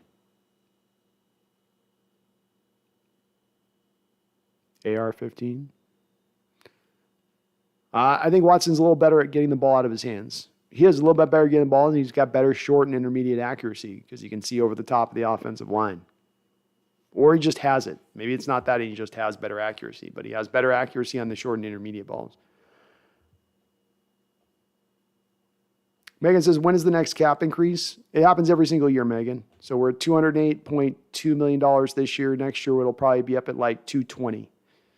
And then the year after that, it'll probably be $234. Chris says, I think the Hawks will build a defense and go quarterback next year. That's what I'm advocating for, Chris. Take our time. Don't stretch for one now. Take your time. Tim Jobs, what are the thoughts on the people that will quit being fans of the Seahawks trade for Deshaun Watson? I think the fans that are talking about leaving their fandom if they went for Watson are kind of talking big. I think they would still be Seahawks fans. But people have their right to their opinion. Like I always say, Tim, I don't dictate to people how they have to enjoy their fandom. I don't say you got to be like that and you got to be like this and you can't be a bandwagon, you can't be that. I'm very specific in that. But I say on the other side of that, leave me mine. If I want to be the type of fan to be this or that, then, I'll leave you alone, you leave me alone. And so, hey, they want to bounce, they can bounce. I'm going to still be here. Cole Hunter, for real though, what about Geno? He's not a bad quarterback per se, and he came close in multiple games last season. I mean, I think there's a little bit of the off-the-field issue going on here a bit that we got to think about, right? Caught speeding, drunk driving. That might impact his ability to be brought back here. Just a tiny bit. Just a tiny bit. Jacob Kessinger with the $5 donations. Oh, sorry, you got that one, Jacob. Packer fan, thank you for subscribing. Charles Riley, the $5 donation, says, thank you, Charles, for all your donations, brother. Says, Brando, gun to your temple. What do the Hawks do with the 9th pick? I think that they take Malik Willis. I think he falls to the 9th pick, and I think that they just select him. I think they're trying for Watson. The Watson will fail. They'll go to plan B. I think plan B is Malik. I think plan C is Matt Corral.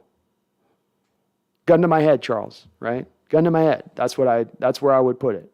So I think that they go with, I think that they target with Malik. And then if he's taken in the top 9 picks, they'll take the best player available at the 9th pick, and then they'll probably go with Corral in the 2nd round. Or a guy like that. Governor says pick at 9 for the best pass rusher or offensive tackle. I like Charles Cross at 9 there, Governor. Best pass rusher at number 9 is probably Thibodeau. Joby, Walker, Johnson. They're all very close as far as their pass rush ability goes. It's hard to really separate any of them as far as they're in various stages of their development, but they're giving you kind of a similar player, which is you got a real toolsy guy with maybe some rough edges. You got a hewn out. Hewn. A lot of hewing. Delakey, Wilson holds the ball too long. He does. Agreed.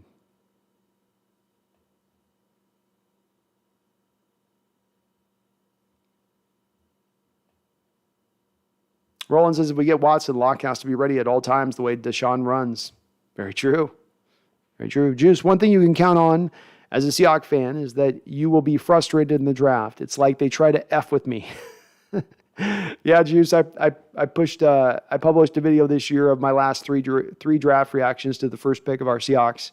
And all 3 of them are me pretty much losing my stuff. Absolutely just losing my absolute head about what I was watching. I just could not believe it. So, yeah. We all end up in this kind of state of mind, unfortunately, every year. But at least we're prepared for it in our soul this year.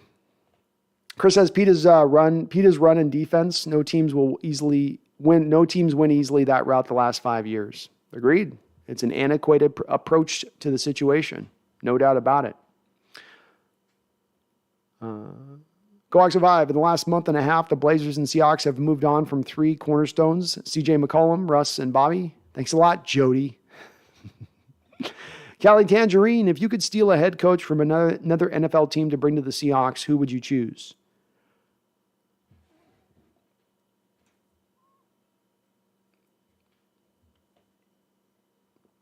I'm contemplating. That's why it's taken me a little bit of time to come with an answer for you. If I could take one other coach from one other team, probably Kyle Shanahan. I would probably take him. I'll think if there's another name that jumps up to me, but Kyle's the one that I'd probably gravitate towards. I'm thinking if there's somebody else that...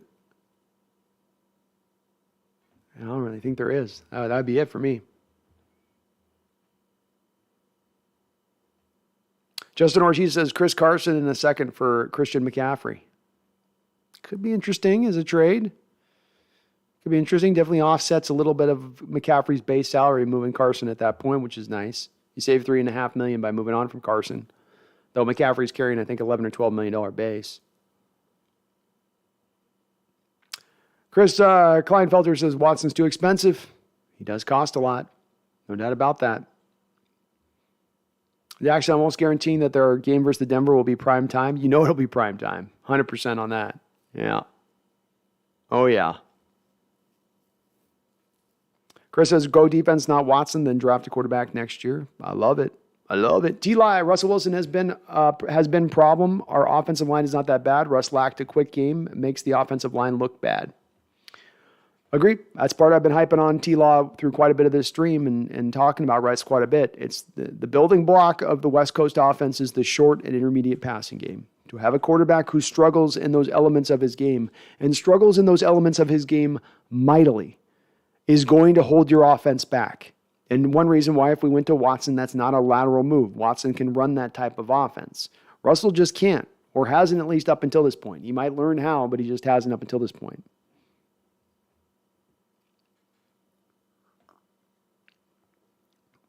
Roland says Watson has no agent, just his mother can get a bargain. I love it. Get him for a bargain. Delkey, I have a feeling Watson will go to the Panthers. It makes sense. Panthers make a lot of sense. Refuge of Deliverance has picked Samir White in the later rounds. I'm with it, man. I'm with it. Donald B says, I'm happy to be involved in your great cast as a Bronco, and I'm now a Hawk. Love it, Donald. Welcome aboard. Love to have you in here, man. Jackson, that's the thing, though, Brando. If they ask for more than what we got for Russ, I'm laughing at them and hanging up. It's justifiable. You're justifiable for taking that stance on things. I don't know if I would take the same necessarily stance because, again, Jackson, I've operated from this realm. Trading for Russell and trading for Deshaun Watson is not a lateral move. You're not moving out what you're getting a much younger player, a much better player at equivalent cost at that point. That's an improvement on the position. You have improved your quarterback position. So if I'm bringing Deshaun Watson improving off what Wilson was before, why would I not then be willing to give more or even slightly more than what I gave up for Wilson if that is the case? But I don't begrudge you. I understand folks not wanting to go that route on it. Jose, is Carson coming back? Have you had any rumblings about him? No rumblings, Jose, other than Carroll says that he's going to probably be back. That's the indications Carroll has given. So I'll take it at the face value of what Coach Carroll said. And it does appear that he is probably going to be returning. Chris Kleinfelter says, whatever on Watson. I watch him play all the time. He's younger comparing to Russ, and the quarterback intelligence is not the same.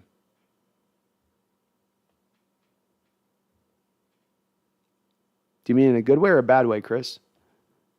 I think you mean in a good way, like it's more smarter. Why do I says, if it takes 3 firsts, a second, and a future thirds to get Watson, odds are the team is still in better shape than not getting him. That's bingo why I'd be willing to give more. Why you touched on why I'm willing to go more than what I'd have in Wilson. It's not just about the move off from Wilson into a different player. It's about where you're at in the state of your search for your next quarterback. That's got to be thought. That's got to be built into this process and consideration as well.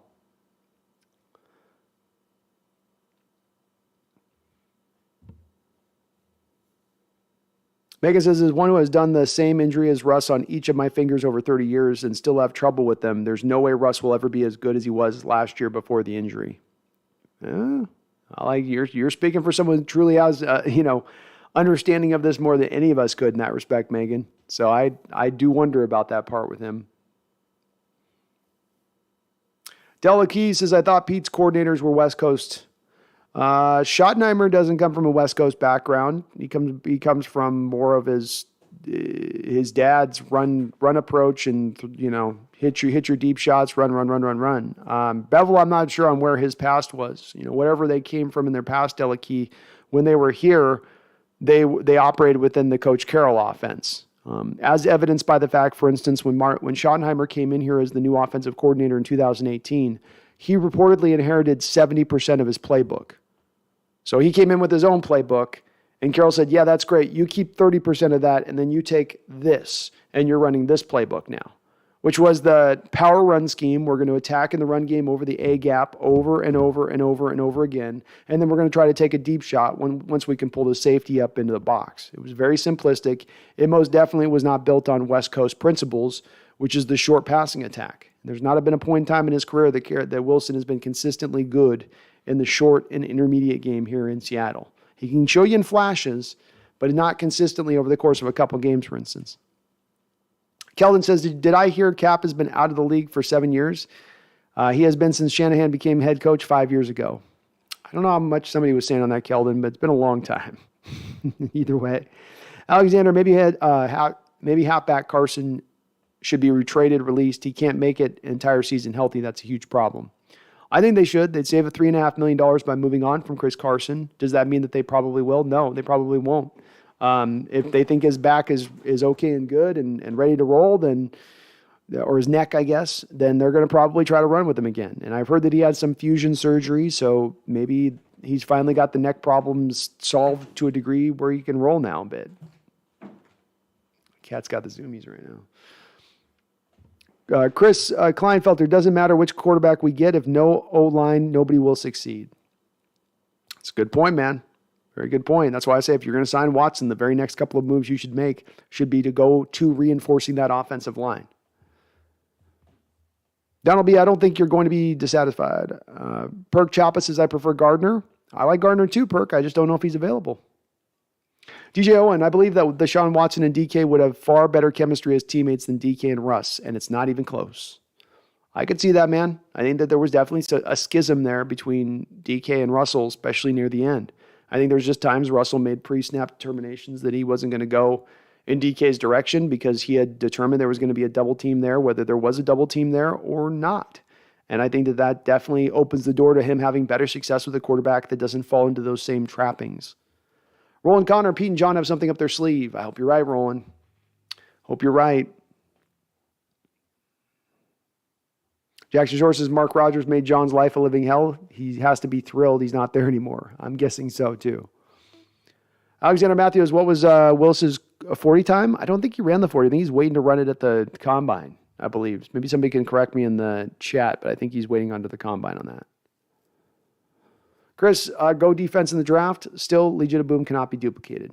Well said, Chris. There's nothing wrong with going hard on the defense. Just don't do it with the expectation you're trying to rebuild the Legion of Boom because you're going to fall far short of that. But yeah, I'm good with that. Especially transitioning to more of a 3-4 defense like they are now a little bit more. You got to bring the personnel to accomplish that. You just don't have guys that run 4-3 stuff and say, okay, now you're going to run 3-4 and expect it to be seamless. Dead center, it makes the most sense to me to build the trenches and sign young players to big deals this offseason and figure out quarterback next offseason. Yep. I mean, unfortunately, dead center, a lot of free agency is filled with older players that are a little injury prone. Most of the top guys at the position are not young guys just getting into their prime to fitting what you're looking for a little bit. That would make it hard in that realm if you're talking about signing guys. They're more of your Teron Armstead types that still a good player, but 30-plus years old. Injury risks. There's just not those guys as much. So I might be more leaning in the direction of trying to save some of the money a little bit for other places rather than spending on older free agents if that's the choice. Cliff Yates, rumor is Russ lost some drive after the Seahawks scouted Josh Allen. Yeah, I guess I heard some of that too, Cliff, that definitely sent them up into a tither. I don't, from my standpoint, how fragile is your mindset? A mindset which we're told you have coaches who coach you up on toughening your stance and getting you more stronger in mindset, where you hear this one little bit of news and it sends you into some weird-ass tailspin. I have heard the same thing. Maybe it is the truth, but it is odd that one thing would throw Russell in such disarray. T-Loss is Drew Lock's better than any quarterback in the draft. Very well could be. Juice, Watson will fit Pete Carroll's offense better than Russ, and we will finally be able to use our tight ends up the middle of the field. Russ's size was a handicap, not saying he wasn't good. No, I get what you're saying. That's valid. Valid. There were some things holding him back. Your boy Michael, I do like Bryce Young, but I'm going to need to put on some weight. Yeah. It's going to add, I need a couple of LBs on that thing before I can make you a high first-round pick. Roland Connor, if they gave it to Marshawn, how many Super Bowls would we have? 3? No. Roland, this is one of those narratives that I go after every time I see on the chat a little bit. And it's not to go after you personally on this because it's widely mentioned. It's mentioned all the time. Should have passed, should have run it. Whether or not it was the right call or not, we can argue. But when you make a call as an offensive coordinator, you're making it off of a lot of different bits of data that you're compiling. And built within that data is going to be your success in running those plays throughout the course of the year, especially when you're arriving in the Super Bowl. Right? So when you're in a Super Bowl situation and you're an offensive coordinator and you hear one of your fellow coaches in your ear, let's say he's a receivers coach. He says, okay, I'm watching from the box, Bevs. And the Patriots are bringing out a heavy formation. They're bringing out a 5th defensive lineman. They're going goal line. Okay? So you as an offensive coordinator then hear, oh, they're going goal line. And this is on the play that you're saying that they should have run with Marshawn. Now, me as an offensive coordinator, I know that we tried to run that 8 times over the course of that season in 2014. Do you know how many times we were successful rolling and running that? Marshawn Lynch at the goal line, going up against a goal line formation on defense, 0. 0 in 8 attempts. We had when running the pick play that we ran that failed, we'd run that 8 times at the goal line, and every single time it had been successful and scored them a touchdown.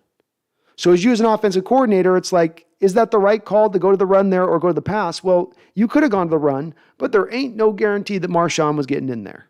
There isn't. I know he's Marshawn. I know it is what it is. I know all that. He's got the mythical standard around him.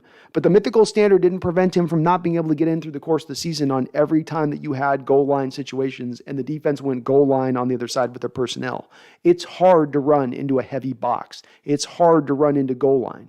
So, you as an offensive coordinator's job is not to run into the strength of the defense. It's to find the easy openings. And the play call was still not the worst ever, but there was definitely no guarantee that we run the ball and get that touchdown or get that Super Bowl win off the back of that. Chris, Watson's like Russ, but he makes poor decisions if you compare them at the same age. Well, I'll tell you this, Chris. At the same age, Russ had a much better team built around him than what Watson had in his last year there playing with Houston, which Bill O'Brien had taken that roster and ripped it in 2 pretty much. So when you're talking about a quarterback playing behind a really porous line, they trade off DeAndre Hopkins. He doesn't have a lot of guys to even throw to. And even despite that, he's still putting up really awesome statistics and being very proficient at the quarterback position. I think he's got some upside to him. As well as, Chris, I know right now Watson comes in and he operates the short and intermediate passing game, which is the bedrock of the West Coast offense we're running right now, demonstrably better than what Russ does right now. I don't know if Russ can run the short and intermediate stuff. I don't have those questions with Watson. I don't. I'm not saying he makes the perfect decisions in every place, but that single aspect of things was holding our offense back last year and was going to continue to hold our offense back into the future. You can't run a West Coast offense and not hit the short stuff. You just can't, or else you might as well be running a completely different scheme. James Dials, do you think Honey Badger is going to be too much? I don't know if he's going to be too much, but I don't know if he's really a fit. He's more of a strong safety type to me than he's going to be. You put him in as a free safety, especially if you're going to ask him to do a lot of single high stuff that we might ask him to do. I just don't think scheme fit wise that it really works there. If they were going to do that, if they're going to spend money on Honey Badger, they'd probably just bring back Quandre Diggs. Raphael Sierra, thanks for this, bro. It's my pleasure, Raphael. I love doing this, man. I love the interaction with you guys on here. Midge Biz says Malik would be a good wildcat option. He would. He'd definitely be able to run a lot of the mobility stuff. You could do a lot of similar things that the Ravens have done with Lamar Jackson and taking a little bit of that approach to it. Austin WK, Gardner Minshew. Gardner Minshew's great, guys. I love Gardner Minshew. The Eagles are probably not willing right now to trade Gardner Minshew. They were offered a 3rd-round pick at the trade deadline last year. So let's think this through. Jalen Hurts, not doing great, right? But still got a winning football team at least. You're offered a 3rd-round pick. There's future draft capital in this coming up draft. Eagles passed on that then. Do we want to give up a 2nd-round pick for Gardner Minshew? I don't. And is the Eagles even willing to move him? I don't think they are. YDY says people forget how much run option was part of this offense the first 4 years of Russ. When the offense had one of the highest offensive DVOAs in the NFL, how much the pass game was predicated on the run. Huge part of it. Yeah, exactly, YDY. That was a big part of it. It's a good point. Della Key says, if you get Watson, I hope they get a better line. Me too. Jacob Morales says, I already heard that Watson's signing with the Panthers. That seems to be the scuttlebutt, Jacob, is that they are the favorite to land him. T-Law says Penny will be the best running back in the league. Maybe so. Charles Wright with another $5 donation. Thank you, Charles. I appreciate you, brother. Says DK thinks Russ is an Uncle Tom, and he's well on his way to being the next Terrell Ocho Cinco. I'm a new Broncos fan, so by all means, keep that fool. We're keeping him, and he's going to explode in a good way. He's going to show you, Charles, what the next great wide receiver in the NFL looks like.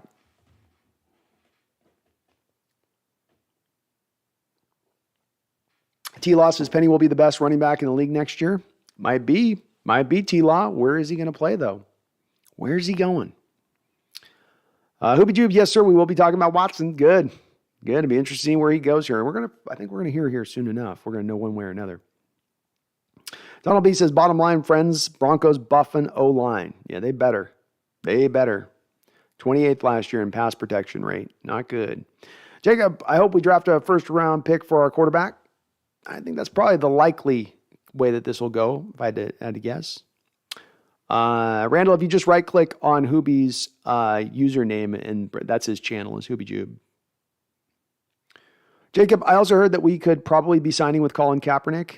That would not be good, Jacob. That would be, that would be a signal this organization has their head really far up their behind. Jackson, I got into a fight with a woman on Twitter about Watson. She said I'm a woman hater because I said I root for Watson if he came here. I asked her, well, should Jody be punished for her stuff? And she blocked me. Yeah, people love the virtual signal in this day and age, and they love to tell you about how high and mighty they are and how their stuff doesn't stink and they've never made a bad choice in their life and everybody's perfect and walks on water. But yeah, I've seen a lot of that. I understand if you don't want to have Watson here. I get if you say, I can't sign off on that. It's going to be hard for me to be a fan of the team if Watson's here. I understand you getting that. I don't understand when people hear that there are other people who disagree with them on this and that their answer to that is then to call them, a woman hater, as that woman did to you, or sexist, or that you don't care about you don't care about this, or you don't care about that. And that's where it's, why can't we just disagree? You got to disagree and then throw stuff at me that I don't even think and believe, but it makes it easier for you to turn me now into the enemy. Now I'm right in that same boat as Watson, as if I was the guy getting handies. I didn't do anything here. I didn't bring the masseuses into the room, but that's sort of the track they take a little bit. I've seen online a bit. That's why Jackson and I leaded with my show of saying, hey, look, we're gonna talk about this. We're gonna consider it, and we're gonna do it respectfully to each other, not to throw around hot button words to make people so that you don't have to debate. So you can basically throw them into a box and then they're stuck there. But actually, let's talk it through. Delikey says Olave. I'm not a big Olave guy, Delikey. I say you've got Wilson on Ohio State as the acrobat, and Olave is the ballerina. That's sort of what they bring to the football field, is the type of players they are. He's a good player. He's not quite as fast as what his 40 was indicating at the combine from a football seat standpoint, but he's fast enough. A little bit slight as far as his body goes, but he's a great route runner. If I got to pick him in the second round, for me, there's other guys I like a little bit better in that second round. Elijah Owens says, so are we trying to bring in a problem child in Watson? Sounds like Clowney. Maybe. I mean, was Clowney a problem child? I wasn't aware Clowney was a problem child. Herbicide says the Saints always show when we play. We never have an easy game against them. Yeah, they always give us their best. It's for that 7-9 year when we took them out in the first round of the playoffs. Roland Connor, Panthers and Saints are making offers and meeting with Watson soon. Peter better hurry up. He better. I think we're probably out of him at this chance, though. Donald B says, Brando, give Locke a chance. I'll give him a chance. I'm okay. Like, again, going with Locke is at least we're going to wait a year to get our next quarterback, which encourages me. I don't want to jump on just one this year just because we feel like we have to. So I'm okay with that. Herbicide says, go for a center. Well, Linderbaum was my guy in both of my mock drafts that I ran. So, yeah. Consumer 1014, do you think the Hawks are even talking to Watson? I don't know if we're talking to him. I don't think we're reaching the same draft compensation that the Panthers and the Saints are, and that we're not in the same realm they are, and that's preventing us probably from being really true candidates to even get to the point of meeting. What's the point of meeting with Watson if you're not going to hit the cost to bring him in? Casey Brown says Matt Corral can run the RPO and get the ball out quick, which will make our offensive line look better than average. Part of the RPO to work, Casey, and you're not alone. There's been people in this chat that have mentioned that very point here. But part of the RPO is the keeping of the read option, is the quarterback keeping it. A guy at 6'1", running 190 pounds, how much of a threat is that guy to really run the ball? A guy that probably runs about a 4.65 40. 4.6 40 maybe at his fastest. That's maybe a little quicker than college players, but the NFL players are going to catch up to him, and it's going to quickly become one where you don't have to allot an extra guy in the running game for Matt Corral in the read option game, which then removes the effectiveness of the RPO. And running just a simplified RPO in the modern NFL and expecting you can run a whole offense around that, those days are done. That was 5 years ago when Cam Newton was running it with the Panthers. You've got to do more than that. You've got to be able to make every kind of throw in the book. And with Casey, with Matt, you're building an offense around a guy who is limited as far as all the throws he can make in the context of an offense. And if that's the case, then you are not only limiting your rebuild, but you're limiting the top end of what your team could be going into the future because you're hitching your wagons to a quarterback who doesn't have enough talent to get you there. I don't want to land in that realm of things. RPO is the only thing Corral can basically do. If you watch his highlight tape, that's all it is. RPO to the first read, RPO to the first read, RPO to the first read. There's no scanning the field. There's no looking over things. There's no breaking things down. It's all very simple and easy, which it's not going to be at the NFL level. You can't run a college offense that way in the NFL. It's got to be more expanded. It's got to be multitude. It's got to have different ways you're attacking on different levels. I don't know how he's going to attack on that third level down the field. I don't know how he takes the top of a defense off with his arm. I don't see the strength there to be able to do it. And then when you factor in Casey on top of that, the slight build, the fact he got broken in half in college this year because of the slight build. How do you look at a guy like that and say he's going to run this RPO? He's limited in his speed and his ability to get to the edge and run the RPO. But then even once he gets to the edge, if he does get by that defensive end, there's a good chance of when he's then taken as a tackle down to the ground that he gets broken, which is, I think, a real risk. And to me, just moves me off of Corral in a big way. But again, in case you're not alone, there's a lot of Seahawks fans who are very much big Corral backers. Rafael Sierra says, how many games will Watson be suspended and will that play into the comp? I don't think it will at this point. I think that there's been a little bit of a bidding war for his services, and that's driven the price up, not down. I think those teams making the bids are not taking into account any of the suspension aspect. I would guess that he probably gets a 8-game suspension by the league. Sounds about right to me. Approximately. Kelvin Cap is 34 now. I don't see him coming back as a starter. No, I don't either. No. Alexander, I just looked for quarterback Willis's 40 time. I couldn't find it. I guess he didn't run at the combine. No, I don't think he did. He's waiting for his pro day. Gary Fire says Drew Lock has a howitzer for an arm. DK should be stoked. I love it. Hope he is. Roland says, I thought they suspended him after he sat out already. No, he was still being paid last year. So throughout the whole year last year, he's still being paid, but he's not yet been suspended. He will still at some point be suspended without pay.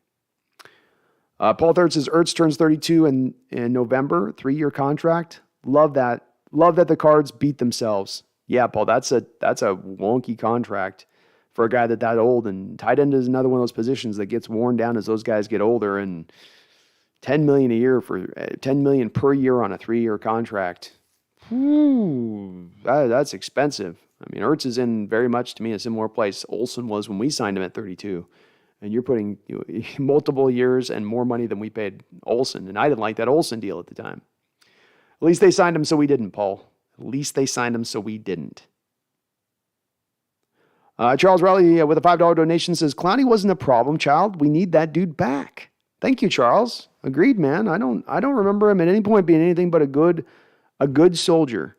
So no, Clowney's not been a problem child. He wanted out of Houston, but who wouldn't have wanted out of Houston at that time? You know, Bill O'Brien was running that thing into the ground. I would have wanted out at that time. Charles with another $5 donation. Thank you, Charles, for all your donos. He says, by the way, a punk like DK can get taken down a peg or two by Clowney. Very true. Very true.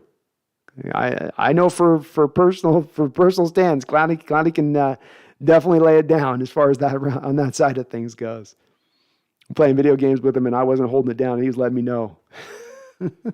What are you doing? I'm sorry, JD. I'm sorry. Jackson Shore in Locke's defense, Brett Favre threw a lot of picks as well. He did. It's got that gunslinger to him. Jackson Shore says, did you see the article about Drew Lock where he said half the time I throw the ball down the field, I say, oh no. Welp, that's our quarterback one. Yeah, I take a little solace that the quote came from 2020 when he was a little bit of a younger player, and maybe give him a little more rope with that Jackson, that he would have that quote. But it doesn't make it good. It doesn't make you feel good. Even if that's something that you're having going on in your head, don't let us know that. Keep that one to yourself. Keep that little nugget in the back pocket. Yeah, yeah.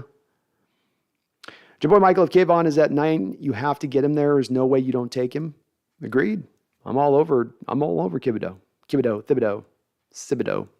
Tyler Gaki, I don't think the Seahawks are going to get Deshaun Watson. I think they're going to draft a quarterback. I agree, Tyler. That does seem to be the direction they're going to go here at this point. Hamza says, do you think Desai knew we were going to get rid of Russ? Yes. Yeah, I do. I do think that he was told that. I think this was long known coming down the trek, that this could even have been a plan in place, if not halfway into the year, if not more than halfway into the year. T-Law says Trey Flowers helped his team to the Super Bowl. He's a safety, and the Seahawks had him playing full-time cornerback. Didn't play as a safety. He played as the big nickel for Cincinnati, T-Law. So that was the role that he was in, not really a safety, but a big nickel. And yeah, Seattle didn't put him in the right spot, which sucks. But they just put him on the outside. Matt Sears, subscribe, brother. Great show. Thank you, Matt. I appreciate it. All the subscribers had a bunch of new subs here on the channel here today. So thank you. Welcome aboard to all the new folks in here. Love seeing the channel expand like it is. Omerta Ruin, is it a reach to grab Sauce Gardner at 9? No, Omerta, not at all. I mean, he's very well has a chance to be the first cornerback taken in this draft. There's a lot of people that are more pro Sauce than they are Stingley. So then I wonder if he's even going to last a 9. But if he was sitting there at 9, he certainly fits this scheme, fits what Coach Carroll looks for in cornerbacks as far as his prototypical size go. Guy's legitimately, 6'3", 6'4", runs a 4.40. Yeah, he would certainly be a guy that's not a reach at that point. That's a good solid pick at that selection.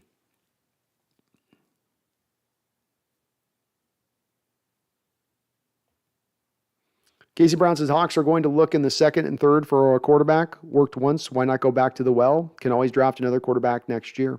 It's a great point, Casey. There's nothing to preclude you from going back into that well next season and do it again if you don't get your guy this year that you like. That's very true. And again, there's been those people out there in Analyticville that say this is the method you should go. Because if you do land on a couple of good quarterbacks, you can always then flip the one you don't want for better value than what you drafted them in. Seems like there's less of those trades happening and less of those circumstances and situations that are occurring, but I can still see the reasoning behind it. I can still see it could be applied if done right. Ryan O'Connor says, what about Sam Howell? Sam had a real considerable drop-off this year when he lost 4 NFL talents at the skill-making positions for him at North Carolina from the previous year. He also, I think, had a new coaching staff in here, which was having him play the quarterback position just a little bit differently. So the tape is real.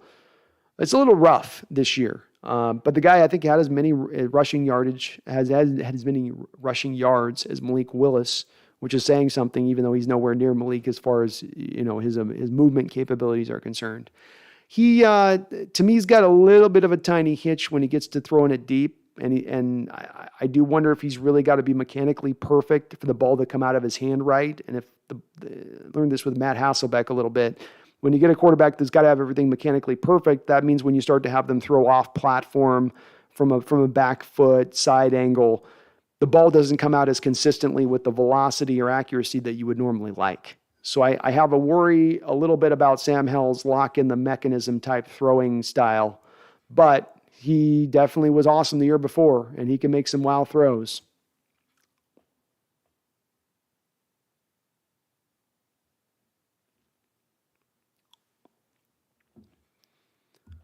Jackson says, oh man, if we get Sam Howell in the second round, I'm going to be emotional. He will lead us back to the promised land. I love the confidence. Juice says, what do you think about trading up late in the first round to get Tyler Linderbaum at center? Juice, I don't think that he gets outside of, let's say, the top 23 picks in my, as you can see here in my mock draft that I recently ran. Of course, I landed Tyler Linderbaum in my little Pro Football Focus mock simulator thing here. I did trade back in both circumstances into the teens, getting myself an extra second and third round pick in the both drafts that I ran. But I think you are going to have to pick him in that realm. I don't think he's going to last into the back 26th of the first round. I think somebody will pick him because of where he is as a prospect, because of the fact that tier 1 in this draft is so reduced, and he is one of those tier 1 guys. So you're outside of tier 1 at pick, let's say 15, 16, but Tyler Linderbaum's still on the board. To me, that's just too much value for some team not to go and then take at that spot, especially if it's a need for them. But I love Linderbaum. He's a great center. He'd be a great addition to this team, Juice.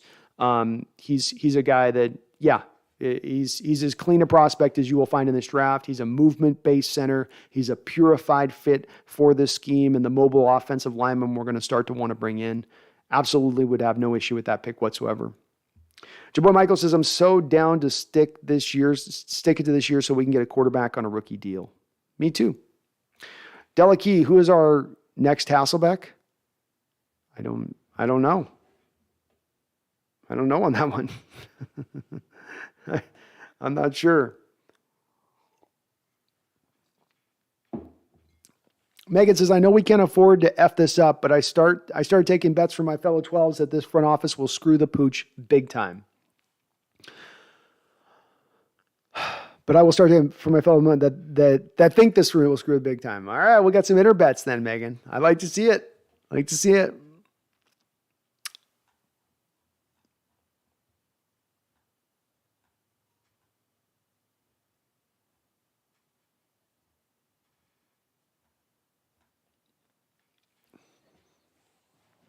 D-Nugget says, Bill Belichick in Seattle would be amazing. Would be amazing. Kellen Moore would be awesome. I'd be with Kellen Moore and Nagasa. That's probably would have been my number one guy to bring in with Russell Wilson if I stayed with Russell Wilson through this offseason. Kellen says, Die Hard, he reads all the comments. It'll just take a while before he gets to you. Yeah, Die Hard, go ahead and repost too. Because we have so many people in the chat today. Some of my chats, even when I go backwards on stuff and it's resetting, we're having so many comments that some of them are getting clipped off. If I happen to miss your comment, I'll try to get to it. If you're new on the stream, I do try to respond to all people's comments if I can, or as many as I possibly can in the chat. You're watching me. You guys are out there doing that. You came to my channel. You're nice enough to do that. The least I think I can do at times is try to respond to everybody in the chat. But when we have like 300 people like we do today, I will admit it's going to be challenging. I'm probably going to miss a few chats. It's not my intention. I really like to try to be respectful and make sure I try to get to all you guys' comments and questions on that. So if I happen to miss you, just repost it. We'll keep popping along here. I'm not going anywhere, and I tend to go very long on my streams, if just for this reason, to make sure we can get to everybody on this. Ryan Ball, fun fact, the last 22 years, the teams that pay their starting quarterback more than 12.62% of the salary cap have won 0 of the last 22 Super Bowls. It's a great point, Ryan. One that I reference very often here on this channel. Very often. And one that adds up to the Seahawks going back to their blueprint of 2012, 13, 14, which is get the cheap quarterback on the rookie deal and build the super team around him and watch that team skyrocket. Makes sense. Charles Riley with a $2 donation says, do we want a next Hasselbeck? I don't. No, Charles. I don't want the next Hasselbeck. No, the Hasselbeck should be a model of you want to do better than that at the quarterback position. You know, that you don't want to, this is why I don't want to go with the Matt Corral. He's not a Hasselbeck, but if you want to say what's the next Matt Hasselbeck, it would be Matt Corral at that point, even though they have nowhere near the same kind of skill sets. It's, again, going for a guy that has deficiencies in the position, who doesn't have all the physical tools that you would theoretically like to be able to bring to the position, and you're trying to ride with that. You're trying to always overcome that at that point a little bit. Charles also with the $2 donation says, even Pete wanted to get rid of Hasselbeck. Yeah, even Pete was not a big Hasselbeck guy. And that was on the heels, by the way, of Hasselbeck having his best game as a Seahawk. Did you guys know Hasselbeck's best game as a Seahawk probably came in that Saints game, that Saints playoff game? He balled out in that game like I've never seen in my life. The guy was throwing it. Every ball was a money ball. Everybody was right there on point. But still after that game, after beating the Saints, still didn't want to bring back Hasselbeck at that point. And I think it did speak a little bit to the fact that Carroll was like, yeah, this isn't good enough. I need to go harder here. I need to go stronger. We need a better talent at the position than just this. D-Nugget says it would be amazing to bring some discipline to this place, to the Seahawks. Yeah. Randall says, I worry about Thibodeau. Just a rumor I know. Can't blame the kid for not playing after the door injury. Yeah, I mean, there's some questions on him and his motor. And he did play through an injury last year a little bit. You know, there's some questions there. Callie Tangerine says the chat is full of great ideas. Callie, I'm always saying it sounds like I'm buttering my chat up, but I'm not buttering my chat up. It's actually the truth. I think I have the smartest, most insightful chat that you're going to find on YouTube, especially in the sports fans realm, because we've got people who've come in here who put on their thinking cap, and we don't operate out of emotionality. We're not here to fling mud. We're here to just talk football. We're all nerds and geeks into this football game. We love this sport, and we love to dive into the depth of that. People have gravitated to this channel because they respond to that, and it's part of why I enjoy doing this so much. Is it's a meeting of the minds. I've often said, Cali Tangerine, I look at my channel kind of like a think tank. It's a little bit like a think tank. And, you put the group think together of all these ideas and stuff and come together, and wow, you really do round out a perspective and understanding of the team in a way I don't think you would if you just had a whole bunch of people that are, waving palms, or everybody's got to agree on every single point. Part of why we like to have a little disagreement too. And for new fans, I guess Diehard's having a little bit of an issue with not responding to his chat. So Diehard, I'm sorry I'm not quite got to your chat. I do try to respond to everybody, which gets me behind on the chat. That's my one thing that does put me behind. I try to respond to everybody, but it's sometimes not possible when we have 300 people in the chat. When we're cooking along like this, it can get rough. Jacob Call, what pass rusher would you take at 9 if Hutch and Kayvon are gone?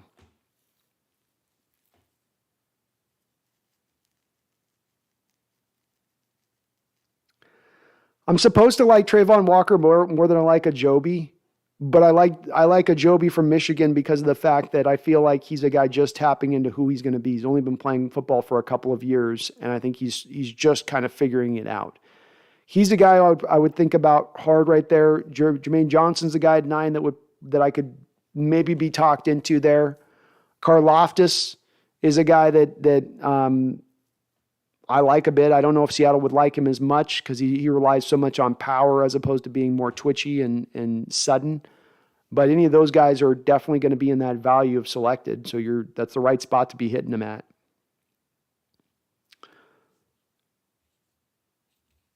Megan says, like I said more than once, I'm planning my Seattle trip around the Denver Hawks game at Lumino. That's right. It's a good game. Whitey White Thibodeau has that rare combo of explosive get off and bend. As long as he can take to coaching and not much of a pain, he will be a stud. UO did not use him right, and he was the only good defensive lineman they had. Solid points, man. Solid points all around on that. I don't disagree with you there.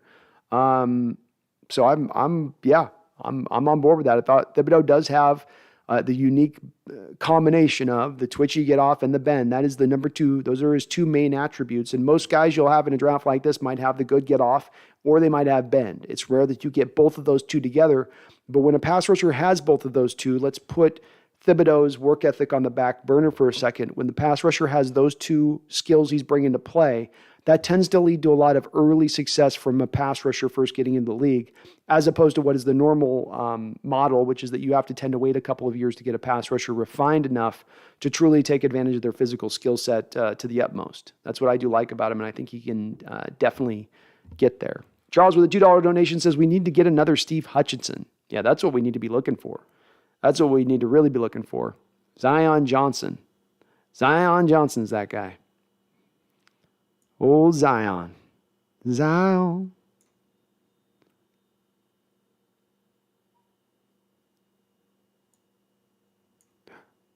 Oh, shit. Wish this thing would let me see these. Sometimes these donos in the chat just won't let me see it, and it drives me absolutely, incredibly insane. There we go. Charles with a $5 donation says, Hasselbeck had his best game ever in the wild card against the Saints, and they moved on to Chicago. He was Hasselbeck. Yeah, I guess I forgot that. There was a final game in Chicago. I had blocked that one out. But yeah, he fell back to earth in that Chicago game. He never played well in Soldier Field. That was always a little uncomfortable, it felt like, in Soldier Field a little bit.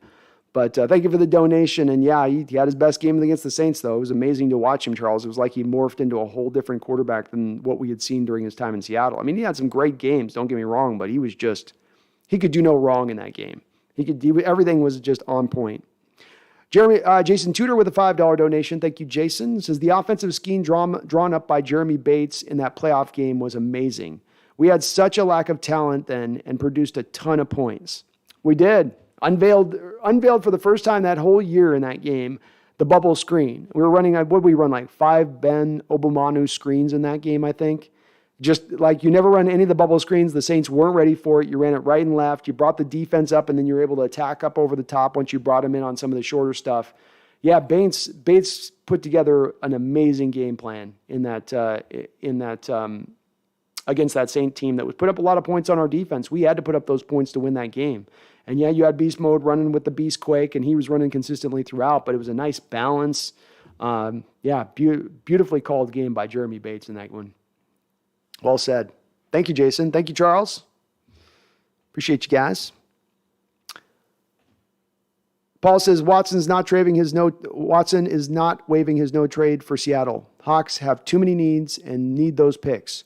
Why would he sign up to replace Russ on an even worse roster? Stop wasting comments. Well, I mean, look at the teams that we've got right now, Paul. They're the teams that he could go to. Carolina and the Saints are the other two teams basically in contention right now. What is it about those two rosters that's that much more stacked up than our roster? Maybe the Saints are mildly a little bit better than us, but are they leaps and bounds better than us? Is Carolina leaps and bounds better than us? I don't know. I don't know than that. I'll tell you this, we've got better skill position players right now than currently both those teams have and where they're at, especially understanding that they're probably going to move on from Michael Thomas this offseason. So I think there's a chance he could waiver for it. Are we the favorites? No, but certainly there's not a team that's far and away that much more attractive of a spot than us that's just sitting there ready to, like a Tampa Bay team would have been, for instance. Go Survive says, we want Bryce, we want Bryce, we want Bryce. Yes, sir.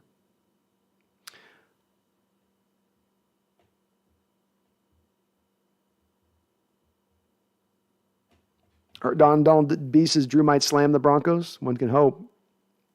One can hope. Sicko Mud. Funny thing is, Russ spent time training with Drew Brees to get better at the short passing a game. Yeah, he can throw it. It's a commitment thing. And with Russell Wilson, he has, in recent years, as much as any time, fallen away from the short passing game in favor of looking for the hole shot, looking for the deep shot. This is why he tends to hold on to the ball as long as he does. Because, again, all of it goes together. Like Russell wanting to look for the deep shot has a lot to do with him not throwing with great anticipation. And when you're talking about throwing short and intermediate, those are throws that are heavily required to throw with anticipation. There's the old Steve Young story on this one that jumps out to me when I sort of compare it to Russell Wilson's situation. Two quarterbacks that were short in height, that had to overcome those short height. And Young has been synonymous and renowned for, when he was a quarterback, being one of the smartest quarterbacks pre-snap in the entire sport.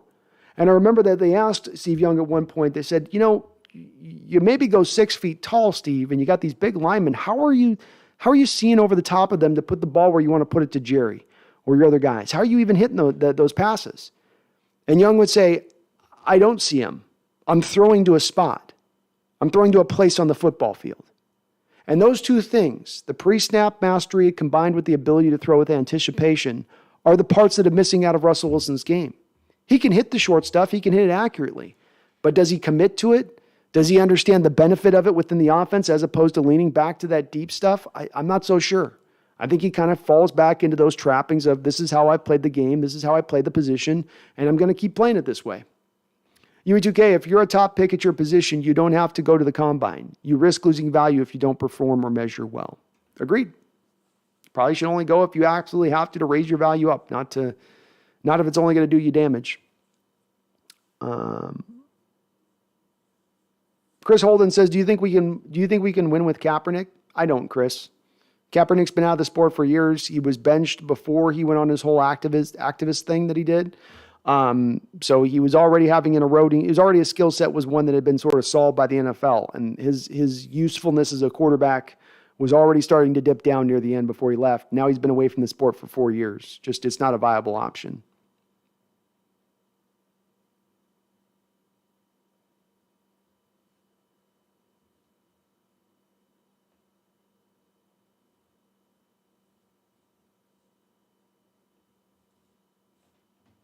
I don't know if Paul Third, the Saints are as clean a roster as they've been recently. Because some of this, Paul, you've got to think about, because I know you're saying to Herbicide that we're not better than the Saints.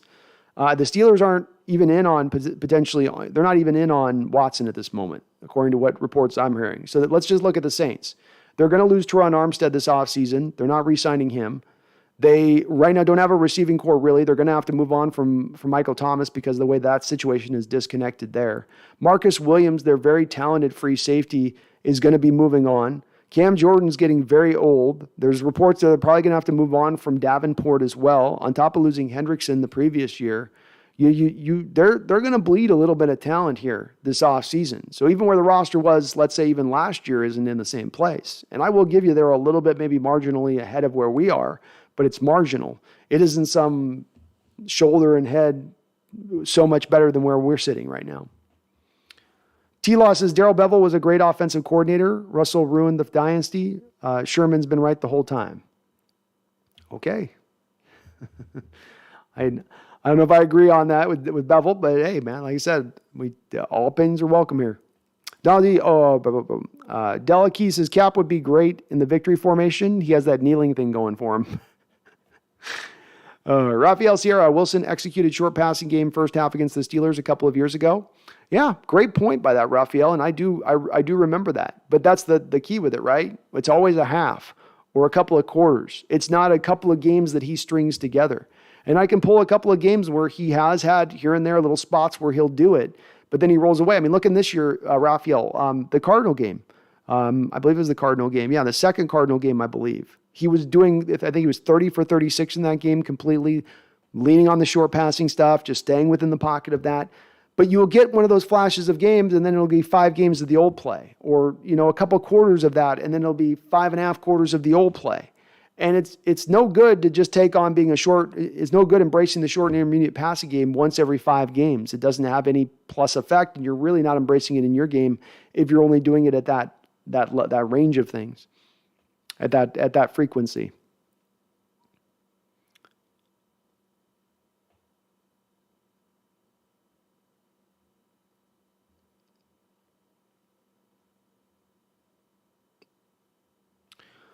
Crayon says, what do you think our chances of landing Watson are? I would probably put him at about 30% right now, if not starting to even lower down. I think the Saints or the Carolina Panthers are going to pull it off. UGK says, Russ would have forced the ball to Stonehands Metcalf, so he got chapped, but DK doesn't high point the ball or win a lot of 50-50 balls because he's not a hands catcher.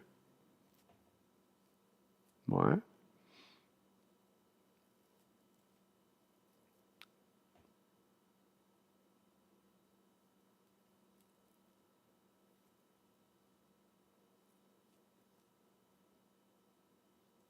You can name 30 players, Paul, that are better than what the Seahawks have. I don't know if I go as far as that.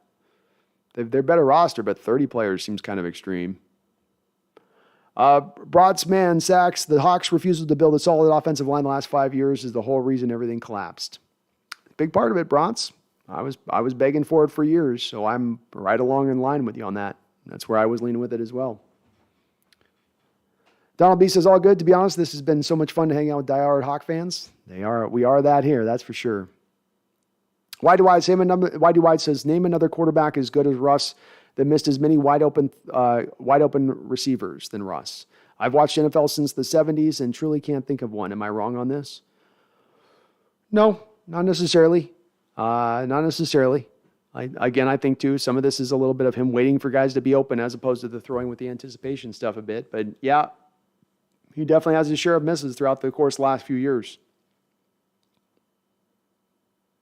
I don't know if there's a player that's been more or less, though. I'd have to think about that. Joe Biden's Make-A-Wish says, how many of those Saints players are retiring in the next 3 years? That's a good point. Very good point. Thank you, Muda Jaguranga, for subscribing, and Cameron Bird. You're awesome. Charles Riley, the $5 super donation. Thank you, Charles. Says, Russ played well everywhere. Hasselbeck is not to be mentioned with Russ, and the fact that someone tried is embarrassing themselves. Yeah, no, Russell's definitely on a different level than Hasselbeck. That's for sure. And I don't want to take away from anything from Hasselbeck, but Hasselbeck was in the same place to me like Dave Craig. Just they're good quarterbacks. They're not great quarterbacks. Russell's been a great quarterback. That's for sure. Perk Chapa, you think Breece Hall will be available in our second round, and you think Seahawks will draft him? He seems good. Perk, he's my favorite running back in the draft by far, by a wide margin. I certainly think he will fit to Seattle's likings of the position. And if they miss out on Rashad Penny and bringing him back, it could look very attractive to go get Breece Hall in the second round, especially having 2 second-round picks, where you're not having to say, well, now we're out of the whole second round if we take a running back. That could make it very attractive to get Hall. And frankly, even though I don't like taking running backs in the first or second round, Hall is a guy that I might make an exception for. I think he fits in a lot of the same mold of the recent really good prototypical size running backs you look for in Nick Chubbs and Jonathan Taylor's, Javonte Williams. I think Breece Hall fits into that same mold. All those guys have little differences to their game, but they all fit kind of what you'd look for in a prototype running back size. 6 foot, 220, fast, and runs hard.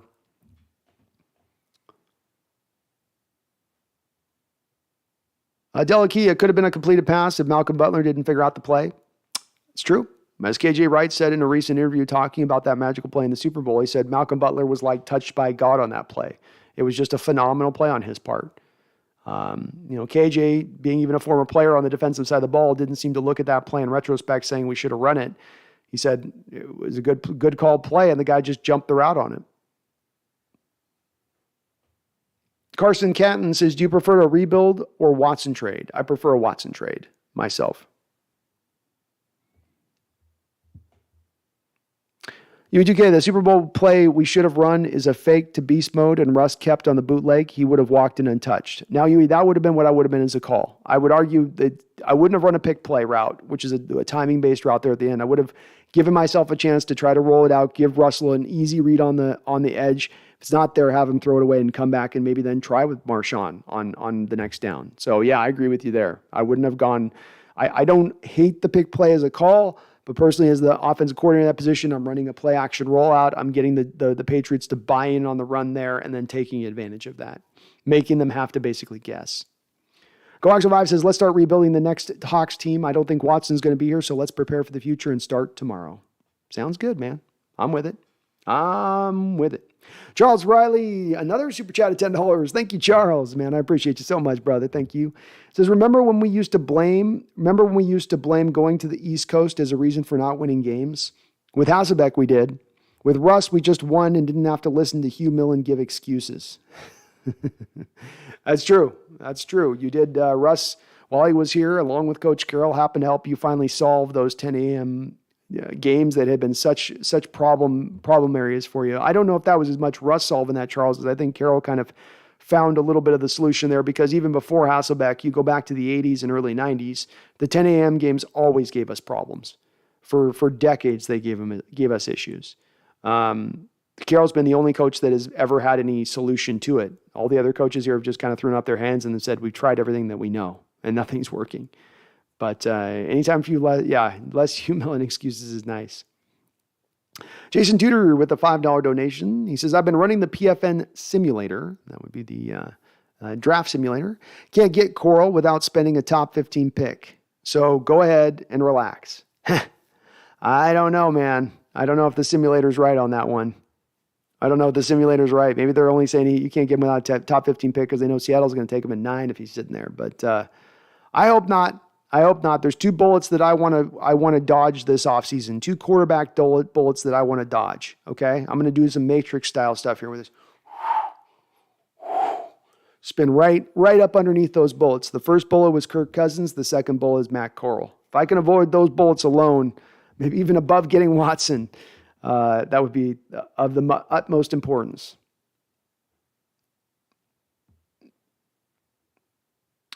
Joe Biden's make-a-wish says Evan Neal's going first overall. He might. There's a little bit of talk in here today that I found interesting that they did just franchise Cam Robinson there, and they've got Walker Little there out of Stanford that they drafted, who's an up-and-coming guy. So maybe they have their edges set at this point. It is possible.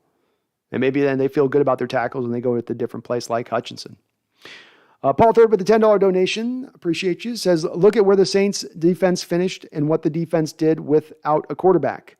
1 less receiving touchdown than Seattle. Even with some roster turnover, they still have more to build on. Depends on what they give up. Well, that's a part of it too, right? As what are they giving up on that? And as I said, Paul, I do agree with you that they have a marginally better roster. I don't know if it's a demonstratively better roster than what we had. And 1 less touchdowns, right? We had a quarterback broken for the majority of the season. So we also, by the way, Paul played, I would say, probably a much tougher schedule than what the Saints had to play when you consider that they're getting the Falcons twice a year. They get the Panthers twice a year. It's a tiny bit of an easier road for them to go in there on that. But then that, maybe to your point, is what would lead Watson to be open to it, where he says it's an easier road to go through the NFC South than it is to go through the NFC West on it. And I think they are better, but I think they have been bleeding talent a little bit. And I do think the loss of Peyton's going to hurt them a bit. The coach they're bringing in is untested, though he was a good defensive coordinator for them. He's an untested coach. There is some things on that don't make it, I think, just necessarily a no-brainer that he would go there over Seattle just on that basis alone. Maybe slightly, maybe even it just ends up it's a better spot from his standpoint. But I don't think it makes a no-brainer, I guess. I think it still is a close decision for a guy like him at that point, if all the offers are, of course, equivalent. Charles Riley with another $2 donation. Thank you, Charles. Says, Brando, the solution was Russ. It's true, man. It's true. I don't disagree with you.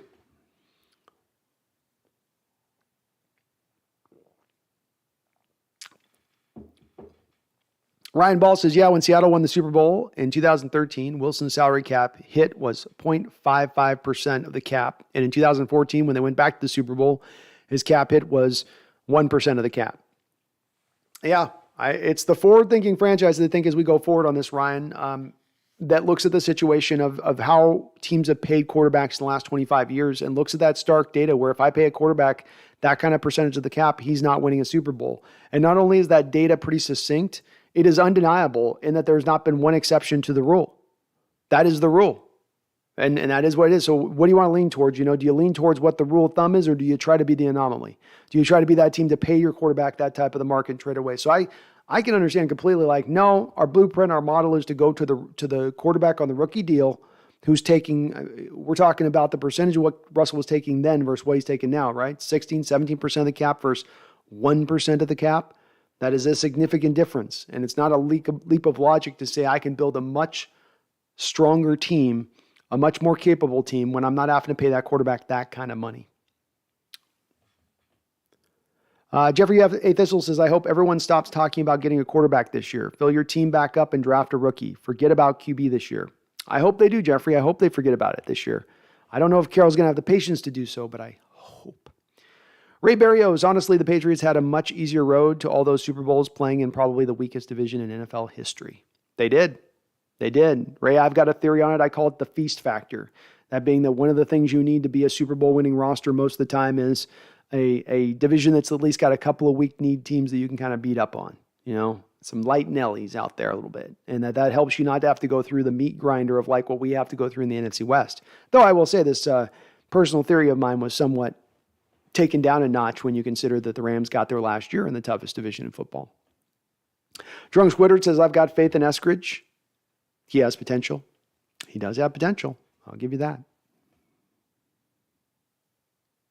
Ryan Ball says, I think Penny just needed more touches. He did. And then just to get outside, fully removed a couple years of that torn ACL. Sometimes guys don't always bounce back in the first year, and it takes them a little bit of extra time. Toby Roberts says, where do you think Bobby Wagner is going? Boy, what a good question. And a hard one for me to answer because I'm not really all that certain at this point. He's going to go to a roster that's ready to compete and try to win, I think. Which one that would be? I mean, I guess I'll lean towards the Chargers right now as the one that makes the most sense. I don't know if they have an exact opening at middle linebacker right now because I think they did just draft that Murray kid out of Oklahoma a couple of years ago, and I think he's their middle. But they make a lot of sense. Perhaps the Rams is a place he could go to as well. He would be an upgrade over Troy Reader. And Bobby might like the thought of playing up in front of Aaron Donald. That'd be tough to see Wagner in a Rams uni. Whitey White says, heard some heard rumors NFL people think someone will offer Penny $10 million a year. Man, I hope not. Don't want Seattle tempted to match it. No, I wouldn't want to match that at that rate either. I've long wondered if that was going to be the deal. Some team was going to look at how Seattle had used Penny here throughout the course of his entire time here, which is that they don't try to utilize his skill set best, which is to get him out on the edge, get him on pitch plays, get him on running outside zone. Instead, it's a lot of hammering it up in the A gap. And some team's going to look at that and say, we'll use him right. We'll use him on the outside. We'll let him go burn. And they're not maybe wrong. Though still $10 million is way too much for a guy with his question marks and being a running back.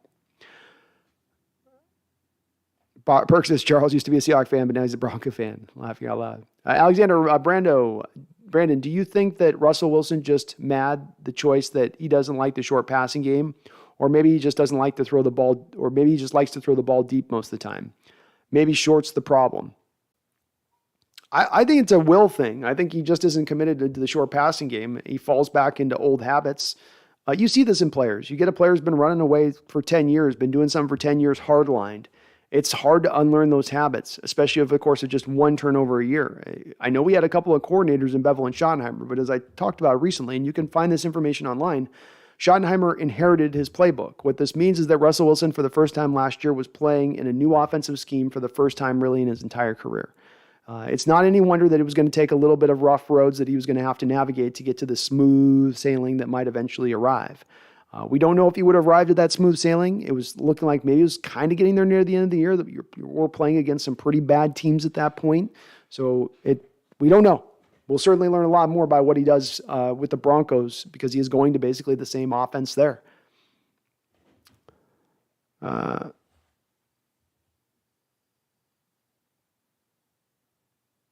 Frank Buckner says, what if Kaepernick was signed to practice squad to get him back practicing and keep him in case of injuries? Okay. Okay. I just don't think he gives you a whole lot in the field. And I feel like it's a signing you're making at that point for other reasons that don't have anything to do with football. FP says, we will take you to Jimmy G. We will pay you to take Jimmy G. No, I don't want Jimmy G. Colts are going to give him from you. The Colts will give you a third or fourth rounder for him. Jeffrey Thistle says people act like Watson raped someone. Not at all the case. Agreed, Jeffrey, but this is where we live now in society, where things are painted with an extra broad brush, one size fits all. If something's like this, there's no way to separate them and go, well, wait, this is actually like this, but that's actually like this. Everything just goes into one pot. This is so people don't have to think, and it makes things real easy for folks. But agree. Paul Third says Watson won't fix the glaring holes on this roster. No, that is true. You do sit, though, as well, and Paul, and the other part to consider on this, of course, is that right now the Saints are sitting on a negative amount of cap space. They've got to clear cap space just to get Watson in there. There's a good chance that they're going to have to make a lot of tough decisions on some guys just to get their roster in the right position to be able to pay a quarterback $35 million per year. Seattle, on the other side of this, Paul, is sitting on $50 million of cap space. So they also have a lot more ammunition out there. On top of next year, Paul, we're sitting on $130 million of cap space. So we've got a lot of potential wiggle room, manipulation ability to add to this roster if we have a quarterback who's ready to go now and we're in more of the go for it now mode. And you certainly would be if you're going for Watson. I would expect them to squeeze a lot more contracts inside here and fill out the roster much better if they were to make that move. I wouldn't think they would just make the Watson move and go, we're done. We're all good. John says everyone wants to put their 2 cents in on the Deshaun thing, but the truth is that no one knows what happened except the involved parties. Agreed. Very well said. Charles Riley with the $2 donation says, Charles with a $5 donation. Charles, so many donations, I can't even keep track. Appreciate you, Charles. He says, your chat loves Hasselbeck, and I understand because he's a great guy. Great guys only win Super Bowls when their name is Russell Wilson. That's right. But good guys finish last. And I don't bemoan people that liked Hasselbeck, but Hasselbeck was limited as a quarterback. And to me, it's as much as you can revere Matt Hasselbeck's career, there's also a little bit of a lesson there. You know, Mike Holmgren had a chance to go find his next quarterback of the future. He determined John Kitna wasn't enough. Even though John Kitna got you to a playoffs in the first year where Carroll was here, he said, no, he's limited. I need to go get a guy that's not limited. And then he made a trade for a guy out of Green Bay who was picked in the 5th, 6th round in that NFL draft because why? Wait for it. Hold on. Wait. Why? That's right. Because he was limited. You know, to me, if you're going to go and get your quarterback of the future, you don't want to go with that. You've got 3, 4, 5, 6 things that he's limited in and that you're having to always overcome those things, which was kind of the case with Hasselbeck. No mobility whatsoever. Not a great amount of pocket awareness. As Holmgren once said, it's like watching a giraffe walk on ice, watching Matt Hasselbeck move around in the pocket.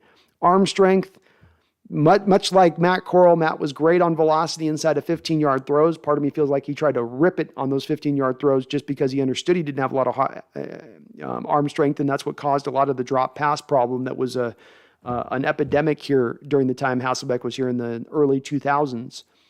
And Hasselbeck wasn't bad, but again, limited as a quarterback, limited as far as what he could get you on the football field. And you don't want to operate with the most important position on the football field being limited in my estimation.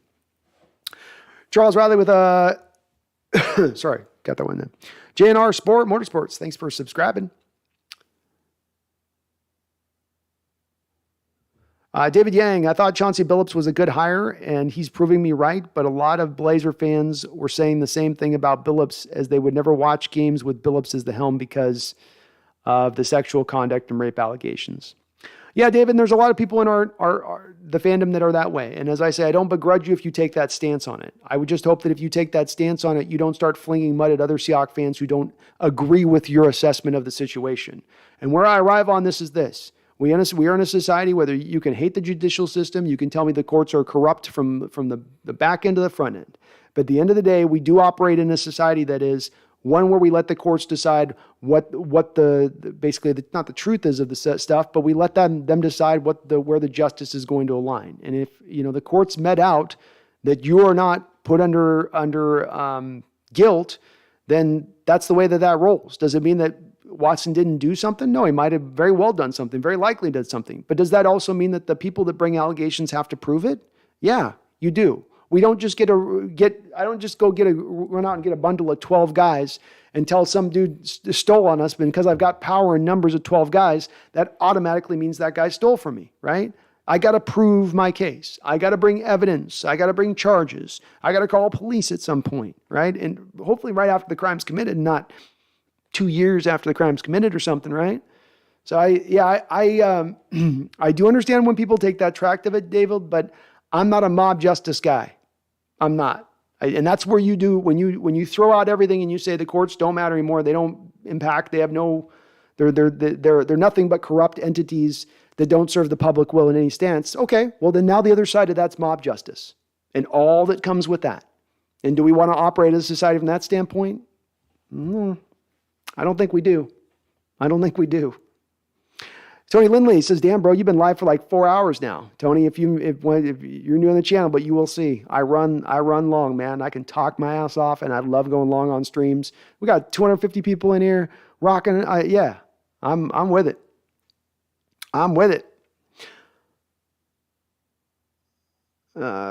Rafael Sierra says, Pete doesn't need a Ferrari. He needs a dually truck. And that truck is Sam Howell.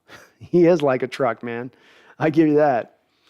Your boy Michael just went back to your reaction to the Jordan Brooks pick. Few times I've heard that big F. The few times I've heard the big F bomb on the channel, I was mad. Yeah, I was mad at the pick. I knew just what it meant at the time. And what's funny about that night that Jordan Brooks was picked, I brought up two things that are proving to be pretty prognosticated as far as this channel goes. Because on the very same night Jordan Brooks was picked, I said, this means Bobby Wagner is going to be released in 2 years, which has now occurred exactly 2 years later, almost 2 years to the day later from that draft, Bobby Wagner's released. And everybody in the chat at the time flamed me. No way Bobby's going to be released. He's a bedrock of the defense. He's a foundation piece. You don't let go of Bobby. I said he's going to be gone in 2 years because of this pick. So it pissed me off from that reason alone. The limitations of Jordan Brooks annoyed me as well on top of that, but knowing you're playing him out of position for 2 years was almost enough in itself. But then I also said at the time, this is the type of pick that will drive Russell Wilson to leave.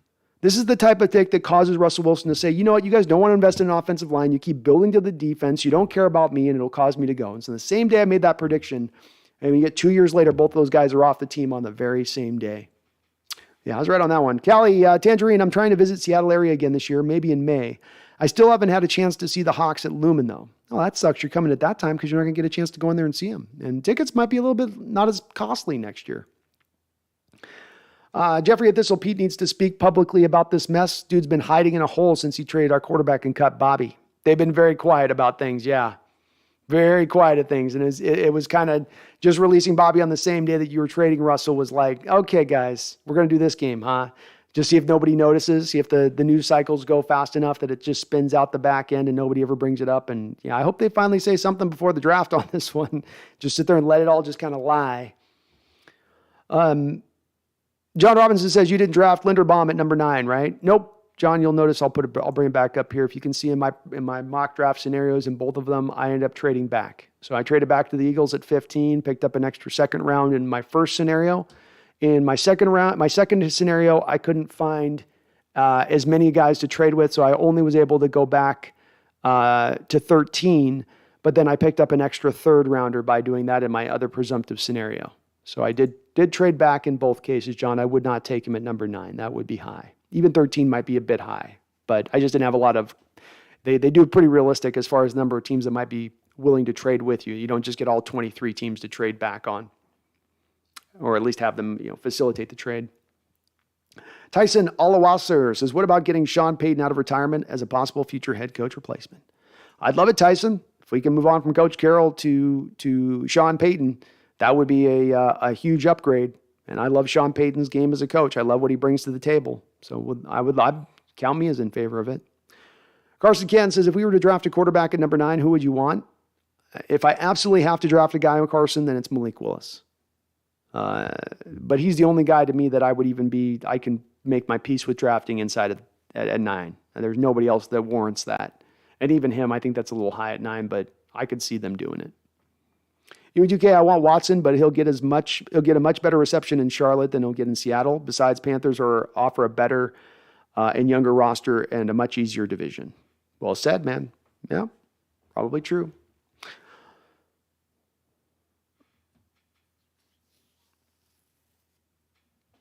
Return of the Jedi Spooner says Watson would love it in the glorious city of Chad.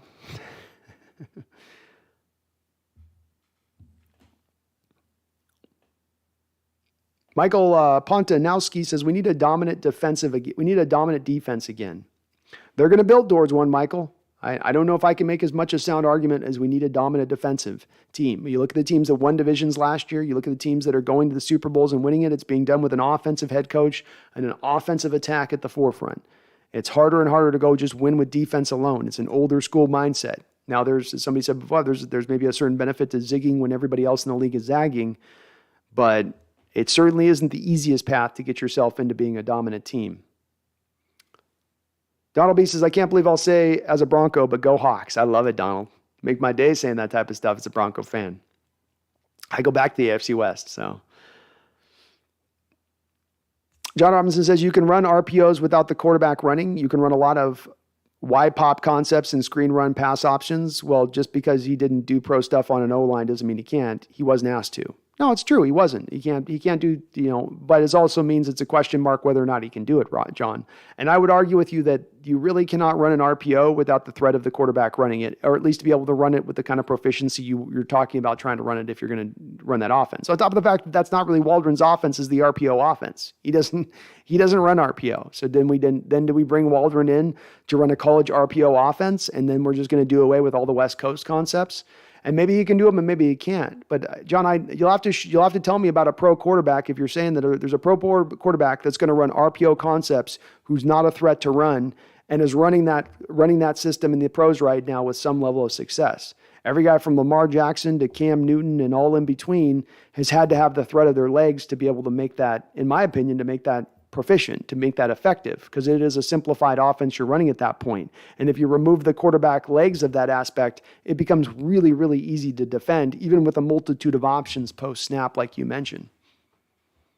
Tyson, we talk about Malik. We talk about Malik a little bit. I do think he might be the backup plan for Seattle if they don't get Watson. Tyson, I think he's number 2, and I think Corral's probably number 3. Herbicide, Paul, R.D. Edouard says Malik at number 9. That's probably about where they would pick him if they did. John says you implement some pro stuff if you draft Corral as a tool in your belt. But then, John, why bring in Waldron? Why commit to upgrading to a modernized offensive approach if the point of that is then just to dial that back to fit it in to Matt Corral and his college game?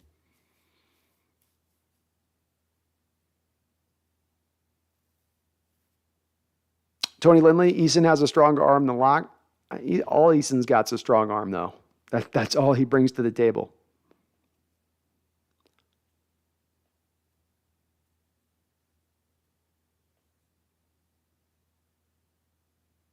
Your boy Michael says, why is no one talking about Fant that much? I love Fant so much. Oh, he's great, your boy Michael. I like him, and he can be a stud. If you look at the combine scores in this recent period that just went by with the guys that went to the Indianapolis, if Noah Fant was in this combine with his combine scores that he brought, he would have the best short shuttle, the best vertical leap. I believe he had the best, nearly the best broad, and he would have the best 40 time, and I think he would be the fourth best on the bench. So he would be basically the top-rated tight end coming out of this combine if he was coming into this draft. He'd be probably a first-round pick in this particular draft. If we're talking about Fant coming out now and not a couple of years ago.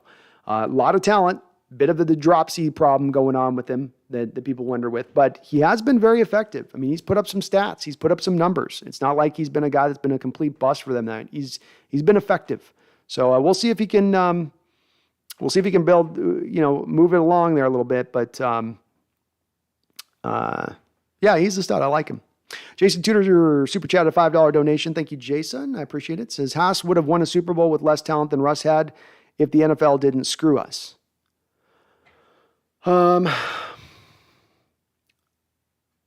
Less talent than Russ had. Yeah, I guess, Jason. I mean, we're sort of got to set that argument up, right? Legion of Boom team that won that Super Bowl, that Seahawks team that won that Super Bowl is probably a top 10 all-time NFL team. So to say Matt got to the Super Bowl with lesser talent than Russ had when he went to the Super Bowl is kind of like, yeah, it's a truth, but it's sort of losing track of the fact that there's no teams that are going to get close to that Legion of Boom team outside of probably 9 other NFL teams in NFL history. Every team would have fallen short of that Legion of Boom team. Hasselbeck had a ton of talent to work with on that team. He had a lot of skill position players put out there. Alexander, Hutchinson, Walter Jones. I mean, if Alexander's a borderline Hall of Famer, you almost got 3 right there. Max Strong, great offensive line across the board.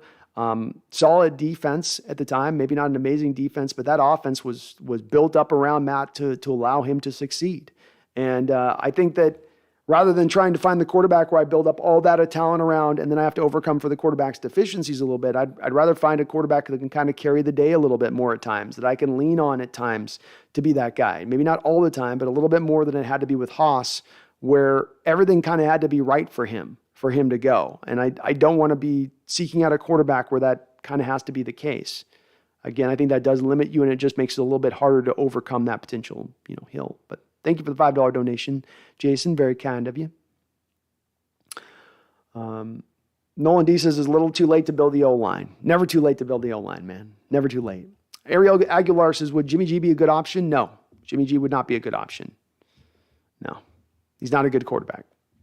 Bad quarterback. Web Knight, we're going to let Green walk. We need to bolster the defense for sure.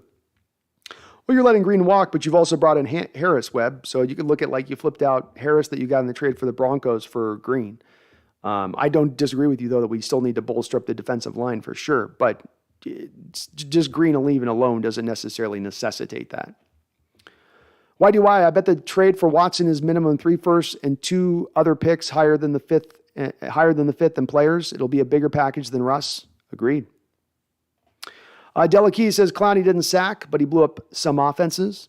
And part of why Clowney didn't sack Delakey has to do with the fact that he was doubled and triple teamed as much as any defender in football that given year that he was here. And when you look at the stats on defenders that are double and triple teamed, they have a harder time of generating those kind of sack productive numbers. When he went to the Cleveland Browns last year and he had Myles Garrett on the other side of him, Clowney had basically his most productive year. Teams couldn't double team him like they could before. And as you said, he blows up offenses. He's a game wrecker. He is a guy, one of the best run defenders in the entire sport. He brings quite a bit to the table. And again, at a much more significantly reduced cost than what Von Miller is going to cost or what Chandler Jones is going to cost. Herbicide says the only reason BWAG stats were good is because our D played so much this year. That's Russ's fault. Some of it's Russ's fault. Some of it's the defense being as bendy as it is. It may not break, but it bends like a mother. It bends like a mofo. Nolan D, hearing that someone is locked in as the starter, wonder who it could be. I'm not sure. Not sure. And Riverside Bobby's on decline. You're right. John, I honestly think the RPO, eye candy, horizontal motion is the future of the extended running game in the NFL. This is why Shanahan's system is so successful. NFL players are too fast to just line up. I definitely think motion-based is a big part of where we're going in the future of this game, and it's been going that way for a while. And to your point, horizontal is a big factor within that. But if you're going to run that type of deal, you need to bring in an offensive coordinator, John, then they can run it. You don't want to bring an offensive coordinator who runs something and then you're going to force him to run something else. That's what you did with Schottenheimer. You've already just been down this road recently to failed results. You don't want to do it once again. So if you don't want to do Waldron, then bring in an RPO offensive coordinator guy then to run that stuff. Bring in Mark Roman at that point to roll through what you want to do there with that. But don't do it with Waldron, who you've brought in to implement the West Coast offense. NFL Clip says, what's the point of accepting the trade for Drew Lock if they're not going to use him? I don't think that he was in NFL Clips. I don't think he was a big part of the compensation package. The big part of the compensation package was the first 2 first-round picks, then the second-round picks, then Noah Fant, then Harris, then Lock. Lock's equivalency in this trade, though, is like a 4th or 5th round value, basically, from the way that where Seattle sees it. And he's not costing a lot as far as salary cap. He only makes about $2 million. So if anything, they've upgraded. If they want to look at like going for Watson or getting another quarterback that's going to be the true starter, they have upgraded their backup quarterback significantly over the top of where it was for Geno Smith at only $1 million of an increase in rate, which isn't the worst thing to do. Isn't the worst thing to have a couple of good quarterbacks on your roster, or at least a couple of talented quarterbacks on your roster. Paul Third says 170 total tackles is better than good and not easy to replace as well as he is the defensive quarterback. Brooks is not on Wags' Hall of Fame level. I think where Wags is right now, Paul, I think you're right. Brooks is not the leader Wags is or brings that kind of effect of it. I do think Brooks is going to be a better middle linebacker next year, though, than where Wags was this last season. And the tackle numbers are the only numbers we can gravitate towards with Bobby when you look at last year. You can't look at him in coverage and say he was great. He had, I think, had a career low in tackle for losses, despite playing a career high amount of snaps. Those things to me lead me to say, it was smart to move on from Bobby and move Brooks in. I don't know. Are you advocating on that then, Paul, to then keep Wagner here next year? But no, he had a lot of tackles. He did have a lot of tackles, but that's just the only element he was bringing to play from the middle linebacker position at $20 million a year.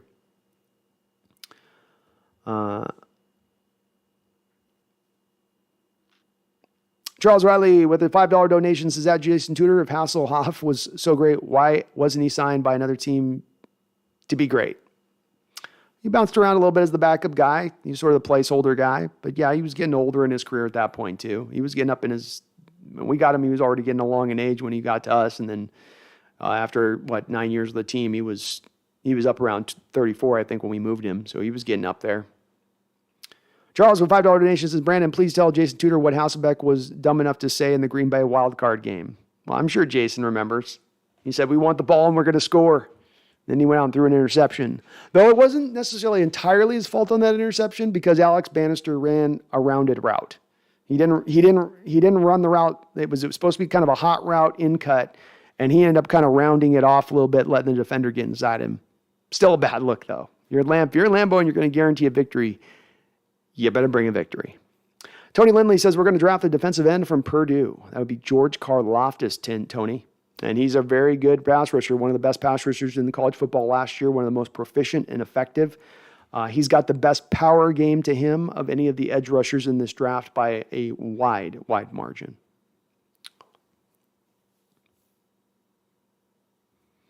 Ariel Aguilar says, why the B-Wag release? Because he was costing $20 million, and his impact was not worth $20 million on the football field. Delakey says, Ham Hal has tiny hands. Can't have tiny hands in wet weather. Just doesn't go together. Go together. Success over happiness. As much as I love the Hawks, Watson's potential arrival would be met with too much wokeness in a city like Seattle, even if he's cleared from all lawsuits as well, and I want him here. I think it could become a problem here. I agree the demographics do make it a little tougher here than they may be in other places like New Orleans or like Carolina. I would agree with you on that. Nagasa says Malik Willis is a below-average quarterback and good running back. Well said. Well said. John, do you tend to agree with PFF in the thought that you don't need to establish the run for play action to be effective? Yes, I agree with them. I've seen football games where teams run play action without ever establishing the run, and it causes them to bite. Our team, for instance, If you're playing a defense like our defense has been historically speaking, that has a predilection towards leaning towards running and stopping the run, then you don't need to be running that ball because you know they're going to be taking those false steps towards the line of scrimmage off the play action regardless. So yeah, I do agree with him on that. Michael Panatowski says having a good center is very important. It is. It is, especially if, Michael, you can get a guy that's scheme specific. It can run the stuff that we need to run here. That also does help matters in that respect.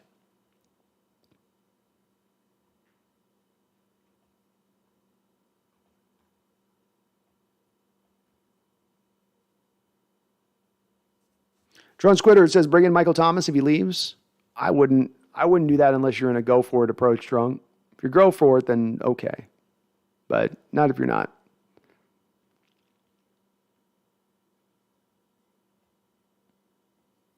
Alex Saucedo. Hey, Brandon. What's up, Alex? Hope all is well. All is amazing, brother. Hope you're doing well. Seattle Nation, baby. Seattle all the way. I hope Seattle doesn't get rid of Tyler Lockett. Thoughts? I know why you'd want to keep Tyler Lockett. Almost 4 straight seasons of 1,000 yards. He's been very effective for us as a wide receiver. Is maybe the second best wide receiver in Seahawks history, maybe even. The problem with Tyler comes down to the scheme. You have a scheme where you've taken this from the Rams. The Rams tend to get 6-foot tall receivers, have a little bit of size to them that can block up at the line of scrimmage, specifically hit reach blocks on defensive linemen, so you can reach block all the way down like a domino across the offensive line at that point to the point of attack where you're trying to rush the ball, and then you end up with an extra player, basically an extra blocker there on that side of the football field when you're running those kind of plays. So that's with Lockett, he's not big enough to do that blocking stuff. He can't down block like that. It's a huge limitation to his game within the scheme. On top of the scheme is built on the yak. It's built on receivers catching the ball and then getting some yards after the catch. That's not Lockett's game. He looks to fall down after he makes the catch. So I just don't. He's not a scheme fit. Seattle can move off from him and save a ton of money versus what it's going to cost by a roster bonus that's due to hit here really soon. Makes a lot of sense to have to move off from him at that point. But I do know why you like him. I like him too. It's just what you got to do. Callie Tangerine, yeah, this is the second or third time I've joined on live on this channel, and I love that this is a respectful chat. It's the part that I'm going to always push for as much as I can, Callie, especially if I feel like it's going a little off the rails. We're going to keep this, keep the discussion civil. Keep things we can have disagreement. I have an ardent stance and you got an ardent stance, and we're dug in and we feel what we feel and we're passionate about it. We love our team and we want to see them do better. All those things are true. And all those things can remain true without us having to get at each other's necks. And it's a beautiful thing when you don't, because then the discussion gets deep. Then you get into the meat and potatoes and the bones of it. And that's when we really, I think, get closer to the truth. Cody Smith, thoughts on Darrell Taylor? He started out like a bat out of hell last year, Cody. And I was really impressed by what I saw out of him. A guy who, coming off a year removed from having even played the position, was getting like a sack a game to begin things. Right around the time he got the neck injury last year, it felt like a little bit of his production was falling back to a degree. And I think that I don't know if it's on the neck injury. I don't know if he hit sort of what would be the de facto rookie wall, because that was kind of like his rookie year. But I think he's going to grow. I think he's a building block on this team. I think he could maybe fit better once you go to more 3-4 looks. That might help him better along the path to getting more out of his game. But it's very hard to find guys as sudden off the snap as he is and bend. We talked about it with Kayvon Thibodeau here about 20 minutes ago about he's one of those few rushers in the draft who give you both of those. You have some guys who are explosive off the jump, some guys with good bend, few guys that have both attributes to their game like Darrell Taylor does. And that gets me excited about him because it's the thing that will drive production as a guy is learning the technical refinement of the game. And so I'm very high on him, very high. John says, you think 15 is a good value for a center? Is Linderbaum an all-pro? I think he's got all-pro potential, John, yeah. I'd love to pick him in the 20s, but I think he's a clean enough prospect, and I think the tier 1 guys are so low this year that I don't think that he's going to fall into the 20s necessarily. I think there's a good chance he gets taken in the teens because of that. Seahawks Gaming says, thoughts on Malik Willis? I like Malik Willis. He's unrefined. He's very rough. I think he's got some comparisons to Steve McNair. I think his arm slot is all over the place. He's not really very proficient about throwing to the middle of the football field. I would wonder about his fit in this offense and having to hit the short and on-time stuff. I think he'd run into some of the same issues that Russell Wilson ran into with it. But he is absolutely upwardly mobile. You could get him on a rookie deal and try to get the most out of him and utilize his mobility throughout that point, and maybe you can put a competitive team together. I would much prefer to wait on the quarterback position for a year, though, Seahawks gaming, rather than going for Malik, though. I think there's too much roughness to his game around the edges. Cameron T says, Seattle should give the Cowboys a third-round pick for Collins, offensive tackle. Cameron signed me up for it, man. He's at, I believe he's at the next 3 years. He's only on the hook for $10 million per year. He's a really good right tackle in the sport. Not the best, but one of the better ones in the sport. Easily a top, to me, 13 right tackle, if not a top 10. So the cost isn't huge. The draft capital to pull him in here wouldn't be big, and he would upgrade the position massively. Go do it. Do it. Do it. Do it. Do it. Seahawks giving thoughts on Christian Kirk. I think he's going to cost a little bit too much. I don't want to be paying $12, $13 million a year for a guy like that. I think he's a good receiver, but it's not at that price. Not when you're going to have to pay DK Metcalf. I can't see them paying Tyler, DK, and Christian Kirk all at the same time. I think that'd be probably a little bit too expensive. But he's a good player. Very good route runner, solid hands, does everything really well. Nothing he does really great. He's not a speedster, just kind of a possession guy, really. But he's been very good for the Cardinals. Josie Strew says, those mock draft simulators are so frustrating to me because you can fleece trades for days. What is your rules for a fair mock draft simulator? I try to find, like what I did with mine, for instance, as you can see here, is I try to find relative, number one, if I get a guy that falls, that's obviously not going to be there. I try not to necessarily select him if it's completely out of ridiculous zone, right? If it's like, oh, Abraham Lucas is in the 5th round, I can get him. I don't try to do too much with the trades. I think you should just pick where you're sitting a little bit for the reasons you mentioned, that you can kind of fleece with the trades. But you got to do it a little bit like you would do in Madden, where in Madden, you can game the system in Madden if you want, but if you want to play it realistic in a franchise mode, you can do that too. And sort of hamstring yourself in the trades to try to make them more realistic. And that's what I was trying to do with my mock draft that I did. And that's where you probably want to try to go. If you're trading back 7 or 8 spots in the first round, for instance, you're not going to get but maybe a late second round or early third round pick. And if you stay within that, that's being reasonable with it.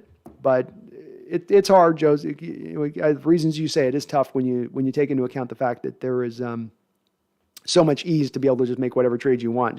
You can stack up like 35 picks just by making the trades in the draft, which obviously isn't realistic.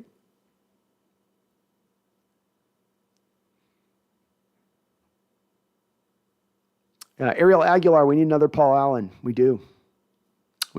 Hopefully in 2 years when the team sells, we get that guy at that time. Paul Third says this is a rebuild and Watson will not want any part of it. Makes sense. If he looks at it that way, certainly wouldn't. Alex, hi, Brennan. I hope all's well. Yep. Sorry, I read that one. Yep. Yui says, yeah, who wants to buy $1 billion business that will double in value at a minimum when I eventually sell it? Yeah, if not quadruple, right, Yui? And what'd Paul Allen buy it for? A couple $100 million, and the Hawks are going to probably sell for $4 billion. So you make quite a bit more. XXB Blake says Malik Willis is the next batter up.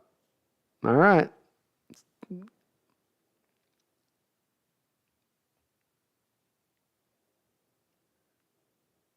Riverside says again, with Watson 11-6, any other ideas? 6-11. Well said.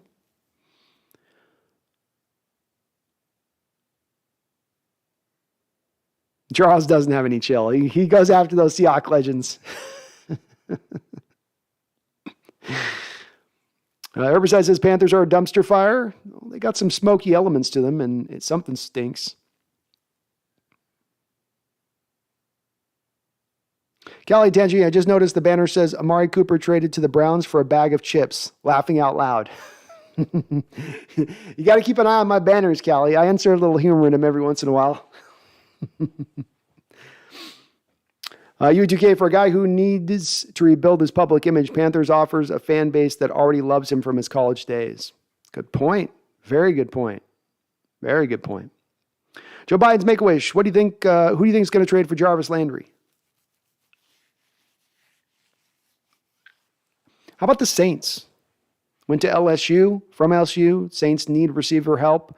Might be moving Michael Thomas. You find a trade partner with the Browns, and we'll flip you Michael Thomas. You send us Jarvis Landry and a draft pick or something, maybe.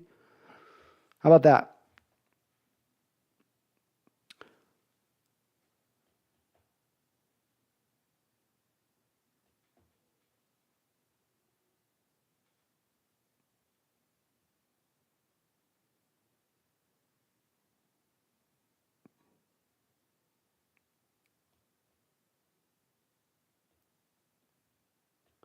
He says, T.O. is a Hall of Fame wide receiver. DK is not a complete wide receiver, but if he keeps up his production, he'll be a Hall of Fame receiver too. Agreed. And with Terrell Owens, the hands thing was there with him throughout his whole career. He had some drop problems here and there. It wasn't that it was an epidemic issue. It wasn't that it held him back from being an impactful receiver and a game changer at the position, but it did show up. It was also a part of his game. Nick Reeder and Herbicide does mention DK was injured last year, and he was. That's true. Nick, I love Russ, but I hope he gets hurt this first year so we can get a high pick from them. He owes us at least that after giving us low ones all the time. Fair enough. I'll take them just not winning. He can stay healthy, but they just need not to win. John Robinson said if Hasselbeck and Wilson had a bay, it would literally be the perfect quarterback, Mahomes-esque. Had a baby, it would literally be the perfect quarterback, Mahomes-esque. Very true. Matt would give the size and the cerebral nature of things. Wilson would give the deep ball and mobility, a little bit of swag. Yeah. John, have you watched the ASU running back Rashid White? I love his game. I love Rashid White's game too. Yeah, I like White. Let me get my notes up. I got to start bringing my notes up on these guys because I've watched so many guys. You start to go, oh my gosh. My player comp for him, John, is Deshaun Foster, former Carolina running back. I know I'm going deep on that one too. His patented move is he's got a stop and start plus a mini hurdle. He's a high cut runner with a galloping, smooth style. He makes great cuts in the hole and in the open field. Solid vision. Not the most explosive back, a bit of a build-up speed guy, but he's very good in his patience to find the hole, and he uses an excellent ability to slide and keep his feet moving while he seeks out that hole. Then uses a jump cut or cuts back across the grain to find the hole. He has elements of both power and finesse to his game. Good hands, though not the best route runner. Not giving you much in pass pro. And my bottom line is that this swerving back has a lot of pro elements to his game. He's a natural runner with a great feel for how to play the position. I think I've got him right now. I've got him in the late third round, John. Late third round. Why do when I say Russ misses wide open receivers, I'm talking about reads, not throws. Often Russ not seeing the guy running open on the opposite side of his first read. Very true. That's that pre-snap mastery I talk about a little bit. Why do I? If Russell's better in his pre-snap mastery, he's not as off on his initial reads because he's making the right read post-snap versus getting surprised. Zach Barsh says, what do you think about Willis? Very talented guy. Ball jumps out of his hand. Got a lot of limitations to his game, and he's got a lot of rough edges to his game. I don't know if I want to be the one to hoon those edges out. I'd rather get more if I'm going to take a quarterback in the top 10 of a draft. I want a little bit of a cleaner prospect. I want a guy with a little bit less that I have to fix and overcome and get right before he'll be ready to be a good player. I'm okay with having some things in his game I got to clean up, but it's got to be a little more, I think, limited than where Malik is, where they're talking about him going in that top 10 area of things. Sector 7 with the $2 donation. Thank you. Says Madden, the game of teleporting linebackers. Yeah, it's a game I've not played in a couple years, sadly, Sector 7, because I used to love playing Madden, but it's a game that's gone in the track. It's gone in the tank, and they just don't care. Hell, all they want is their super teams and their cards and all that. It's become a money-making system more than it is even a video game anymore. Megan says, B, what's the point of Watson trade if we don't have a team around him? So see, that's, I guess my counter to that, Megan, is I don't think we would be sitting with the same roster we have right now if we make the Watson trade. I think if you make the Watson trade, that fires up the engines, that gets the steam going to where Seattle starts to go make a bunch of other deals in conjunction with that. Here, we'll get a couple of offensive linemen. We'll round out the defense a little bit more. We'll sacrifice some future cap space. We'll sacrifice some future draft capital to get players better now, to get players to fit in then around Watson. I don't think that you're just making Watson as its own thing in a vacuum, so to speak. There are going to be other moves that come in addition to it. Perk Choppa says, imagine Seattle drafts Matt Corral at 9, laughing out loud. Perk, it's my big worry now, man. It's my big worry. For a while there it was Kirk Cousins. Now it's become Matt Corral. I am very concerned this coaching staff ends up picking him at number 9. Megan says, if we can avoid both those bullets, B, I'll be very happy. Yeah, me too. Me too. Michael, I have 4 bullets. Oh, you got 4? You got 2 more? Ryan Gacy says, what quarterback do you personally want? The best quarterback in the 2023 draft, Ryan. Deshaun Watson or the best quarterback in 2023 draft? I would go one of those two directions. Go Cyan. Would you hate if Seattle got Stingley in the first round? No, Ghost. I love Stingley's game. It's a little worrisome that his best film was in his freshman year. You certainly would like his best tape to be when he recently has come out, but the kid's a baller. Kid's good. Kid will make it work. I like his game a lot. If you took him in the first round, that's fine value for him. Kelly, he says, some folks will say that Matrix movie was CGI, but we all know the real deal. Oh, yeah. I mean, this is Keanu Reeves we're talking about here. Come on. It's Keanu. Bill and Ted's Excellent Adventure. What was the one he did with Patrick Swayze? Point Break. He's done enough training over the years. He's learned how to bend around bullets. He can avoid bullets. Roy Follick says Ekinawa or Linderbaum in the first round, Ritter in the second, Falele in the second. Thoughts? Love it, man. Love it. If you address for me offensive line with your two of your first three picks, you're doing what I want to see done, which is let's build this offensive lineup. I'm a big benefactor of offensive lines of being a strength on a football team. I think they help things out considerably all the way around. They help at the quarterback position. They can help you going against dominant defenses in that you can start to counter them a little bit. I'd like to see an offensive line built up. That'd be a great path to do it. And you can't go wrong with center and right tackle, man. That'd be fine by me. Love it, Roy. U2K says, U2K says, Saints don't have their Hall of Fame coach. They're adrift. He's not there. Give it up, Aints. Give it up. Leave Deshaun Watson alone. He's ours. Give him to us. Why do I? Pete started practicing at 10 a.m. the week of 10 a.m. games, and that fixed the issue.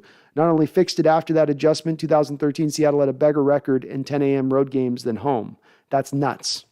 It is nuts. It's insane that Carroll's been able to fix this. Because I think other coaches, had tried it. Other coaches had tried to get them up at an earlier time. But Pete found some kind of way he did it that has gotten some sort of insane return that was nowhere close to what we were doing in prior games when we had to play at that time. U2 cases, the only reason Watson would go to the Saints is because it's in New Orleans, sexual misconduct is not only frowned upon, it's actually encouraged. Nice. Yes. Stefan Grunder says, is it me or is it me or does no one believe in Drew Lock? No one believes in him. No. I think people are kind of just, I feel like if you go and watch an interview of him, he doesn't exactly sell you on him in an interview. Maybe he's really smart and maybe he's capable on the field and maybe he processes everything great, but he just has kind of that little bit of he's got kind of the goober kind of like daydreamer sort of look to him a little bit, you know? Like, are you ever engaged? Look at me in the eye. Are you engaged? Look at me in the eye. Drew, look at me in the eye. What are you looking at? Here. Eyes here, Drew. He strikes me as that kind of guy. Jerome Blossom, no one believes in Drew Lock. That's right, Jerome. We do not. He's not going to be our franchise quarterback. Herbicide says Broncos and Ravens want Bobby also. Okay. Makes sense. Makes a lot of sense. Stefan Gruber, I'm only in my third season as a football fan, so I only ask maybe a bit stupid questions. No, Stefan, no, not at all, man. Welcome into the sport. You're learning. There's a lot to the sport. It's very in-depth. That's part of what makes it enjoyable when you get that knowledge of really understanding all that's kind of going on, which makes it so much fun to watch because you're not just watching what's happening. You're watching the games within the games, the chess match, if you will. But no, I don't have any stupid questions on this channel. We're happy to answer any and all that come down the pike. John says, something inside tells me Penny doesn't have the grit and attitude to be a lead back in the NFL and fight through adversity, injuries. He personally seems passive, and most good running backs are nuts. Yeah, they most probably are a little bit like that.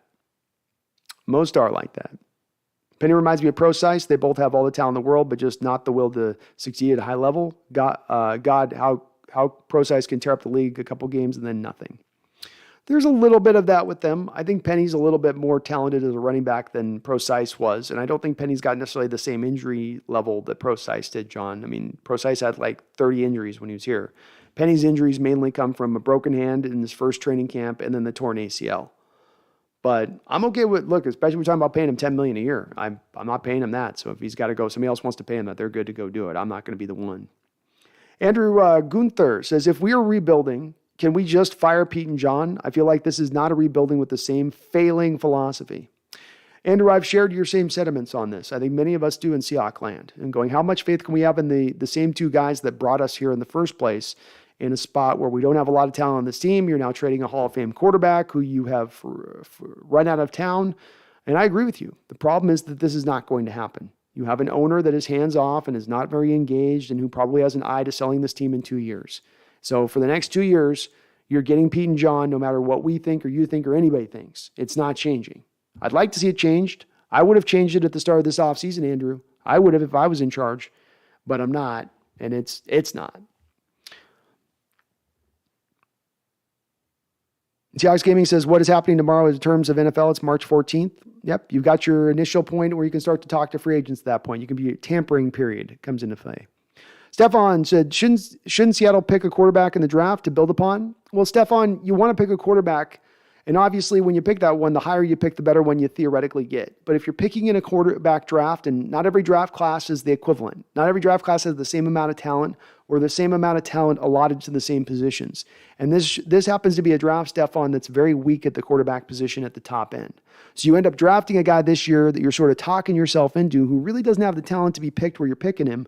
But because there's such a dearth of quarterback options, you sort of talk yourself into it and you end up making a mistake. And the understanding within this, Stefan, is that when you do marry yourself to a quarterback, you're usually then going to be stuck riding with that guy for a couple years while you wait for him to develop. And if it's the wrong one, that ends up being a really bad choice, bad decision that you pay the cost on and for years. Jerome Blossom says, I don't see the people he's shouting out. Oh, well, never mind. Yeah, Jerome, and we have a lot of new subscribers to the channel here over this last week. We probably gained about 500 subs or something.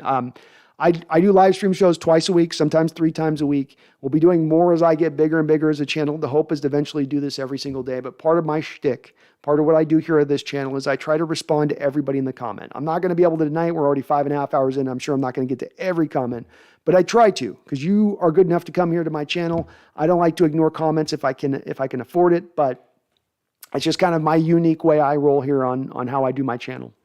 Charles with a $10 donation. Thank you, Charles. You are awesome, brother. I appreciate you. He says, Brando, yes, Pete is a genius that found some sort of way of winning on the East Coast without having a better team led by Russell Wilson. If you believe this, I will certainly be a Broncos fan. I don't know whether it's Russ or Pete, Charles. Admittedly, to your point on this, they've changed at about the time Wilson came in here. So some of this could be Wilson's effect, some of it could be Carroll, some of it could be a little bit of both of them, coming together. I only know that it was a problem that no coach in my lifetime had solved prior to Coach Carroll arriving here. Chuck Knox had an issue with it. Holmgren had an issue with it. Tom Flores had an issue with it. Erickson had an issue with it. Mora Jr. had an issue with it. Everybody had kind of a problem with it until Holmgren. But again, I don't know if I can separate with maybe it's more Russell Wilson. It seemed like to me though, Charles, it seemed like just the team's overall play. It wasn't just Russell Wilson playing better in those 10 a.m. spots. It was the team overall showing a sense of energy that you didn't normally see in those 10 a.m. games in prior organizations when they were run. What you would normally see when you'd have a typical 10 a.m. game is you'd have guys looking like they're going through the motions, both on the offense and defensive side of the ball. Like they're not awake yet. Like it still feels like it's 8 a.m. to them when the game's starting, which it kind of is by their body clock. And then you'd get them into the third quarter where things would start to roll and cook and the guys would start to wake up and get things running a little bit. But it always would seem to take that. Whereas they had kind of found a way here with Carroll to get this thing going from the start where you had guys up and rolling and flying around the ball and, trying to get it done. So I don't know. Who knows who is the one, maybe who is responsible for it.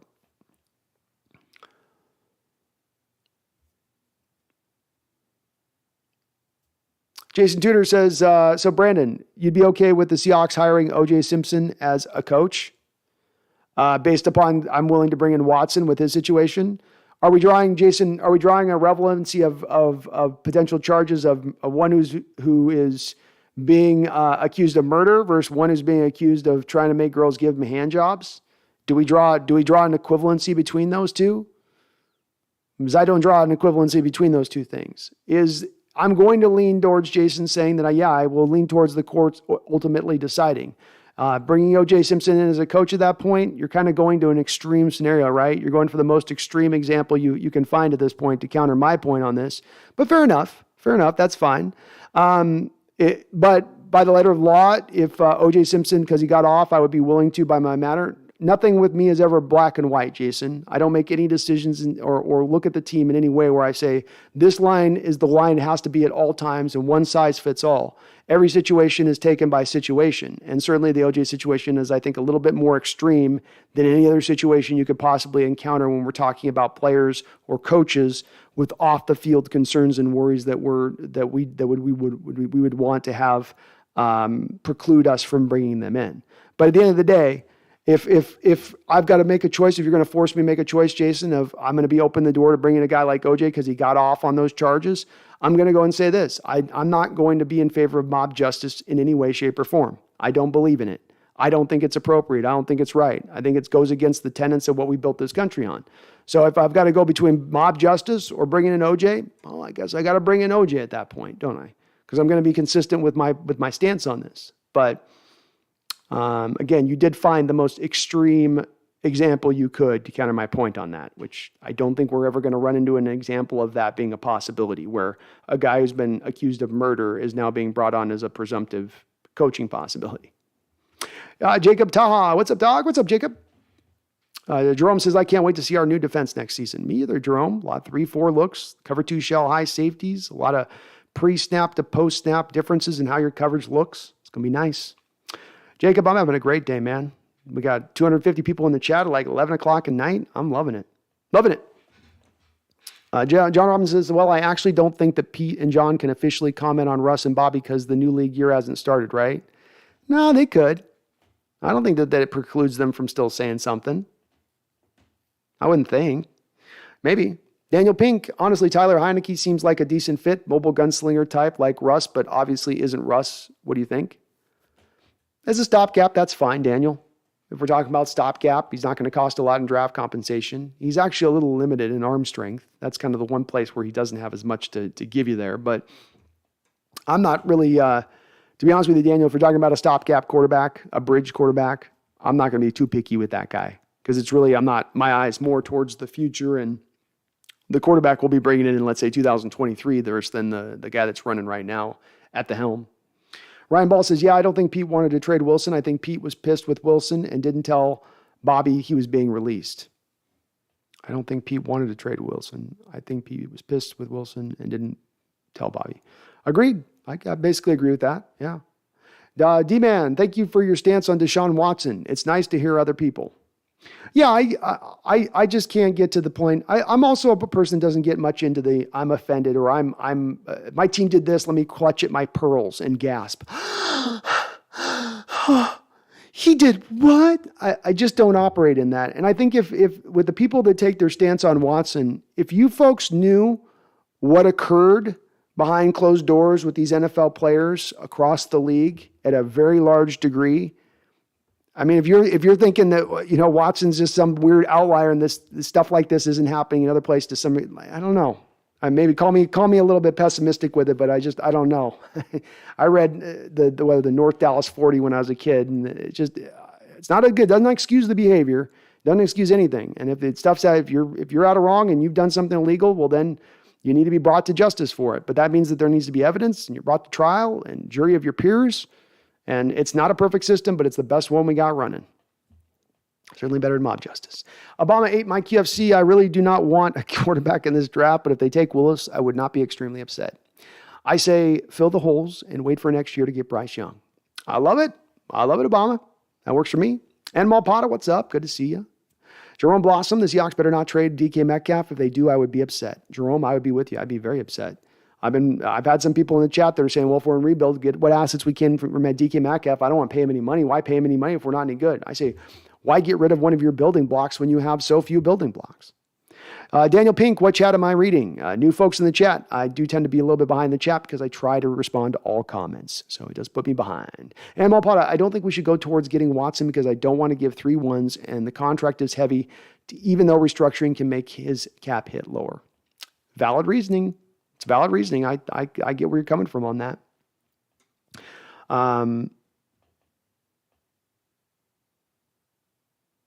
Herbicide says, my dream free agents include Watson, Mack, that'd be Marlon Mack, of course, Penny at running back, Clowney, Hassan Riddick, Morgan Moses at right tackle, and maybe Austin at center and re-sign Diggs and Sydney. Boy, I don't know if you got enough money to get all that done, Herbicide. You can get most of that done, but you're going to probably have to pare that down just a little bit.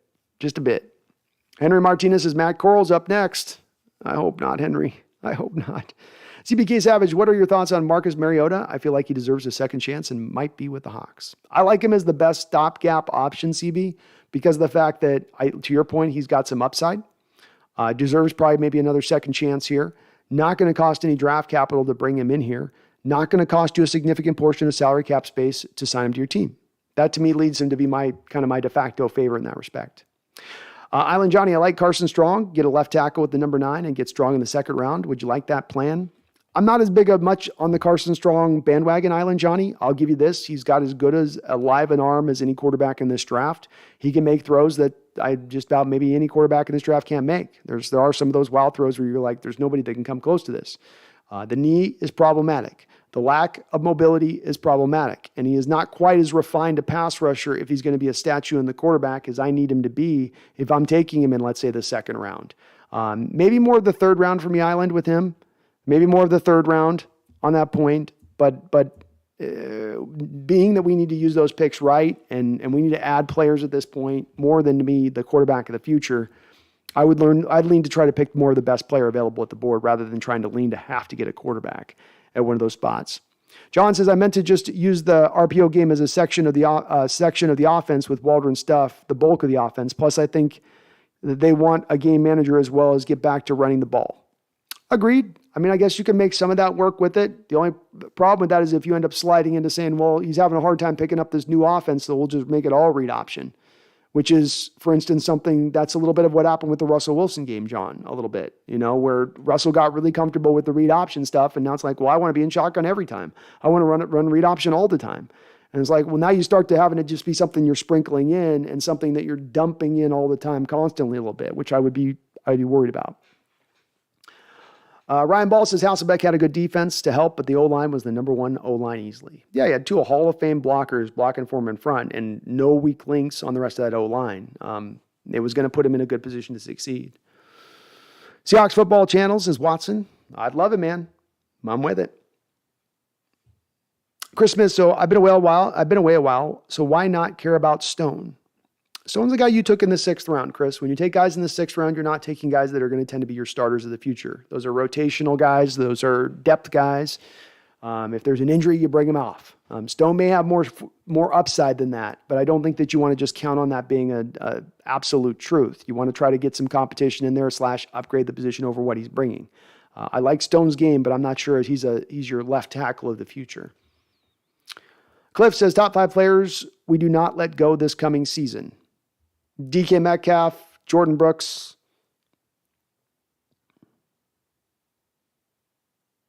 Ooh. Jamal Adams.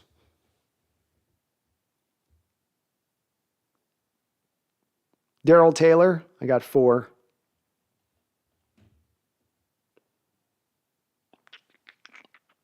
Who'd be my other one? Oh my God, this is a lot harder than it should be.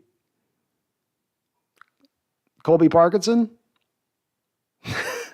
That's actually a list of hard 5 guys to come up with. That's way harder than it should have been. Island Johnny says, if Carson Strong had no health problems, could he be in the mix as being the top quarterback in the draft? I don't think so. Not quite. Because he doesn't have the mobility, Island Johnny, and mobility is something that no longer is something that can be it's great if you have it to your game as a quarterback thing, right? Used to be a bonus if you had some mobility as a QB. Now it's kind of a requirement. And if you don't have it, I think you are limited a little bit in your upside as a quarterback moving into where the future of the sport is headed. Ryan Ball, I remember Alexander running through 8-yard wide holes. That's just crazy. Yeah, it was a backyard size hole that he got to run through at times. It was insane. Gox 5, do you think Watson wants any part of Brady? So maybe it's more realistic he's willing to come here? Maybe, but then the other part of that is, but he's coming to the NFC West. So it's like, I don't want to deal with Brady, but now I got to deal with the Rams. I got to deal with the 49ers, and the Cardinals aren't easy. Jason Tudor says, haha, my Haas comment wasn't saying we should aim for lesser quarterbacks, more a response to Charles' diss of Haas. Oh, okay. I'm sorry, Jason. I didn't, sometimes I cannot, sometimes I do definitely take things not exactly the way that people are trying to, present them on there. So sorry if I misunderstood.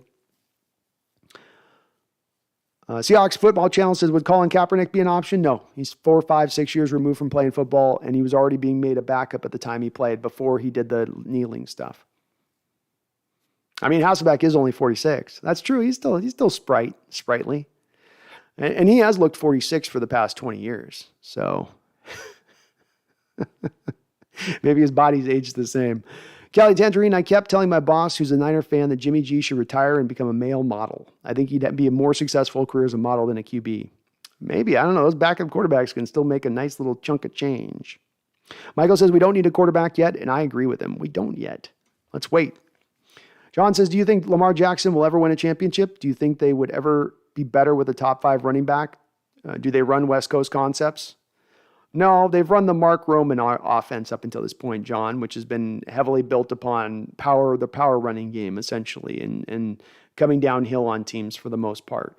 No, I don't think Lamar Jackson ever wins a championship. If he was going to win it, it had to be on the rookie deal where you could stack the right team around him to overcome the deficiencies of his game. As well as I don't think he's getting any healthier going forward with his play style. I think you're very likely to see him sustain a pretty major injury pretty soon with the reckless, abandoned way that they've utilized him through his first 4 years there in Baltimore. On top of the fact that they're not going to have to pay him, John. Once you pay the quarterback, can't build up as much, quarterback's limited. Yeah, he's never giving back the Super Bowl.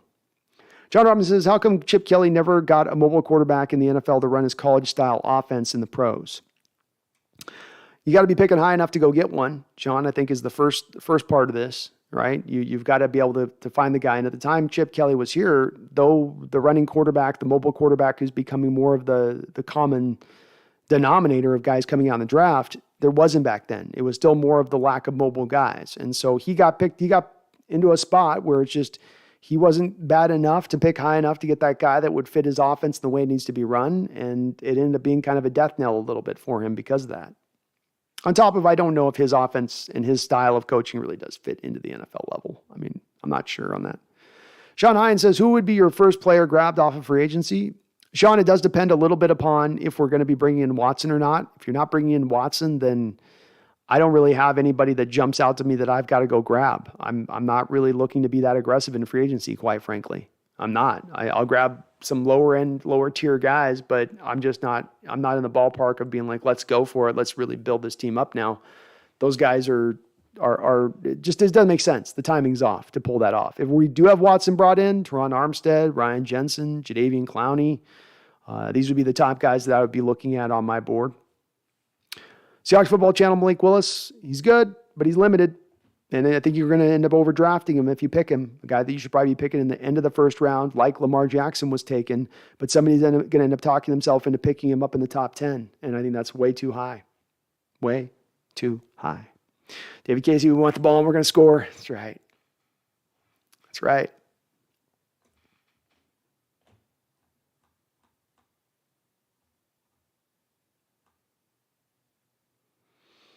Yeah, Brett Walden says, how about Colin Kaepernick? Colin Kaepernick just doesn't work, folks. I know there's a lot of people that are pro Colin Kaepernick guys. Remember with Colin Kaepernick, he was benched before the activism, before the kneeling of down. He was benched in San Francisco to have Blaine Gabbert play for him.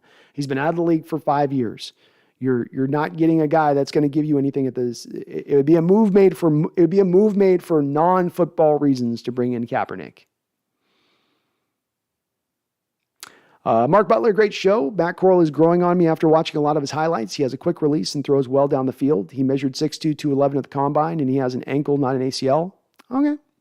I mean, he may have put 211 pounds on at the combine, but he was eating a lot of, peanut butter jelly sandwiches and pints of ice cream before he got there to get up to that weight.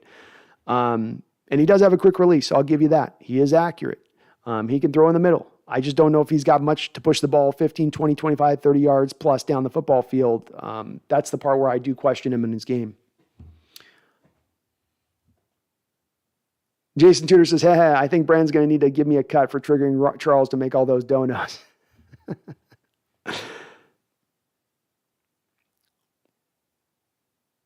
Why do front fours don't need to blitz to get pressure? Have more than one guy who demand a double team. Seattle gets another pass rusher across from Taylor, and they could be solid. Agreed.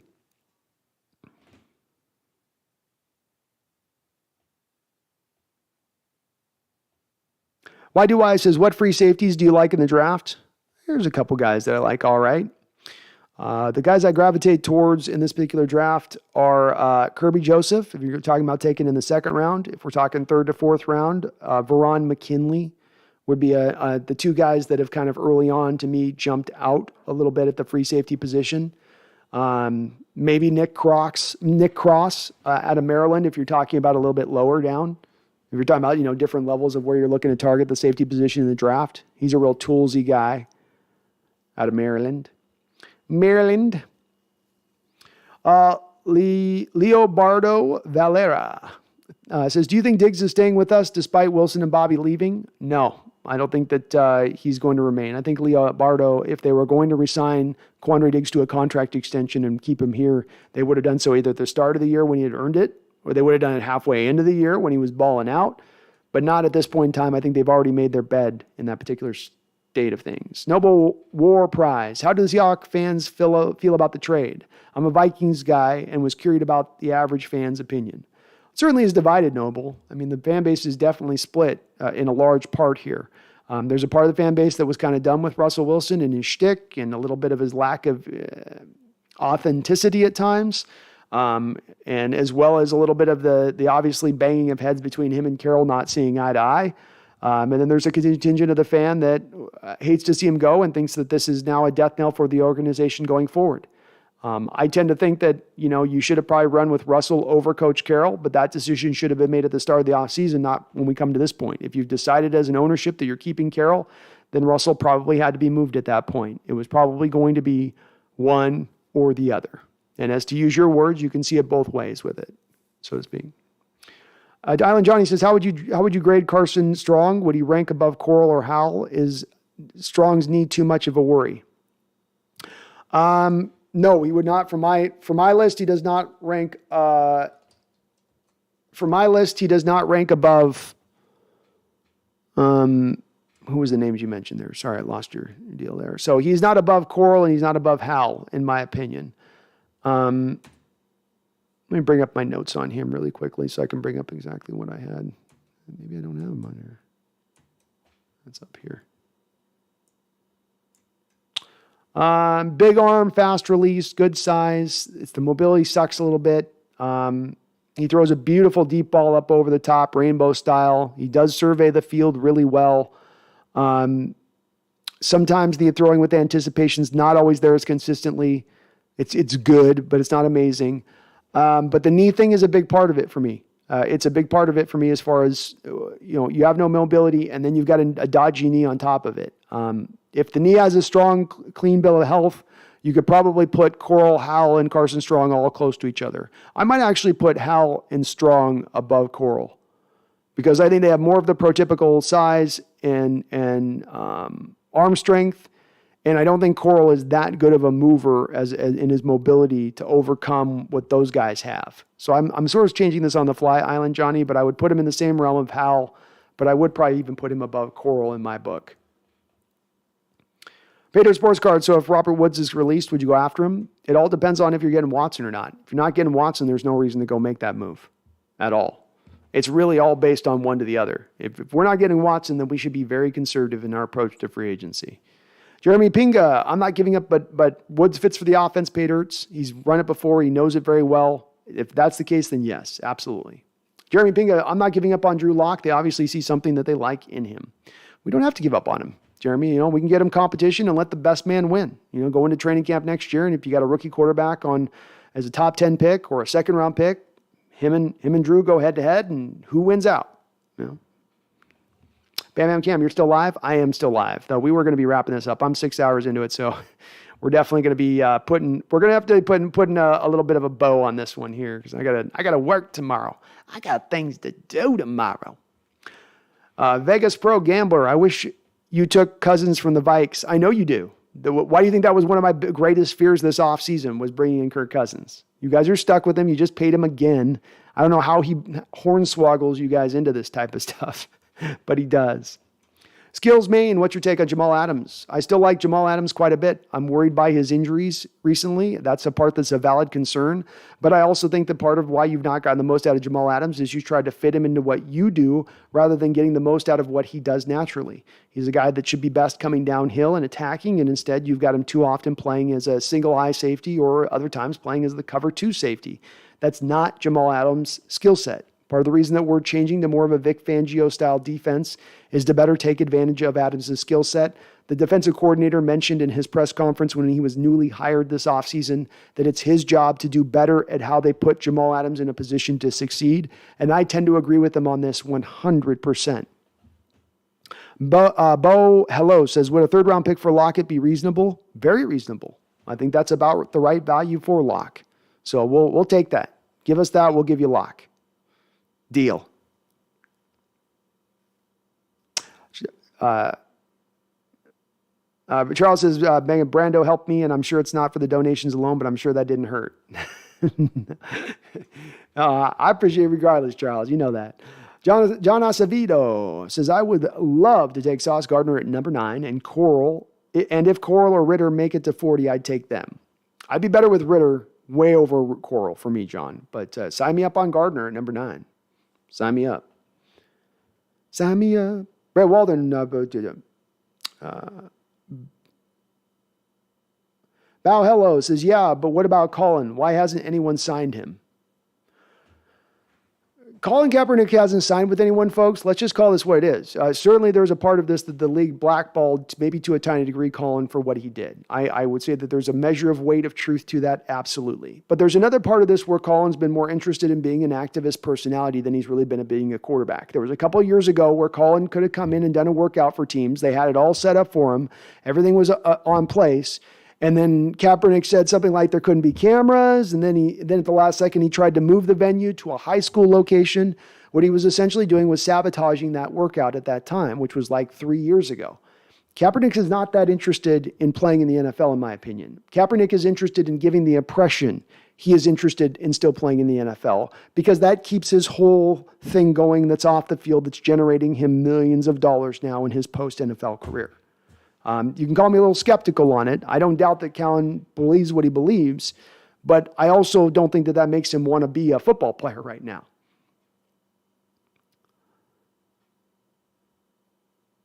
Danny McCork says, I don't even want Watson anymore. Just draft the right quarterback in 2023, a.k.a. Stroud, and then build your defense around him this offseason. Sounds good for me.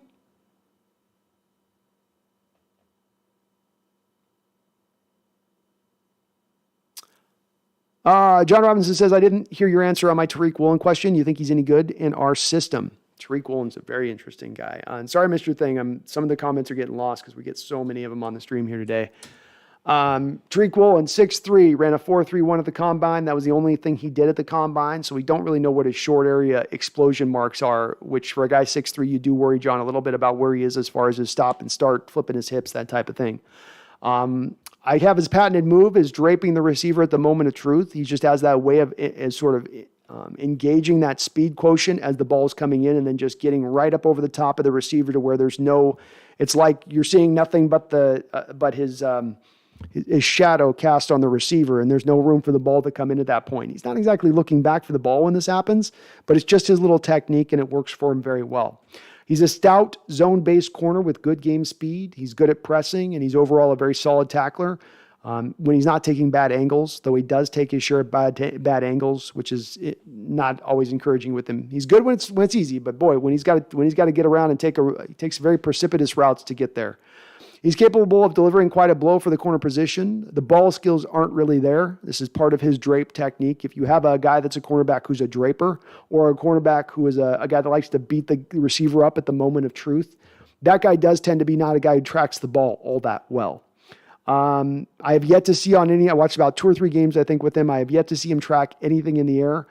One of the attack the moment type truth cats, he's got not much of a back pedal. He'll face front and then just turn and burn. So there's not a lot of a pedal to him or a lot of the technique there. He's just kind of getting by on his wily athletic nature.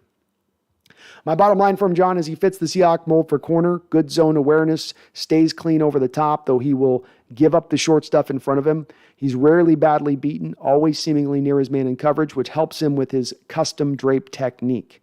I wish he would turn his head at least every once in a while and locate the ball, though. And I've got him probably somewhere in the, he's going to probably go second round, but probably more like third roundish areas. Probably the better spot for him to go, John. What do I have him on? Let me see where I've got him on my big board. Let me check my big board. Give me my big board. Give me my big board. Big board. Where do I got him at? Tariq one. Yeah. So I got him in the third round right now. Tariq. Gardner Minshew is not a possibility, Simon. I don't think the Eagles want to move him. They had an opportunity to trade a third-round pick for him at the trade deadline last year when Hurts was kind of rolling at that time, and they didn't do it. I think they want to hold on to him. Daniel W. says, Pierre Strong is one of my favorite running backs. Have you checked him out? Looks better than Zamir White or Rashad White to me. Well, Daniel, check out my mock simulator here. And, oh, wait, no, I didn't have him on there. He was available, and I took Devontae Price instead. Yeah, let me get my notes up on him. I have looked at him, and I do like Pierre Strong's game quite a bit. Kind of, he sort of strikes me in certain ways as close to like the Abram kid out of Baylor a little bit. Let me get my notes here.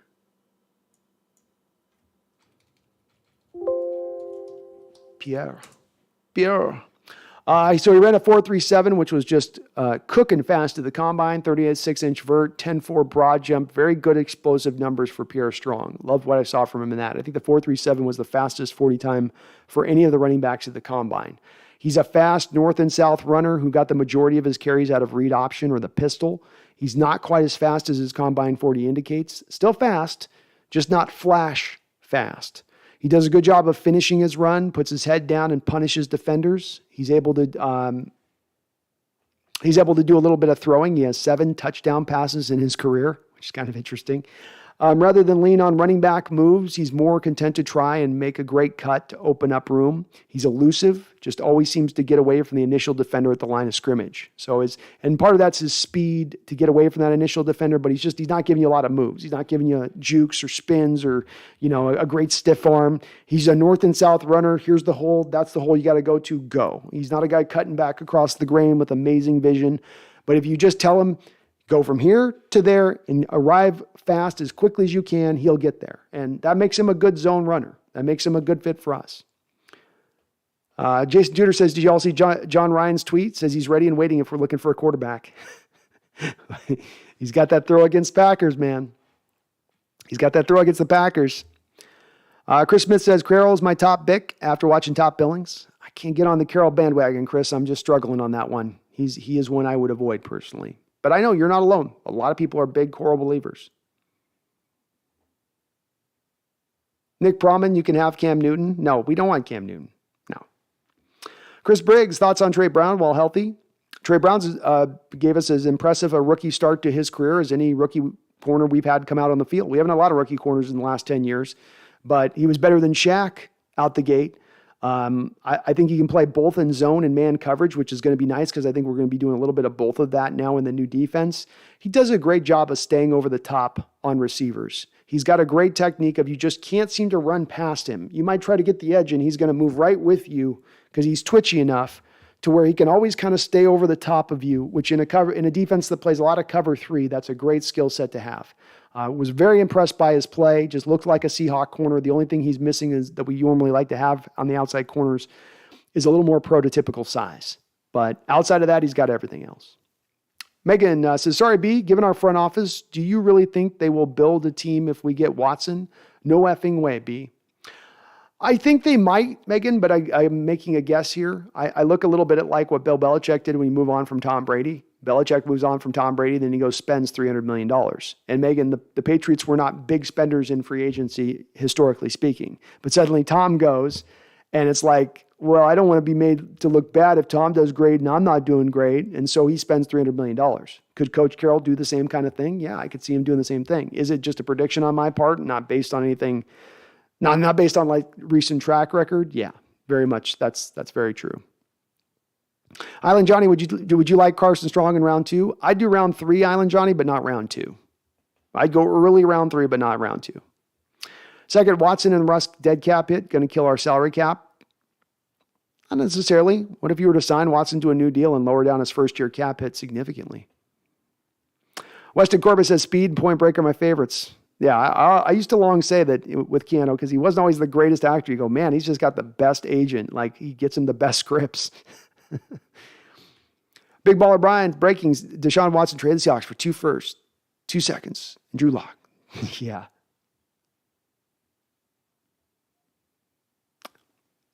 You're not going to get me, Big Baller. You're not getting me. Joe Biden's Make-A-Wish. Bucks signed Ryan Jensen to a 3-year contract. One more off the board. One more off the board. Megan says, how are you feeling about Fant B? Like I said, I think Megan, he would have been the best tight end out of this draft if he was coming in this particular draft. Very talented, a lot of tools, fast, explosive, can jump high, ball skills. He's got some drops problems, and Megan, he isn't going to want to block a lot. The blocking thing's not as big a problem because he's going to be the H-back tight end. He's not the inline tight end that you're putting over the top sometimes of a defensive end. He'll be a guy that you'll have sitting back behind that tackle. He'll get the free release a lot of times. So he'll be set up to take over probably the Gerald Everett role last year, and I expect that he'll be a more talented player than Everett coming in and doing that. Is he going to be productive? Is he going to get over those drops? We'll see. But I'm very excited by him. And Chin Tran says, Tyler Huntley. And Chin, I don't think the Ravens are going to look at moving Huntley. I think they're going to hold on to him. A lot like the Minshew situation, you can apply to Tyler Huntley. A player who would be interesting as a guy to bring in here, but whose team does not want to necessarily let him go.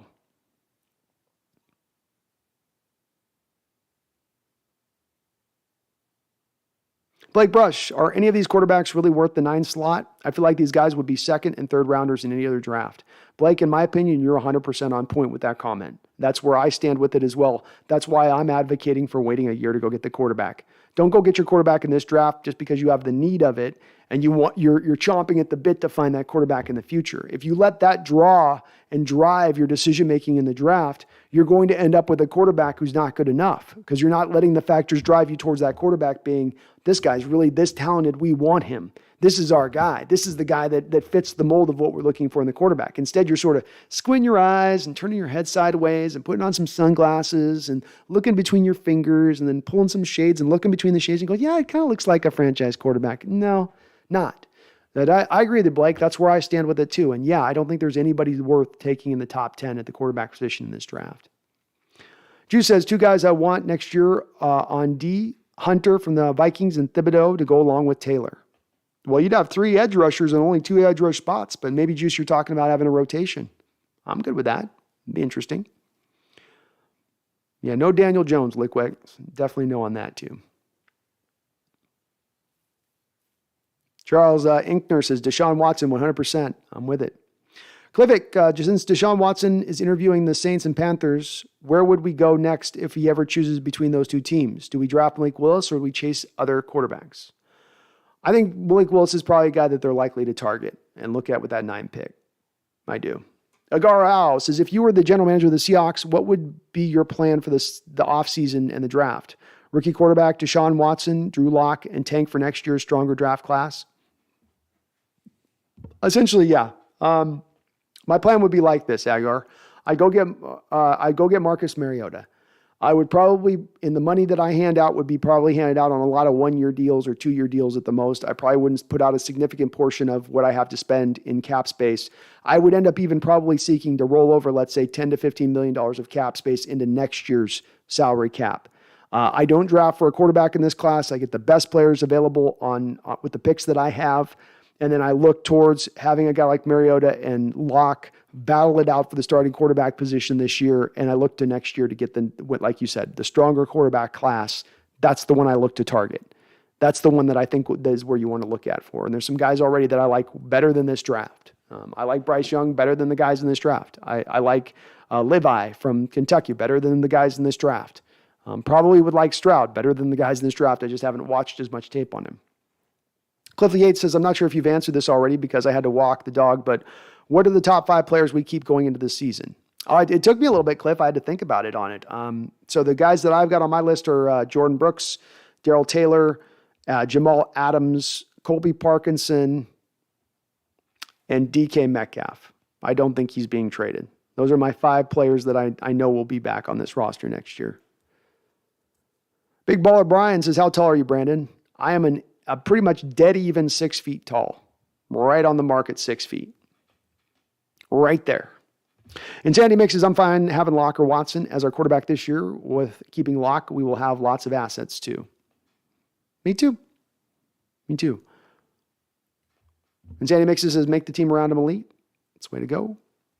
Charles Ickner says, Deshaun gets with DK and Lockett immediately and is mobile is enough for Seattle's mediocre O-line. It would help him. It'd be the best skill position players he's had to probably throw to. I agree with you there. And I think, Charles, that they would try to improve the line if they brought Watson in. I don't think it would just remain in its same state. Seattle Dub 6, Watson would be great, but I like Pickett from Pitt if we can get him. 6'3", high football IQ, mobile, and accurate arm. He does have all those things. I will say this, Seattle Dub, when you're talking about small hands and the worry you have on quarterbacks with small hands, like what's the most worrisome thing with small-handed quarterbacks? Having to play a predominant amount of their games in wet weather, because that's when it's going to slip out the most, when those small little tiny baby hands. And that's what you play in here in the Pacific Northwest is wet weather predominantly. That would be one thing that would probably get me a little bit hesitant with Pickett, as well as he's just a little bit of a one-year wonder there. He's played like 5 years in college. This is the first year where he's put up anywhere near this type of production he put up this season. CBK says, I don't like to say this, but if Seattle signs Cap, I'm done with Seattle. I do not like him or what he's done. I understand. I get where you're coming from on that. I'm not the biggest of fans with him either, quite frankly. So I certainly don't like the people that are wanting to basically bring him in at this point, not for what the physical skills that he brings in, but because there's some off-the-field quotient that he's bringing in that people are interested in. Do you think it hinders DK a little bit being bulky? Maybe he's a little bit too ripped? Not necessarily. No, I don't. And I don't. No. I think it's fine. I think it's overcome. I think he's developing receivers, a young guy. He's coming along. For LAC 22, if we don't get Watson, get a bridge quarterback like Mariota, retool offensive line and defense in this draft, and go for a franchise quarterback next year's draft. You're in the same line as me, man. Exactly where I am. Cliffic, I really don't know if Cap would fit with Seattle. I don't think he would either. Insanity Mixer says, dude, some of the Watson allegations sounded fake as F. Well, it's the part that I've said. It's like, if people want to say there's 22 women that have raised the allegations. Well, my answer to that is this. What is the number of allegations to where it no longer requires any evidence or proof? Where it's simply just, I've got enough people that are saying you did this thing that then proves that in itself, it makes it true. To me, I don't think that in itself is enough to warrant that we know you're guilty of something. You have to do more than that, in my opinion. The burden of proof is on the plaintiffs at that point. It's not on the defendants. They need to prove, not Watson. And if they don't bring any kind of evidence, then I'm sorry. It may have happened, it may have not. But in this land we live in, you need to provide that if you're looking to convict somebody of a crime or put them in that. Seattle Dub 6 says, love Russ, but he is best out of the pocket with clear vision. Too short to be a pocket passer. He used to score when moving out of it. Agreed, Seattle Dub, and he has lost some of that mobility, which has removed down some of the effectiveness of his game. And you have now implemented in an offense in the last year that is more heavily prone to trying to work the short and intermediate game, which is also some of the limitations of Russell Wilson.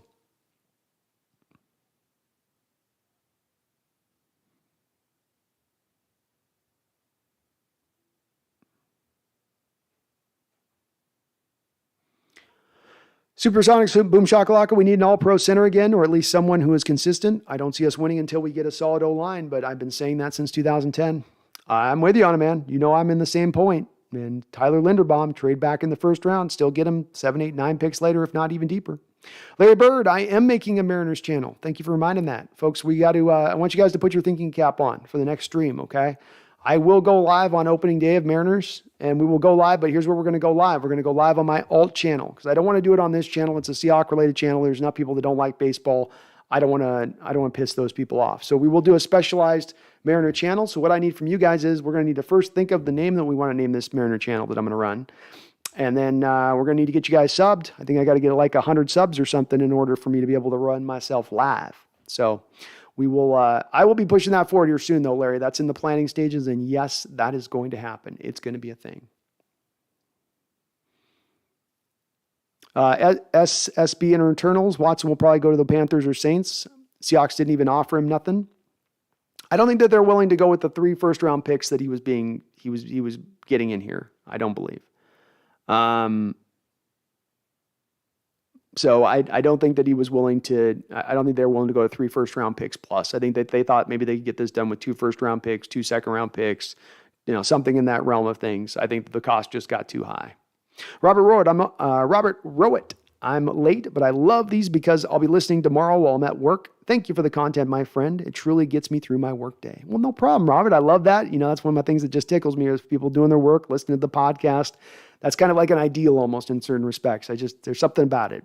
Maybe it's because I have consumed podcasts in the past, and it's like I know how much it's enjoyable just to have some good background content rolling. But thank you. Appreciate you, Robert. Dixon's better be one of them.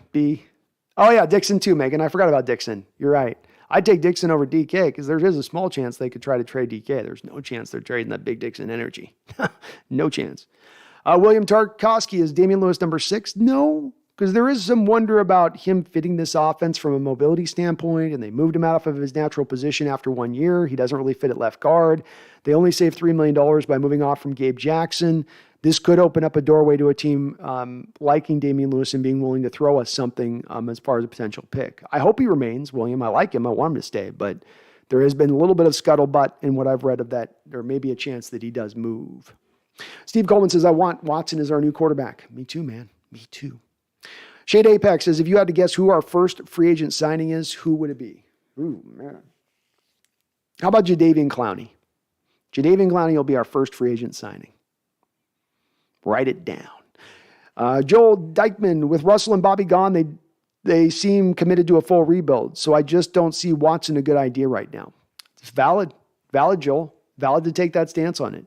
Part of what I'm anticipating and advocating for Watson is that if you bring Watson in, you're also then going to utilize all that extra cap space you have to try to build the team out then at that point. But completely makes sense of somebody saying, no, we're not in a team a ready state to bring a Watson guy in, even if I'm okay with the off the field concerns. I can completely understand that track of thought, and it's valid. Ray Barrios says mobility is necessary for quarterbacks, except for Tom Brady, who I guess is back. Yep, he's been one of the few guys to kind of get around doing that. And there are still some guys who can maybe get around being not great mobility. I just think the way the game's going, Ray, where not just where it's at now, but where it's going to be 4 or 5 years from now, is going to be one that this trend continues to go in this direction. We're not going to see, to me, a renaissance of statue quarterbacks coming back into play. I think it's going the other direction. And so part of in this pick of a quarterback, you're going to also want to look to with an eye to the future and where the sport's going as well. Boss Hawk says, will Coral fall to 40? I would think he would. Yeah, I would think. But some people think he's going to go up high too. Tyrese Reed, should we draft Malik Willis? No, I think you're going to end up overdrafting him. He's a guy that should be taken right around where Lamar Jackson was taken, who had won a Heisman at Louisville and still was taken in the back end of the first round. That's where Malik Willis should be taken. But somebody's going to take him in probably the top 15, if not the top 5 picks. And that's going to be a little bit of a gross overreach, in my opinion, for him. Just my opinion. J.A., can we just get Minshew and commit to a rebuild? Let's have fun and see what he can do around a decent young team. J.A., you got to remember with Minshew and Huntley. These are the 2 guys that are mentioned to me a lot on my channel as far as guys. Let's get these guys. Let's get these guys. It takes more than you just targeting a guy and saying, I want him. The team also has to be willing to relinquish the player. And last year, the Eagles at the trade deadline were offered a 3rd-round pick for Gardner Minshew, and they turned it down. So if they turned it down at that time, why are they accepting it now? They want to keep 2 quarterbacks on their roster. They want to roll with what they got on that in that respect. And I just don't think that opens the door for Minshew. J.A., if you can get him, if they're open to trading him, if it's not going to cost me like a 2nd or 3rd-round pick to get Minshew, I'm with it all day. Go for it. But I don't think that that's what we're dealing with as far as the factors at hand. Drew Blanick, Hawks Nest, is Pete Carroll the greatest coach in Seahawks history in your eyes? Yes. Yeah. But I don't think he's also like some demonstrably better head coach than, let's say, Mike Holmgren or Chuck Knox. Chuck Knox dealt in the time that he didn't have this. He was dealing with a fledgling franchise that didn't necessarily have the money backing that Coach Carroll had. And Mike Holmgren, I think, is very close to where Coach Carroll is as a head coach in retrospect. But Coach Carroll's, I think, at the end of the day, a bit better. And Megan, no, Dixon's staying here. You're not going to see that happen. Not going to see that happen. Seattle Dub 6 says they say Seahawks scouts made the most visits to Sam Howell. Interesting. Greg Long says it's so crazy to me when people really suggest Kaepernick. Yeah, I just, to me, again, I go, if we're talking about what he does on the football field, what is it that's making you at this point feel like that's a viable option? I agree with you, Greg. I kind of don't get it. I can understand if you're like, look, I support what he's done with the off the field stuff and his activism, and I just want to reward that. Well, then say that. That's fine if that's your stance on it. But if you're talking about him as a football player and what he brings to the football field, there's no reason to even put that really in consideration at that point, where his game was at and being so many years removed. I can understand where people are coming from with it, but it's just not a viable option.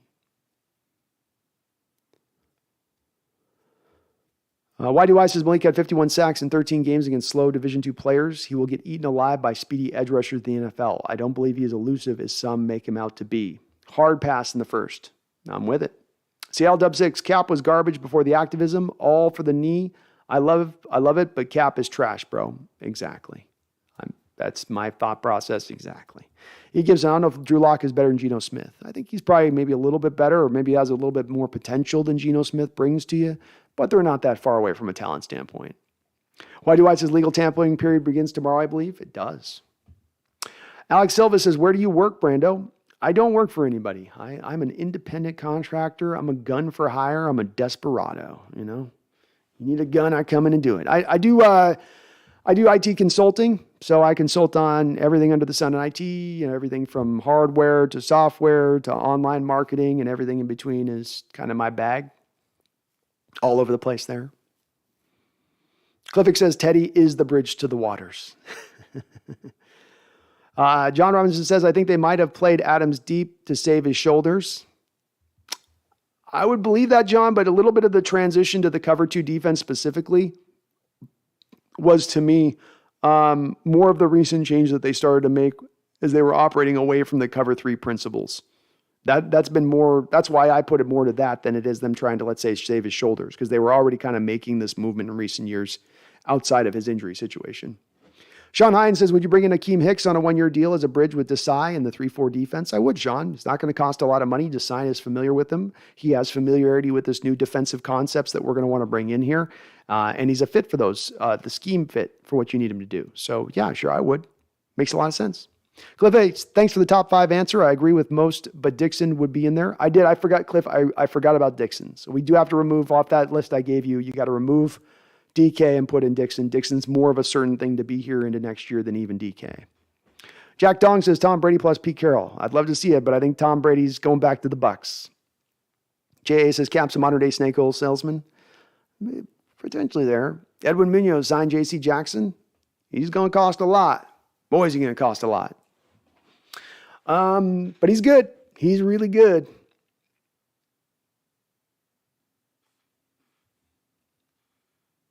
Clivic says, do you guys think we should draft players that's meant for our offensive line since our offensive line sucks, or should we draft a quarterback or defensive players? I'd go offensive line first, Clivic. I over even the quarterback, over defensive players. And I'd hold off on the quarterback for a year if I could. B. Russ, I think just roll with Locke for 2022, focus on the lines in the draft. I saw Locke is actually very good in play action, which should pair nicely with DK in a solid run game. Yeah, the only thing with rolling with Locke is, again, you're having a guy going forward that you can save some money by moving off of him right now. And if you let that money click in, that's going to be that hard to move off from him within a year to 2 years from now, where you're kind of stuck with him in an offense that's not exactly a fit for Locke, as far as especially the blocking aspect of it that you need these receivers to do in this particular scheme. Cyrus said, do you think we move DK if we don't get Watson? I don't think so, but it's a possible. It's hard to make a lot of predictions on this type of stuff because it's such a fluid state, and there's still a lot of ways that this could break, and we have no peek behind the curtain as to what Schneider or Carroll are thinking about their process at this point. Vance says 3 firsts, a second, and lock it to the Houston Texans. You think they'd accept? I would think they would. Yeah, I think they would sign off on that. Klivic says, I just saw some highlights of Drew Lock this past season. He's pretty decent, but those highlights were his best plays. I still don't know how he'll do in the season if we don't trade him. I don't either. I think he's a question mark. Little Road, Daniel Jones would be a good fit for Seattle. He hasn't had any weapons around him besides Barkley, and he's been hurt. I think they're going to try to bring Brian Dable in Little Road and make it work with Daniel. I don't think that they're trying to move him. That's my feeling on it. Flagger Sabbath says the Bleacher Report about the Panthers' possible offer is insane. That's what I'm getting the impression of, is that one of these two teams, be it the Saints or the Panthers, have just decided to go all in on Watson. And I'm talking all in. I'm talking 3 firsts, 2 seconds, player, a haul like we've never seen in NFL history. Kirk Stemmer says, I love the idea of trading back and picking up Linderbaum. Yeah, Kirk, I did it in both. You can see in my, I've got up on my screen here my mock draft that I did on the Pro Football Focus, the simulator. And both of them, I couldn't stop myself in both drafts from grabbing both Linderbaum and Lucas with my first 2 picks. I couldn't do it. I could not pass on that kind of value of where I was picking when they were there. I just couldn't do it. And yeah, trade back a little bit for Linderbaum, roll with him, clean prospect, easy peasy. Jay says, why is Parkinson one of the top 5 players you'd keep on the team? I thought the question was not top 5 players I'd keep on the team, but top 5 players that were likely to be on the team next year, not be traded, not be moved, that would remain here. So I was more operating from that standpoint as to whereas if you go down the list of other players from Gabe Jackson, not sure. Damian Lewis, I'm not completely sure. Chris Carson with his injury situation, who the hell knows? Travis Homer is going to make about $2.3 million. That's going to put him up on the cutting block. There's no guarantee that Cody Barton's here. I don't think he can play the will. That leaves him as a backup middle linebacker. So it was more just going through the logic process in my mind of, this guy's got a chance of being gone. Who would be a chance of being actually here? I'm not super incredibly high on Parkinson, but I think he is going to be here into next season. Devin Martzel says, my oh my, great channel name. With our Mariners past, it will be awesome to be a contender, or even thought of as one. My oh my, we'll put it on the list here. Let's get a list going here. We'll get a list going here. My oh my. So we will, that's the first one out the gate. I'll write it down. We're going to get a couple of ideas here. We'll see. Maybe we'll put a vote to the channel or something. But a great suggestion, Devin. Love it. Vans, 3 firsts, Brian Burns and Anderson. Yeesh. That's a price. That is a price. Landon Edwards says, if you bring in Watson, what are your next steps to round out the team? If I bring in Watson, the next step that I do has got to be Teron Armstead. I think that's your next step in there. I would probably try to find another offensive line solution somewhere else if I can at that point via trade. If it's got to be that, if you can't find it in free agency, specifically to deal with the left guard position if we can, or right tackle if that's the one available. I'm essentially really looking to concentrate on the offensive line at that point and then the pass rush as a secondary move. Flag Sabbath, I saw on Bleacher Report, it was 3 firsts, Brian Burns, Derek Brown, and a young safety. Oh, so it would be that kid that they took out of, I forget his name. He's been pretty good for them. That's an incredible haul. We can't compete with that haul. We can't even come close to competing with that haul. That's absurd. That's absurd. Nolan D says, I'm guessing you aren't a Strong fan then. I like how he throws, Nolan. I don't want to draft a quarterback going forward that lacks mobility. I think you're going to have mobility. It's more about where I see the game going. It's the evolution that we've seen where the game's been here recently, and I just don't think you're going to be able to get away with a guy that's more of a statue in the quarterback going forward, a statue in the pocket going forward. I think those days are going to start to kind of go away. And then he's got his knee injury that just kind of makes me a little hesitant. Jeremy Chin, yeah, that was the other one. That was the safety. He's a good player too.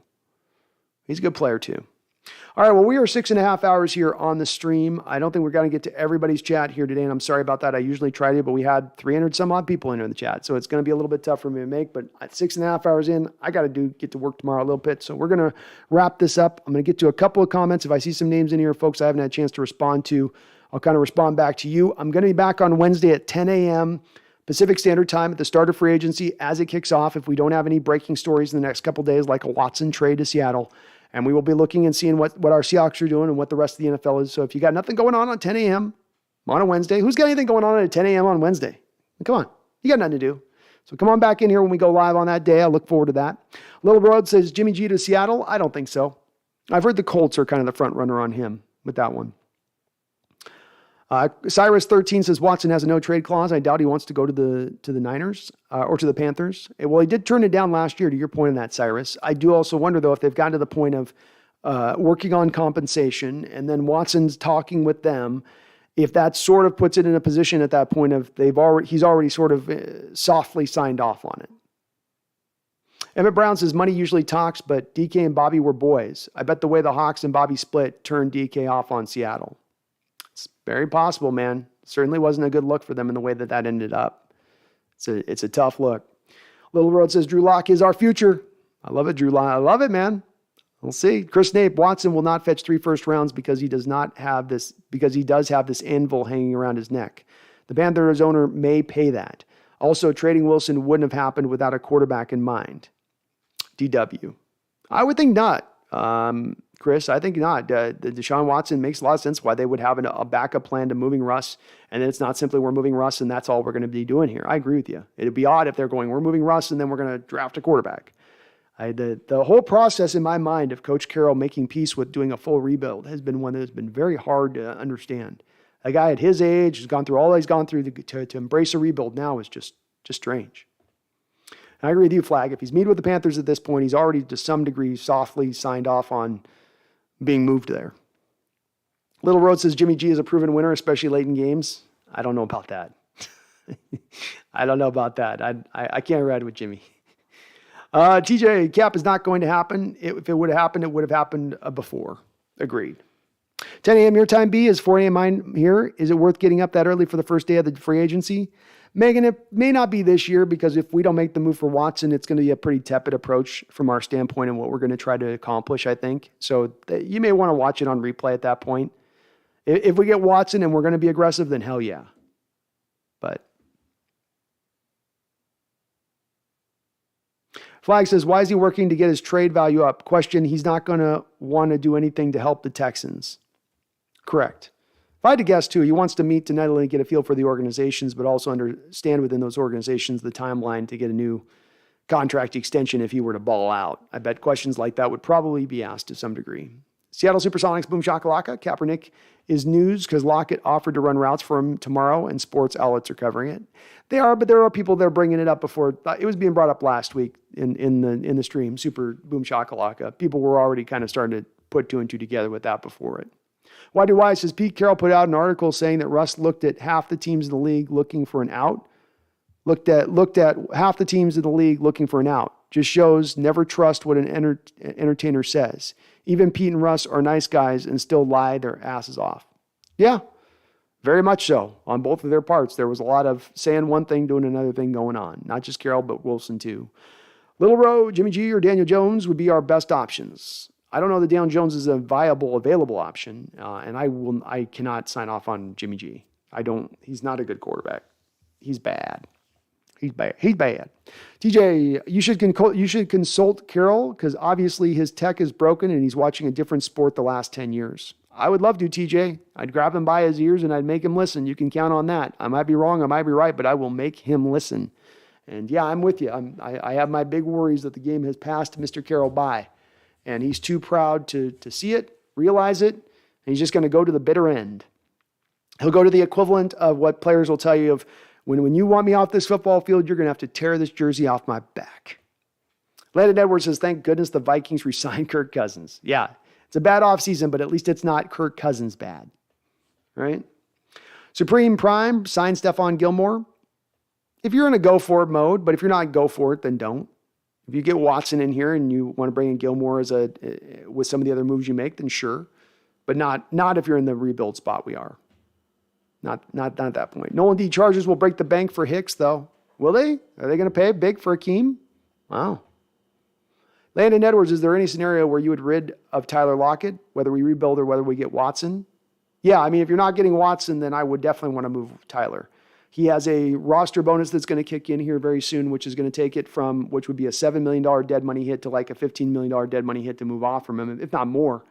And he's not a fit for this offense. I think he was resigned because of his chemistry with Russell Wilson and what they had going, and that you were going for it last year. But now knowing that you're not going for it anymore, that Russell's not here anymore, then might as well get what you can get for him as far as via a trade. If there's an ability to recoup a third-round cost, then you do so. Edwin Munoz, next, Hawks Nest makes 7 figures. I do not make 7 figures. I am not a rich man. I am rich in love. I'm rich in friendship. But I'm not rich in wallet.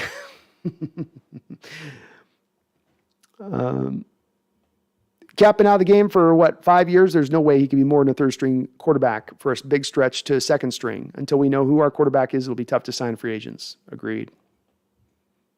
Key on TV, do you think the Detroit Lions need more offensive line? Yeah. I think it's just a solid place. This is where we are kind of as a team and where we're going, rebuilding as a team. One positional group that's a smart positional group to start out with is the offensive line. It can help overcome other things on your team, whereas if you have an amazing quarterback or an amazing running back, but you got a complete crap offensive line, sometimes they're not enough to overcome that. Tobias Larson, what's up, Tobias? Says, up, Brando? Hope you are doing great. I asked this question last year as well. Would you swap DK for Penny Sewell or DK for Chase? How tied are you to DK? And if we rebuild, would we rather have a tackle? I'm completely tied to DK, Tobias. Maybe I'm emotionally attached to him, but no, I would ride with DK going forward at this point. The value is there for a left tackle to go in that direction. I can get that, but I'm more excited with what the potential still sits there with DK and with him still being a relatively young player, just scratching into his prime. So I would take him over. I'd take him over Penny Sewell. If you're talking about being able to swap him for Jamar Chase straight up, I might take Jamar Chase because he's just amazing. But it'd be hard to choose. Hard choice. CLW6, I like Parkinson too. He didn't get utilized enough. No, he didn't.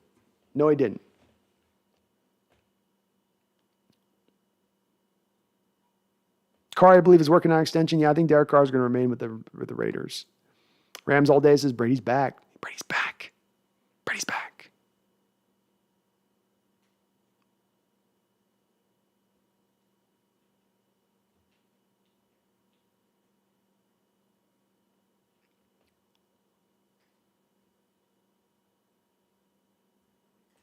Nolan D says, just seems stupid to trade who Watson would be throwing to. Yeah, no, Nolan, if Watson comes in, I'd keep Lockett. But if you don't keep Lockett, then I would move him at that point. It doesn't make as much sense. And again, understanding, Nolan, at the heart of this for me with Lockett, like at the heart of the issue here, is you brought in Shane Waldron, who brings in McVay's scheme. McVay's scheme is relying on basically 6-foot receivers who can down block on defensive ends. Tyler tried that a couple times last year and got blown up doing it. He's not able to do it, which then throws the whole running play out of whack if the receiver can't pull that block off. So he's just not a fit for the offense. Now, if Watson's in here, I want to have as many skill position guys he can throw to as possible, but outside of him being here, then, got to do what I got to do at that point.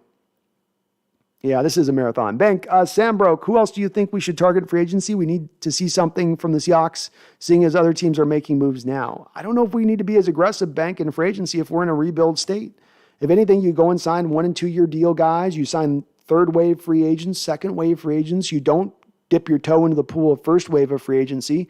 So those names start to become really less important because they're not going to be here once you're really a great team. You're just sort of, filling out your roster in what's going to be basically not a tank it season, but certainly not a season of true competitiveness either. That's the price you pay for giving up a Hall of Fame quarterback and you don't have a replacement waiting in the wings, especially on a roster that has a lot of limitations and a lot of work that there needs to be done. So I don't have a specific free agent to target for you if we're not in. If we're in, Teron Armstead, I've mentioned Clowney. Let me give you a couple names. Agba from Miami would be an interesting name to take a look at. Man, we had a lot of new subscribers today. It's been awesome. Thank you for subscribing there, Aunt Andre. TJ Ford, Little Road, 68, Sugar Bear. Love it, guys. Very nice of you to do. Bringing up my list here. I had a list of some guys that we could take a look here. Too many names. Akeem Hicks is a guy you'd look at. Hassan Reddick. Eric Fisher, if you can't get your hands on a guy like Teron Armstead, Eric Fisher is a backup plan, isn't bad.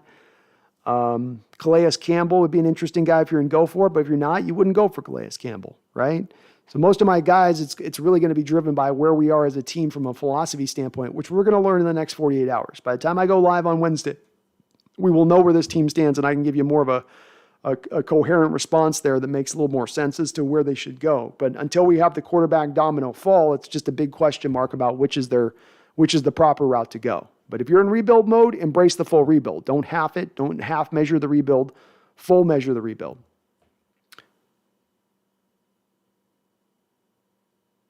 Voodoo Magic says, when Brandon says time's up to wrap up the stream, it equals 2 hours more. Exactly. How much would Ben Jones cost? Probably about $6-7 million a season. 3-year deal. 3-year, $20 million deal, something like that. Cliffix says, I think Carlton Davis is good, probably better than Stephon Gilmore signing too. Young core is better if they may say. I'd be okay with that. Yeah, you can sign me up for that. Carlton's good. He is good. Seattle Supersonic Shoe Shakalaka. Damn, I guess I missed that part about Cap last week. Yeah, it's starting to be messed. At least on Tuesday on the Russ trade, I was starting to hear about it already right out the gate with that boom Shakalaka. People were mentioning it quite a bit. And I get where people are coming from with it. It's just, again, the guy's skill set just isn't there.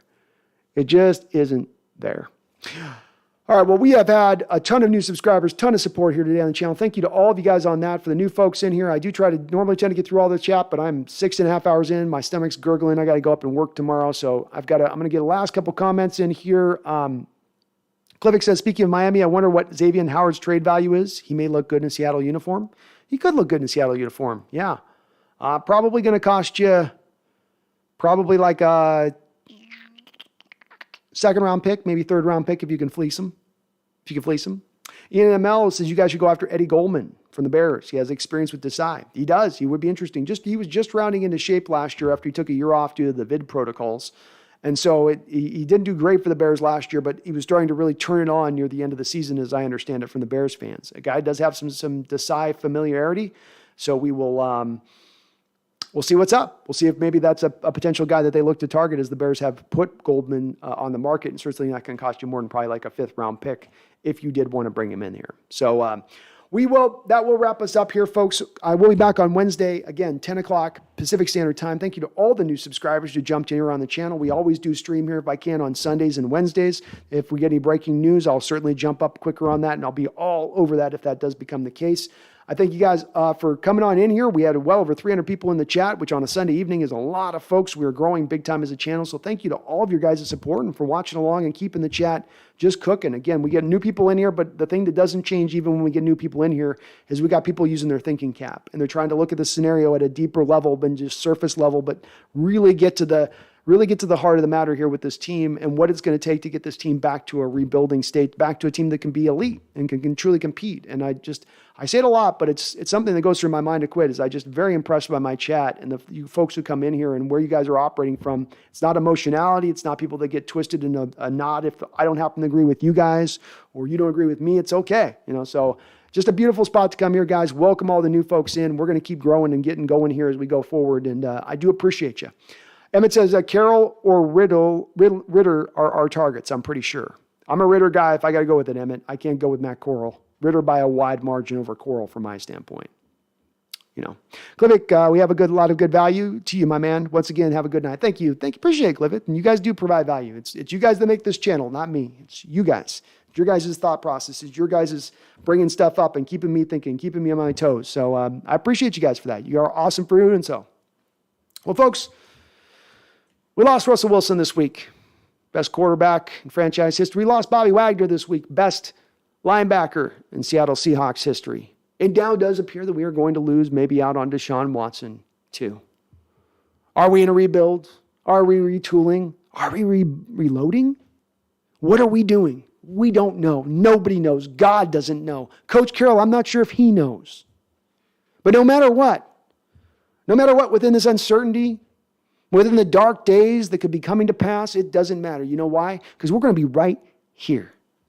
We're going to be taking our lumps, taking our cuts, taking our bruises, and we're going to keep pressing forward. We ain't going to stop, because that's not what the 12th man does. That's not what Seattle Seahawks fans do. We know we're coming back around again. We know we may be down for the moment. We may be now picking ourselves up off the ground, blood bleeding out our mouth, but we're going to wipe that off. We're going to stand back up. We're going to put our head up, and we're going to get back. We're going to get back to that mountaintop. You better believe it, because that's just what we do. We win here, and we will get there again. I appreciate you guys having the faith, because even now with this dark times we're in, even now losing Russell Wilson, you're still in here with me, thinking this through, talking this through, figuring out our solutions. whatever they may be, will very well be, whether we may disagree. I appreciate you guys for that. You're amazing for that. And I don't have to tell you, but I'm going to tell you anyway. Don't forget in these dark times. Don't get lost in these dark times. Don't lose your fandom in these dark times. Hold on. Stay true. And don't you forget, never forget. Go Hawks.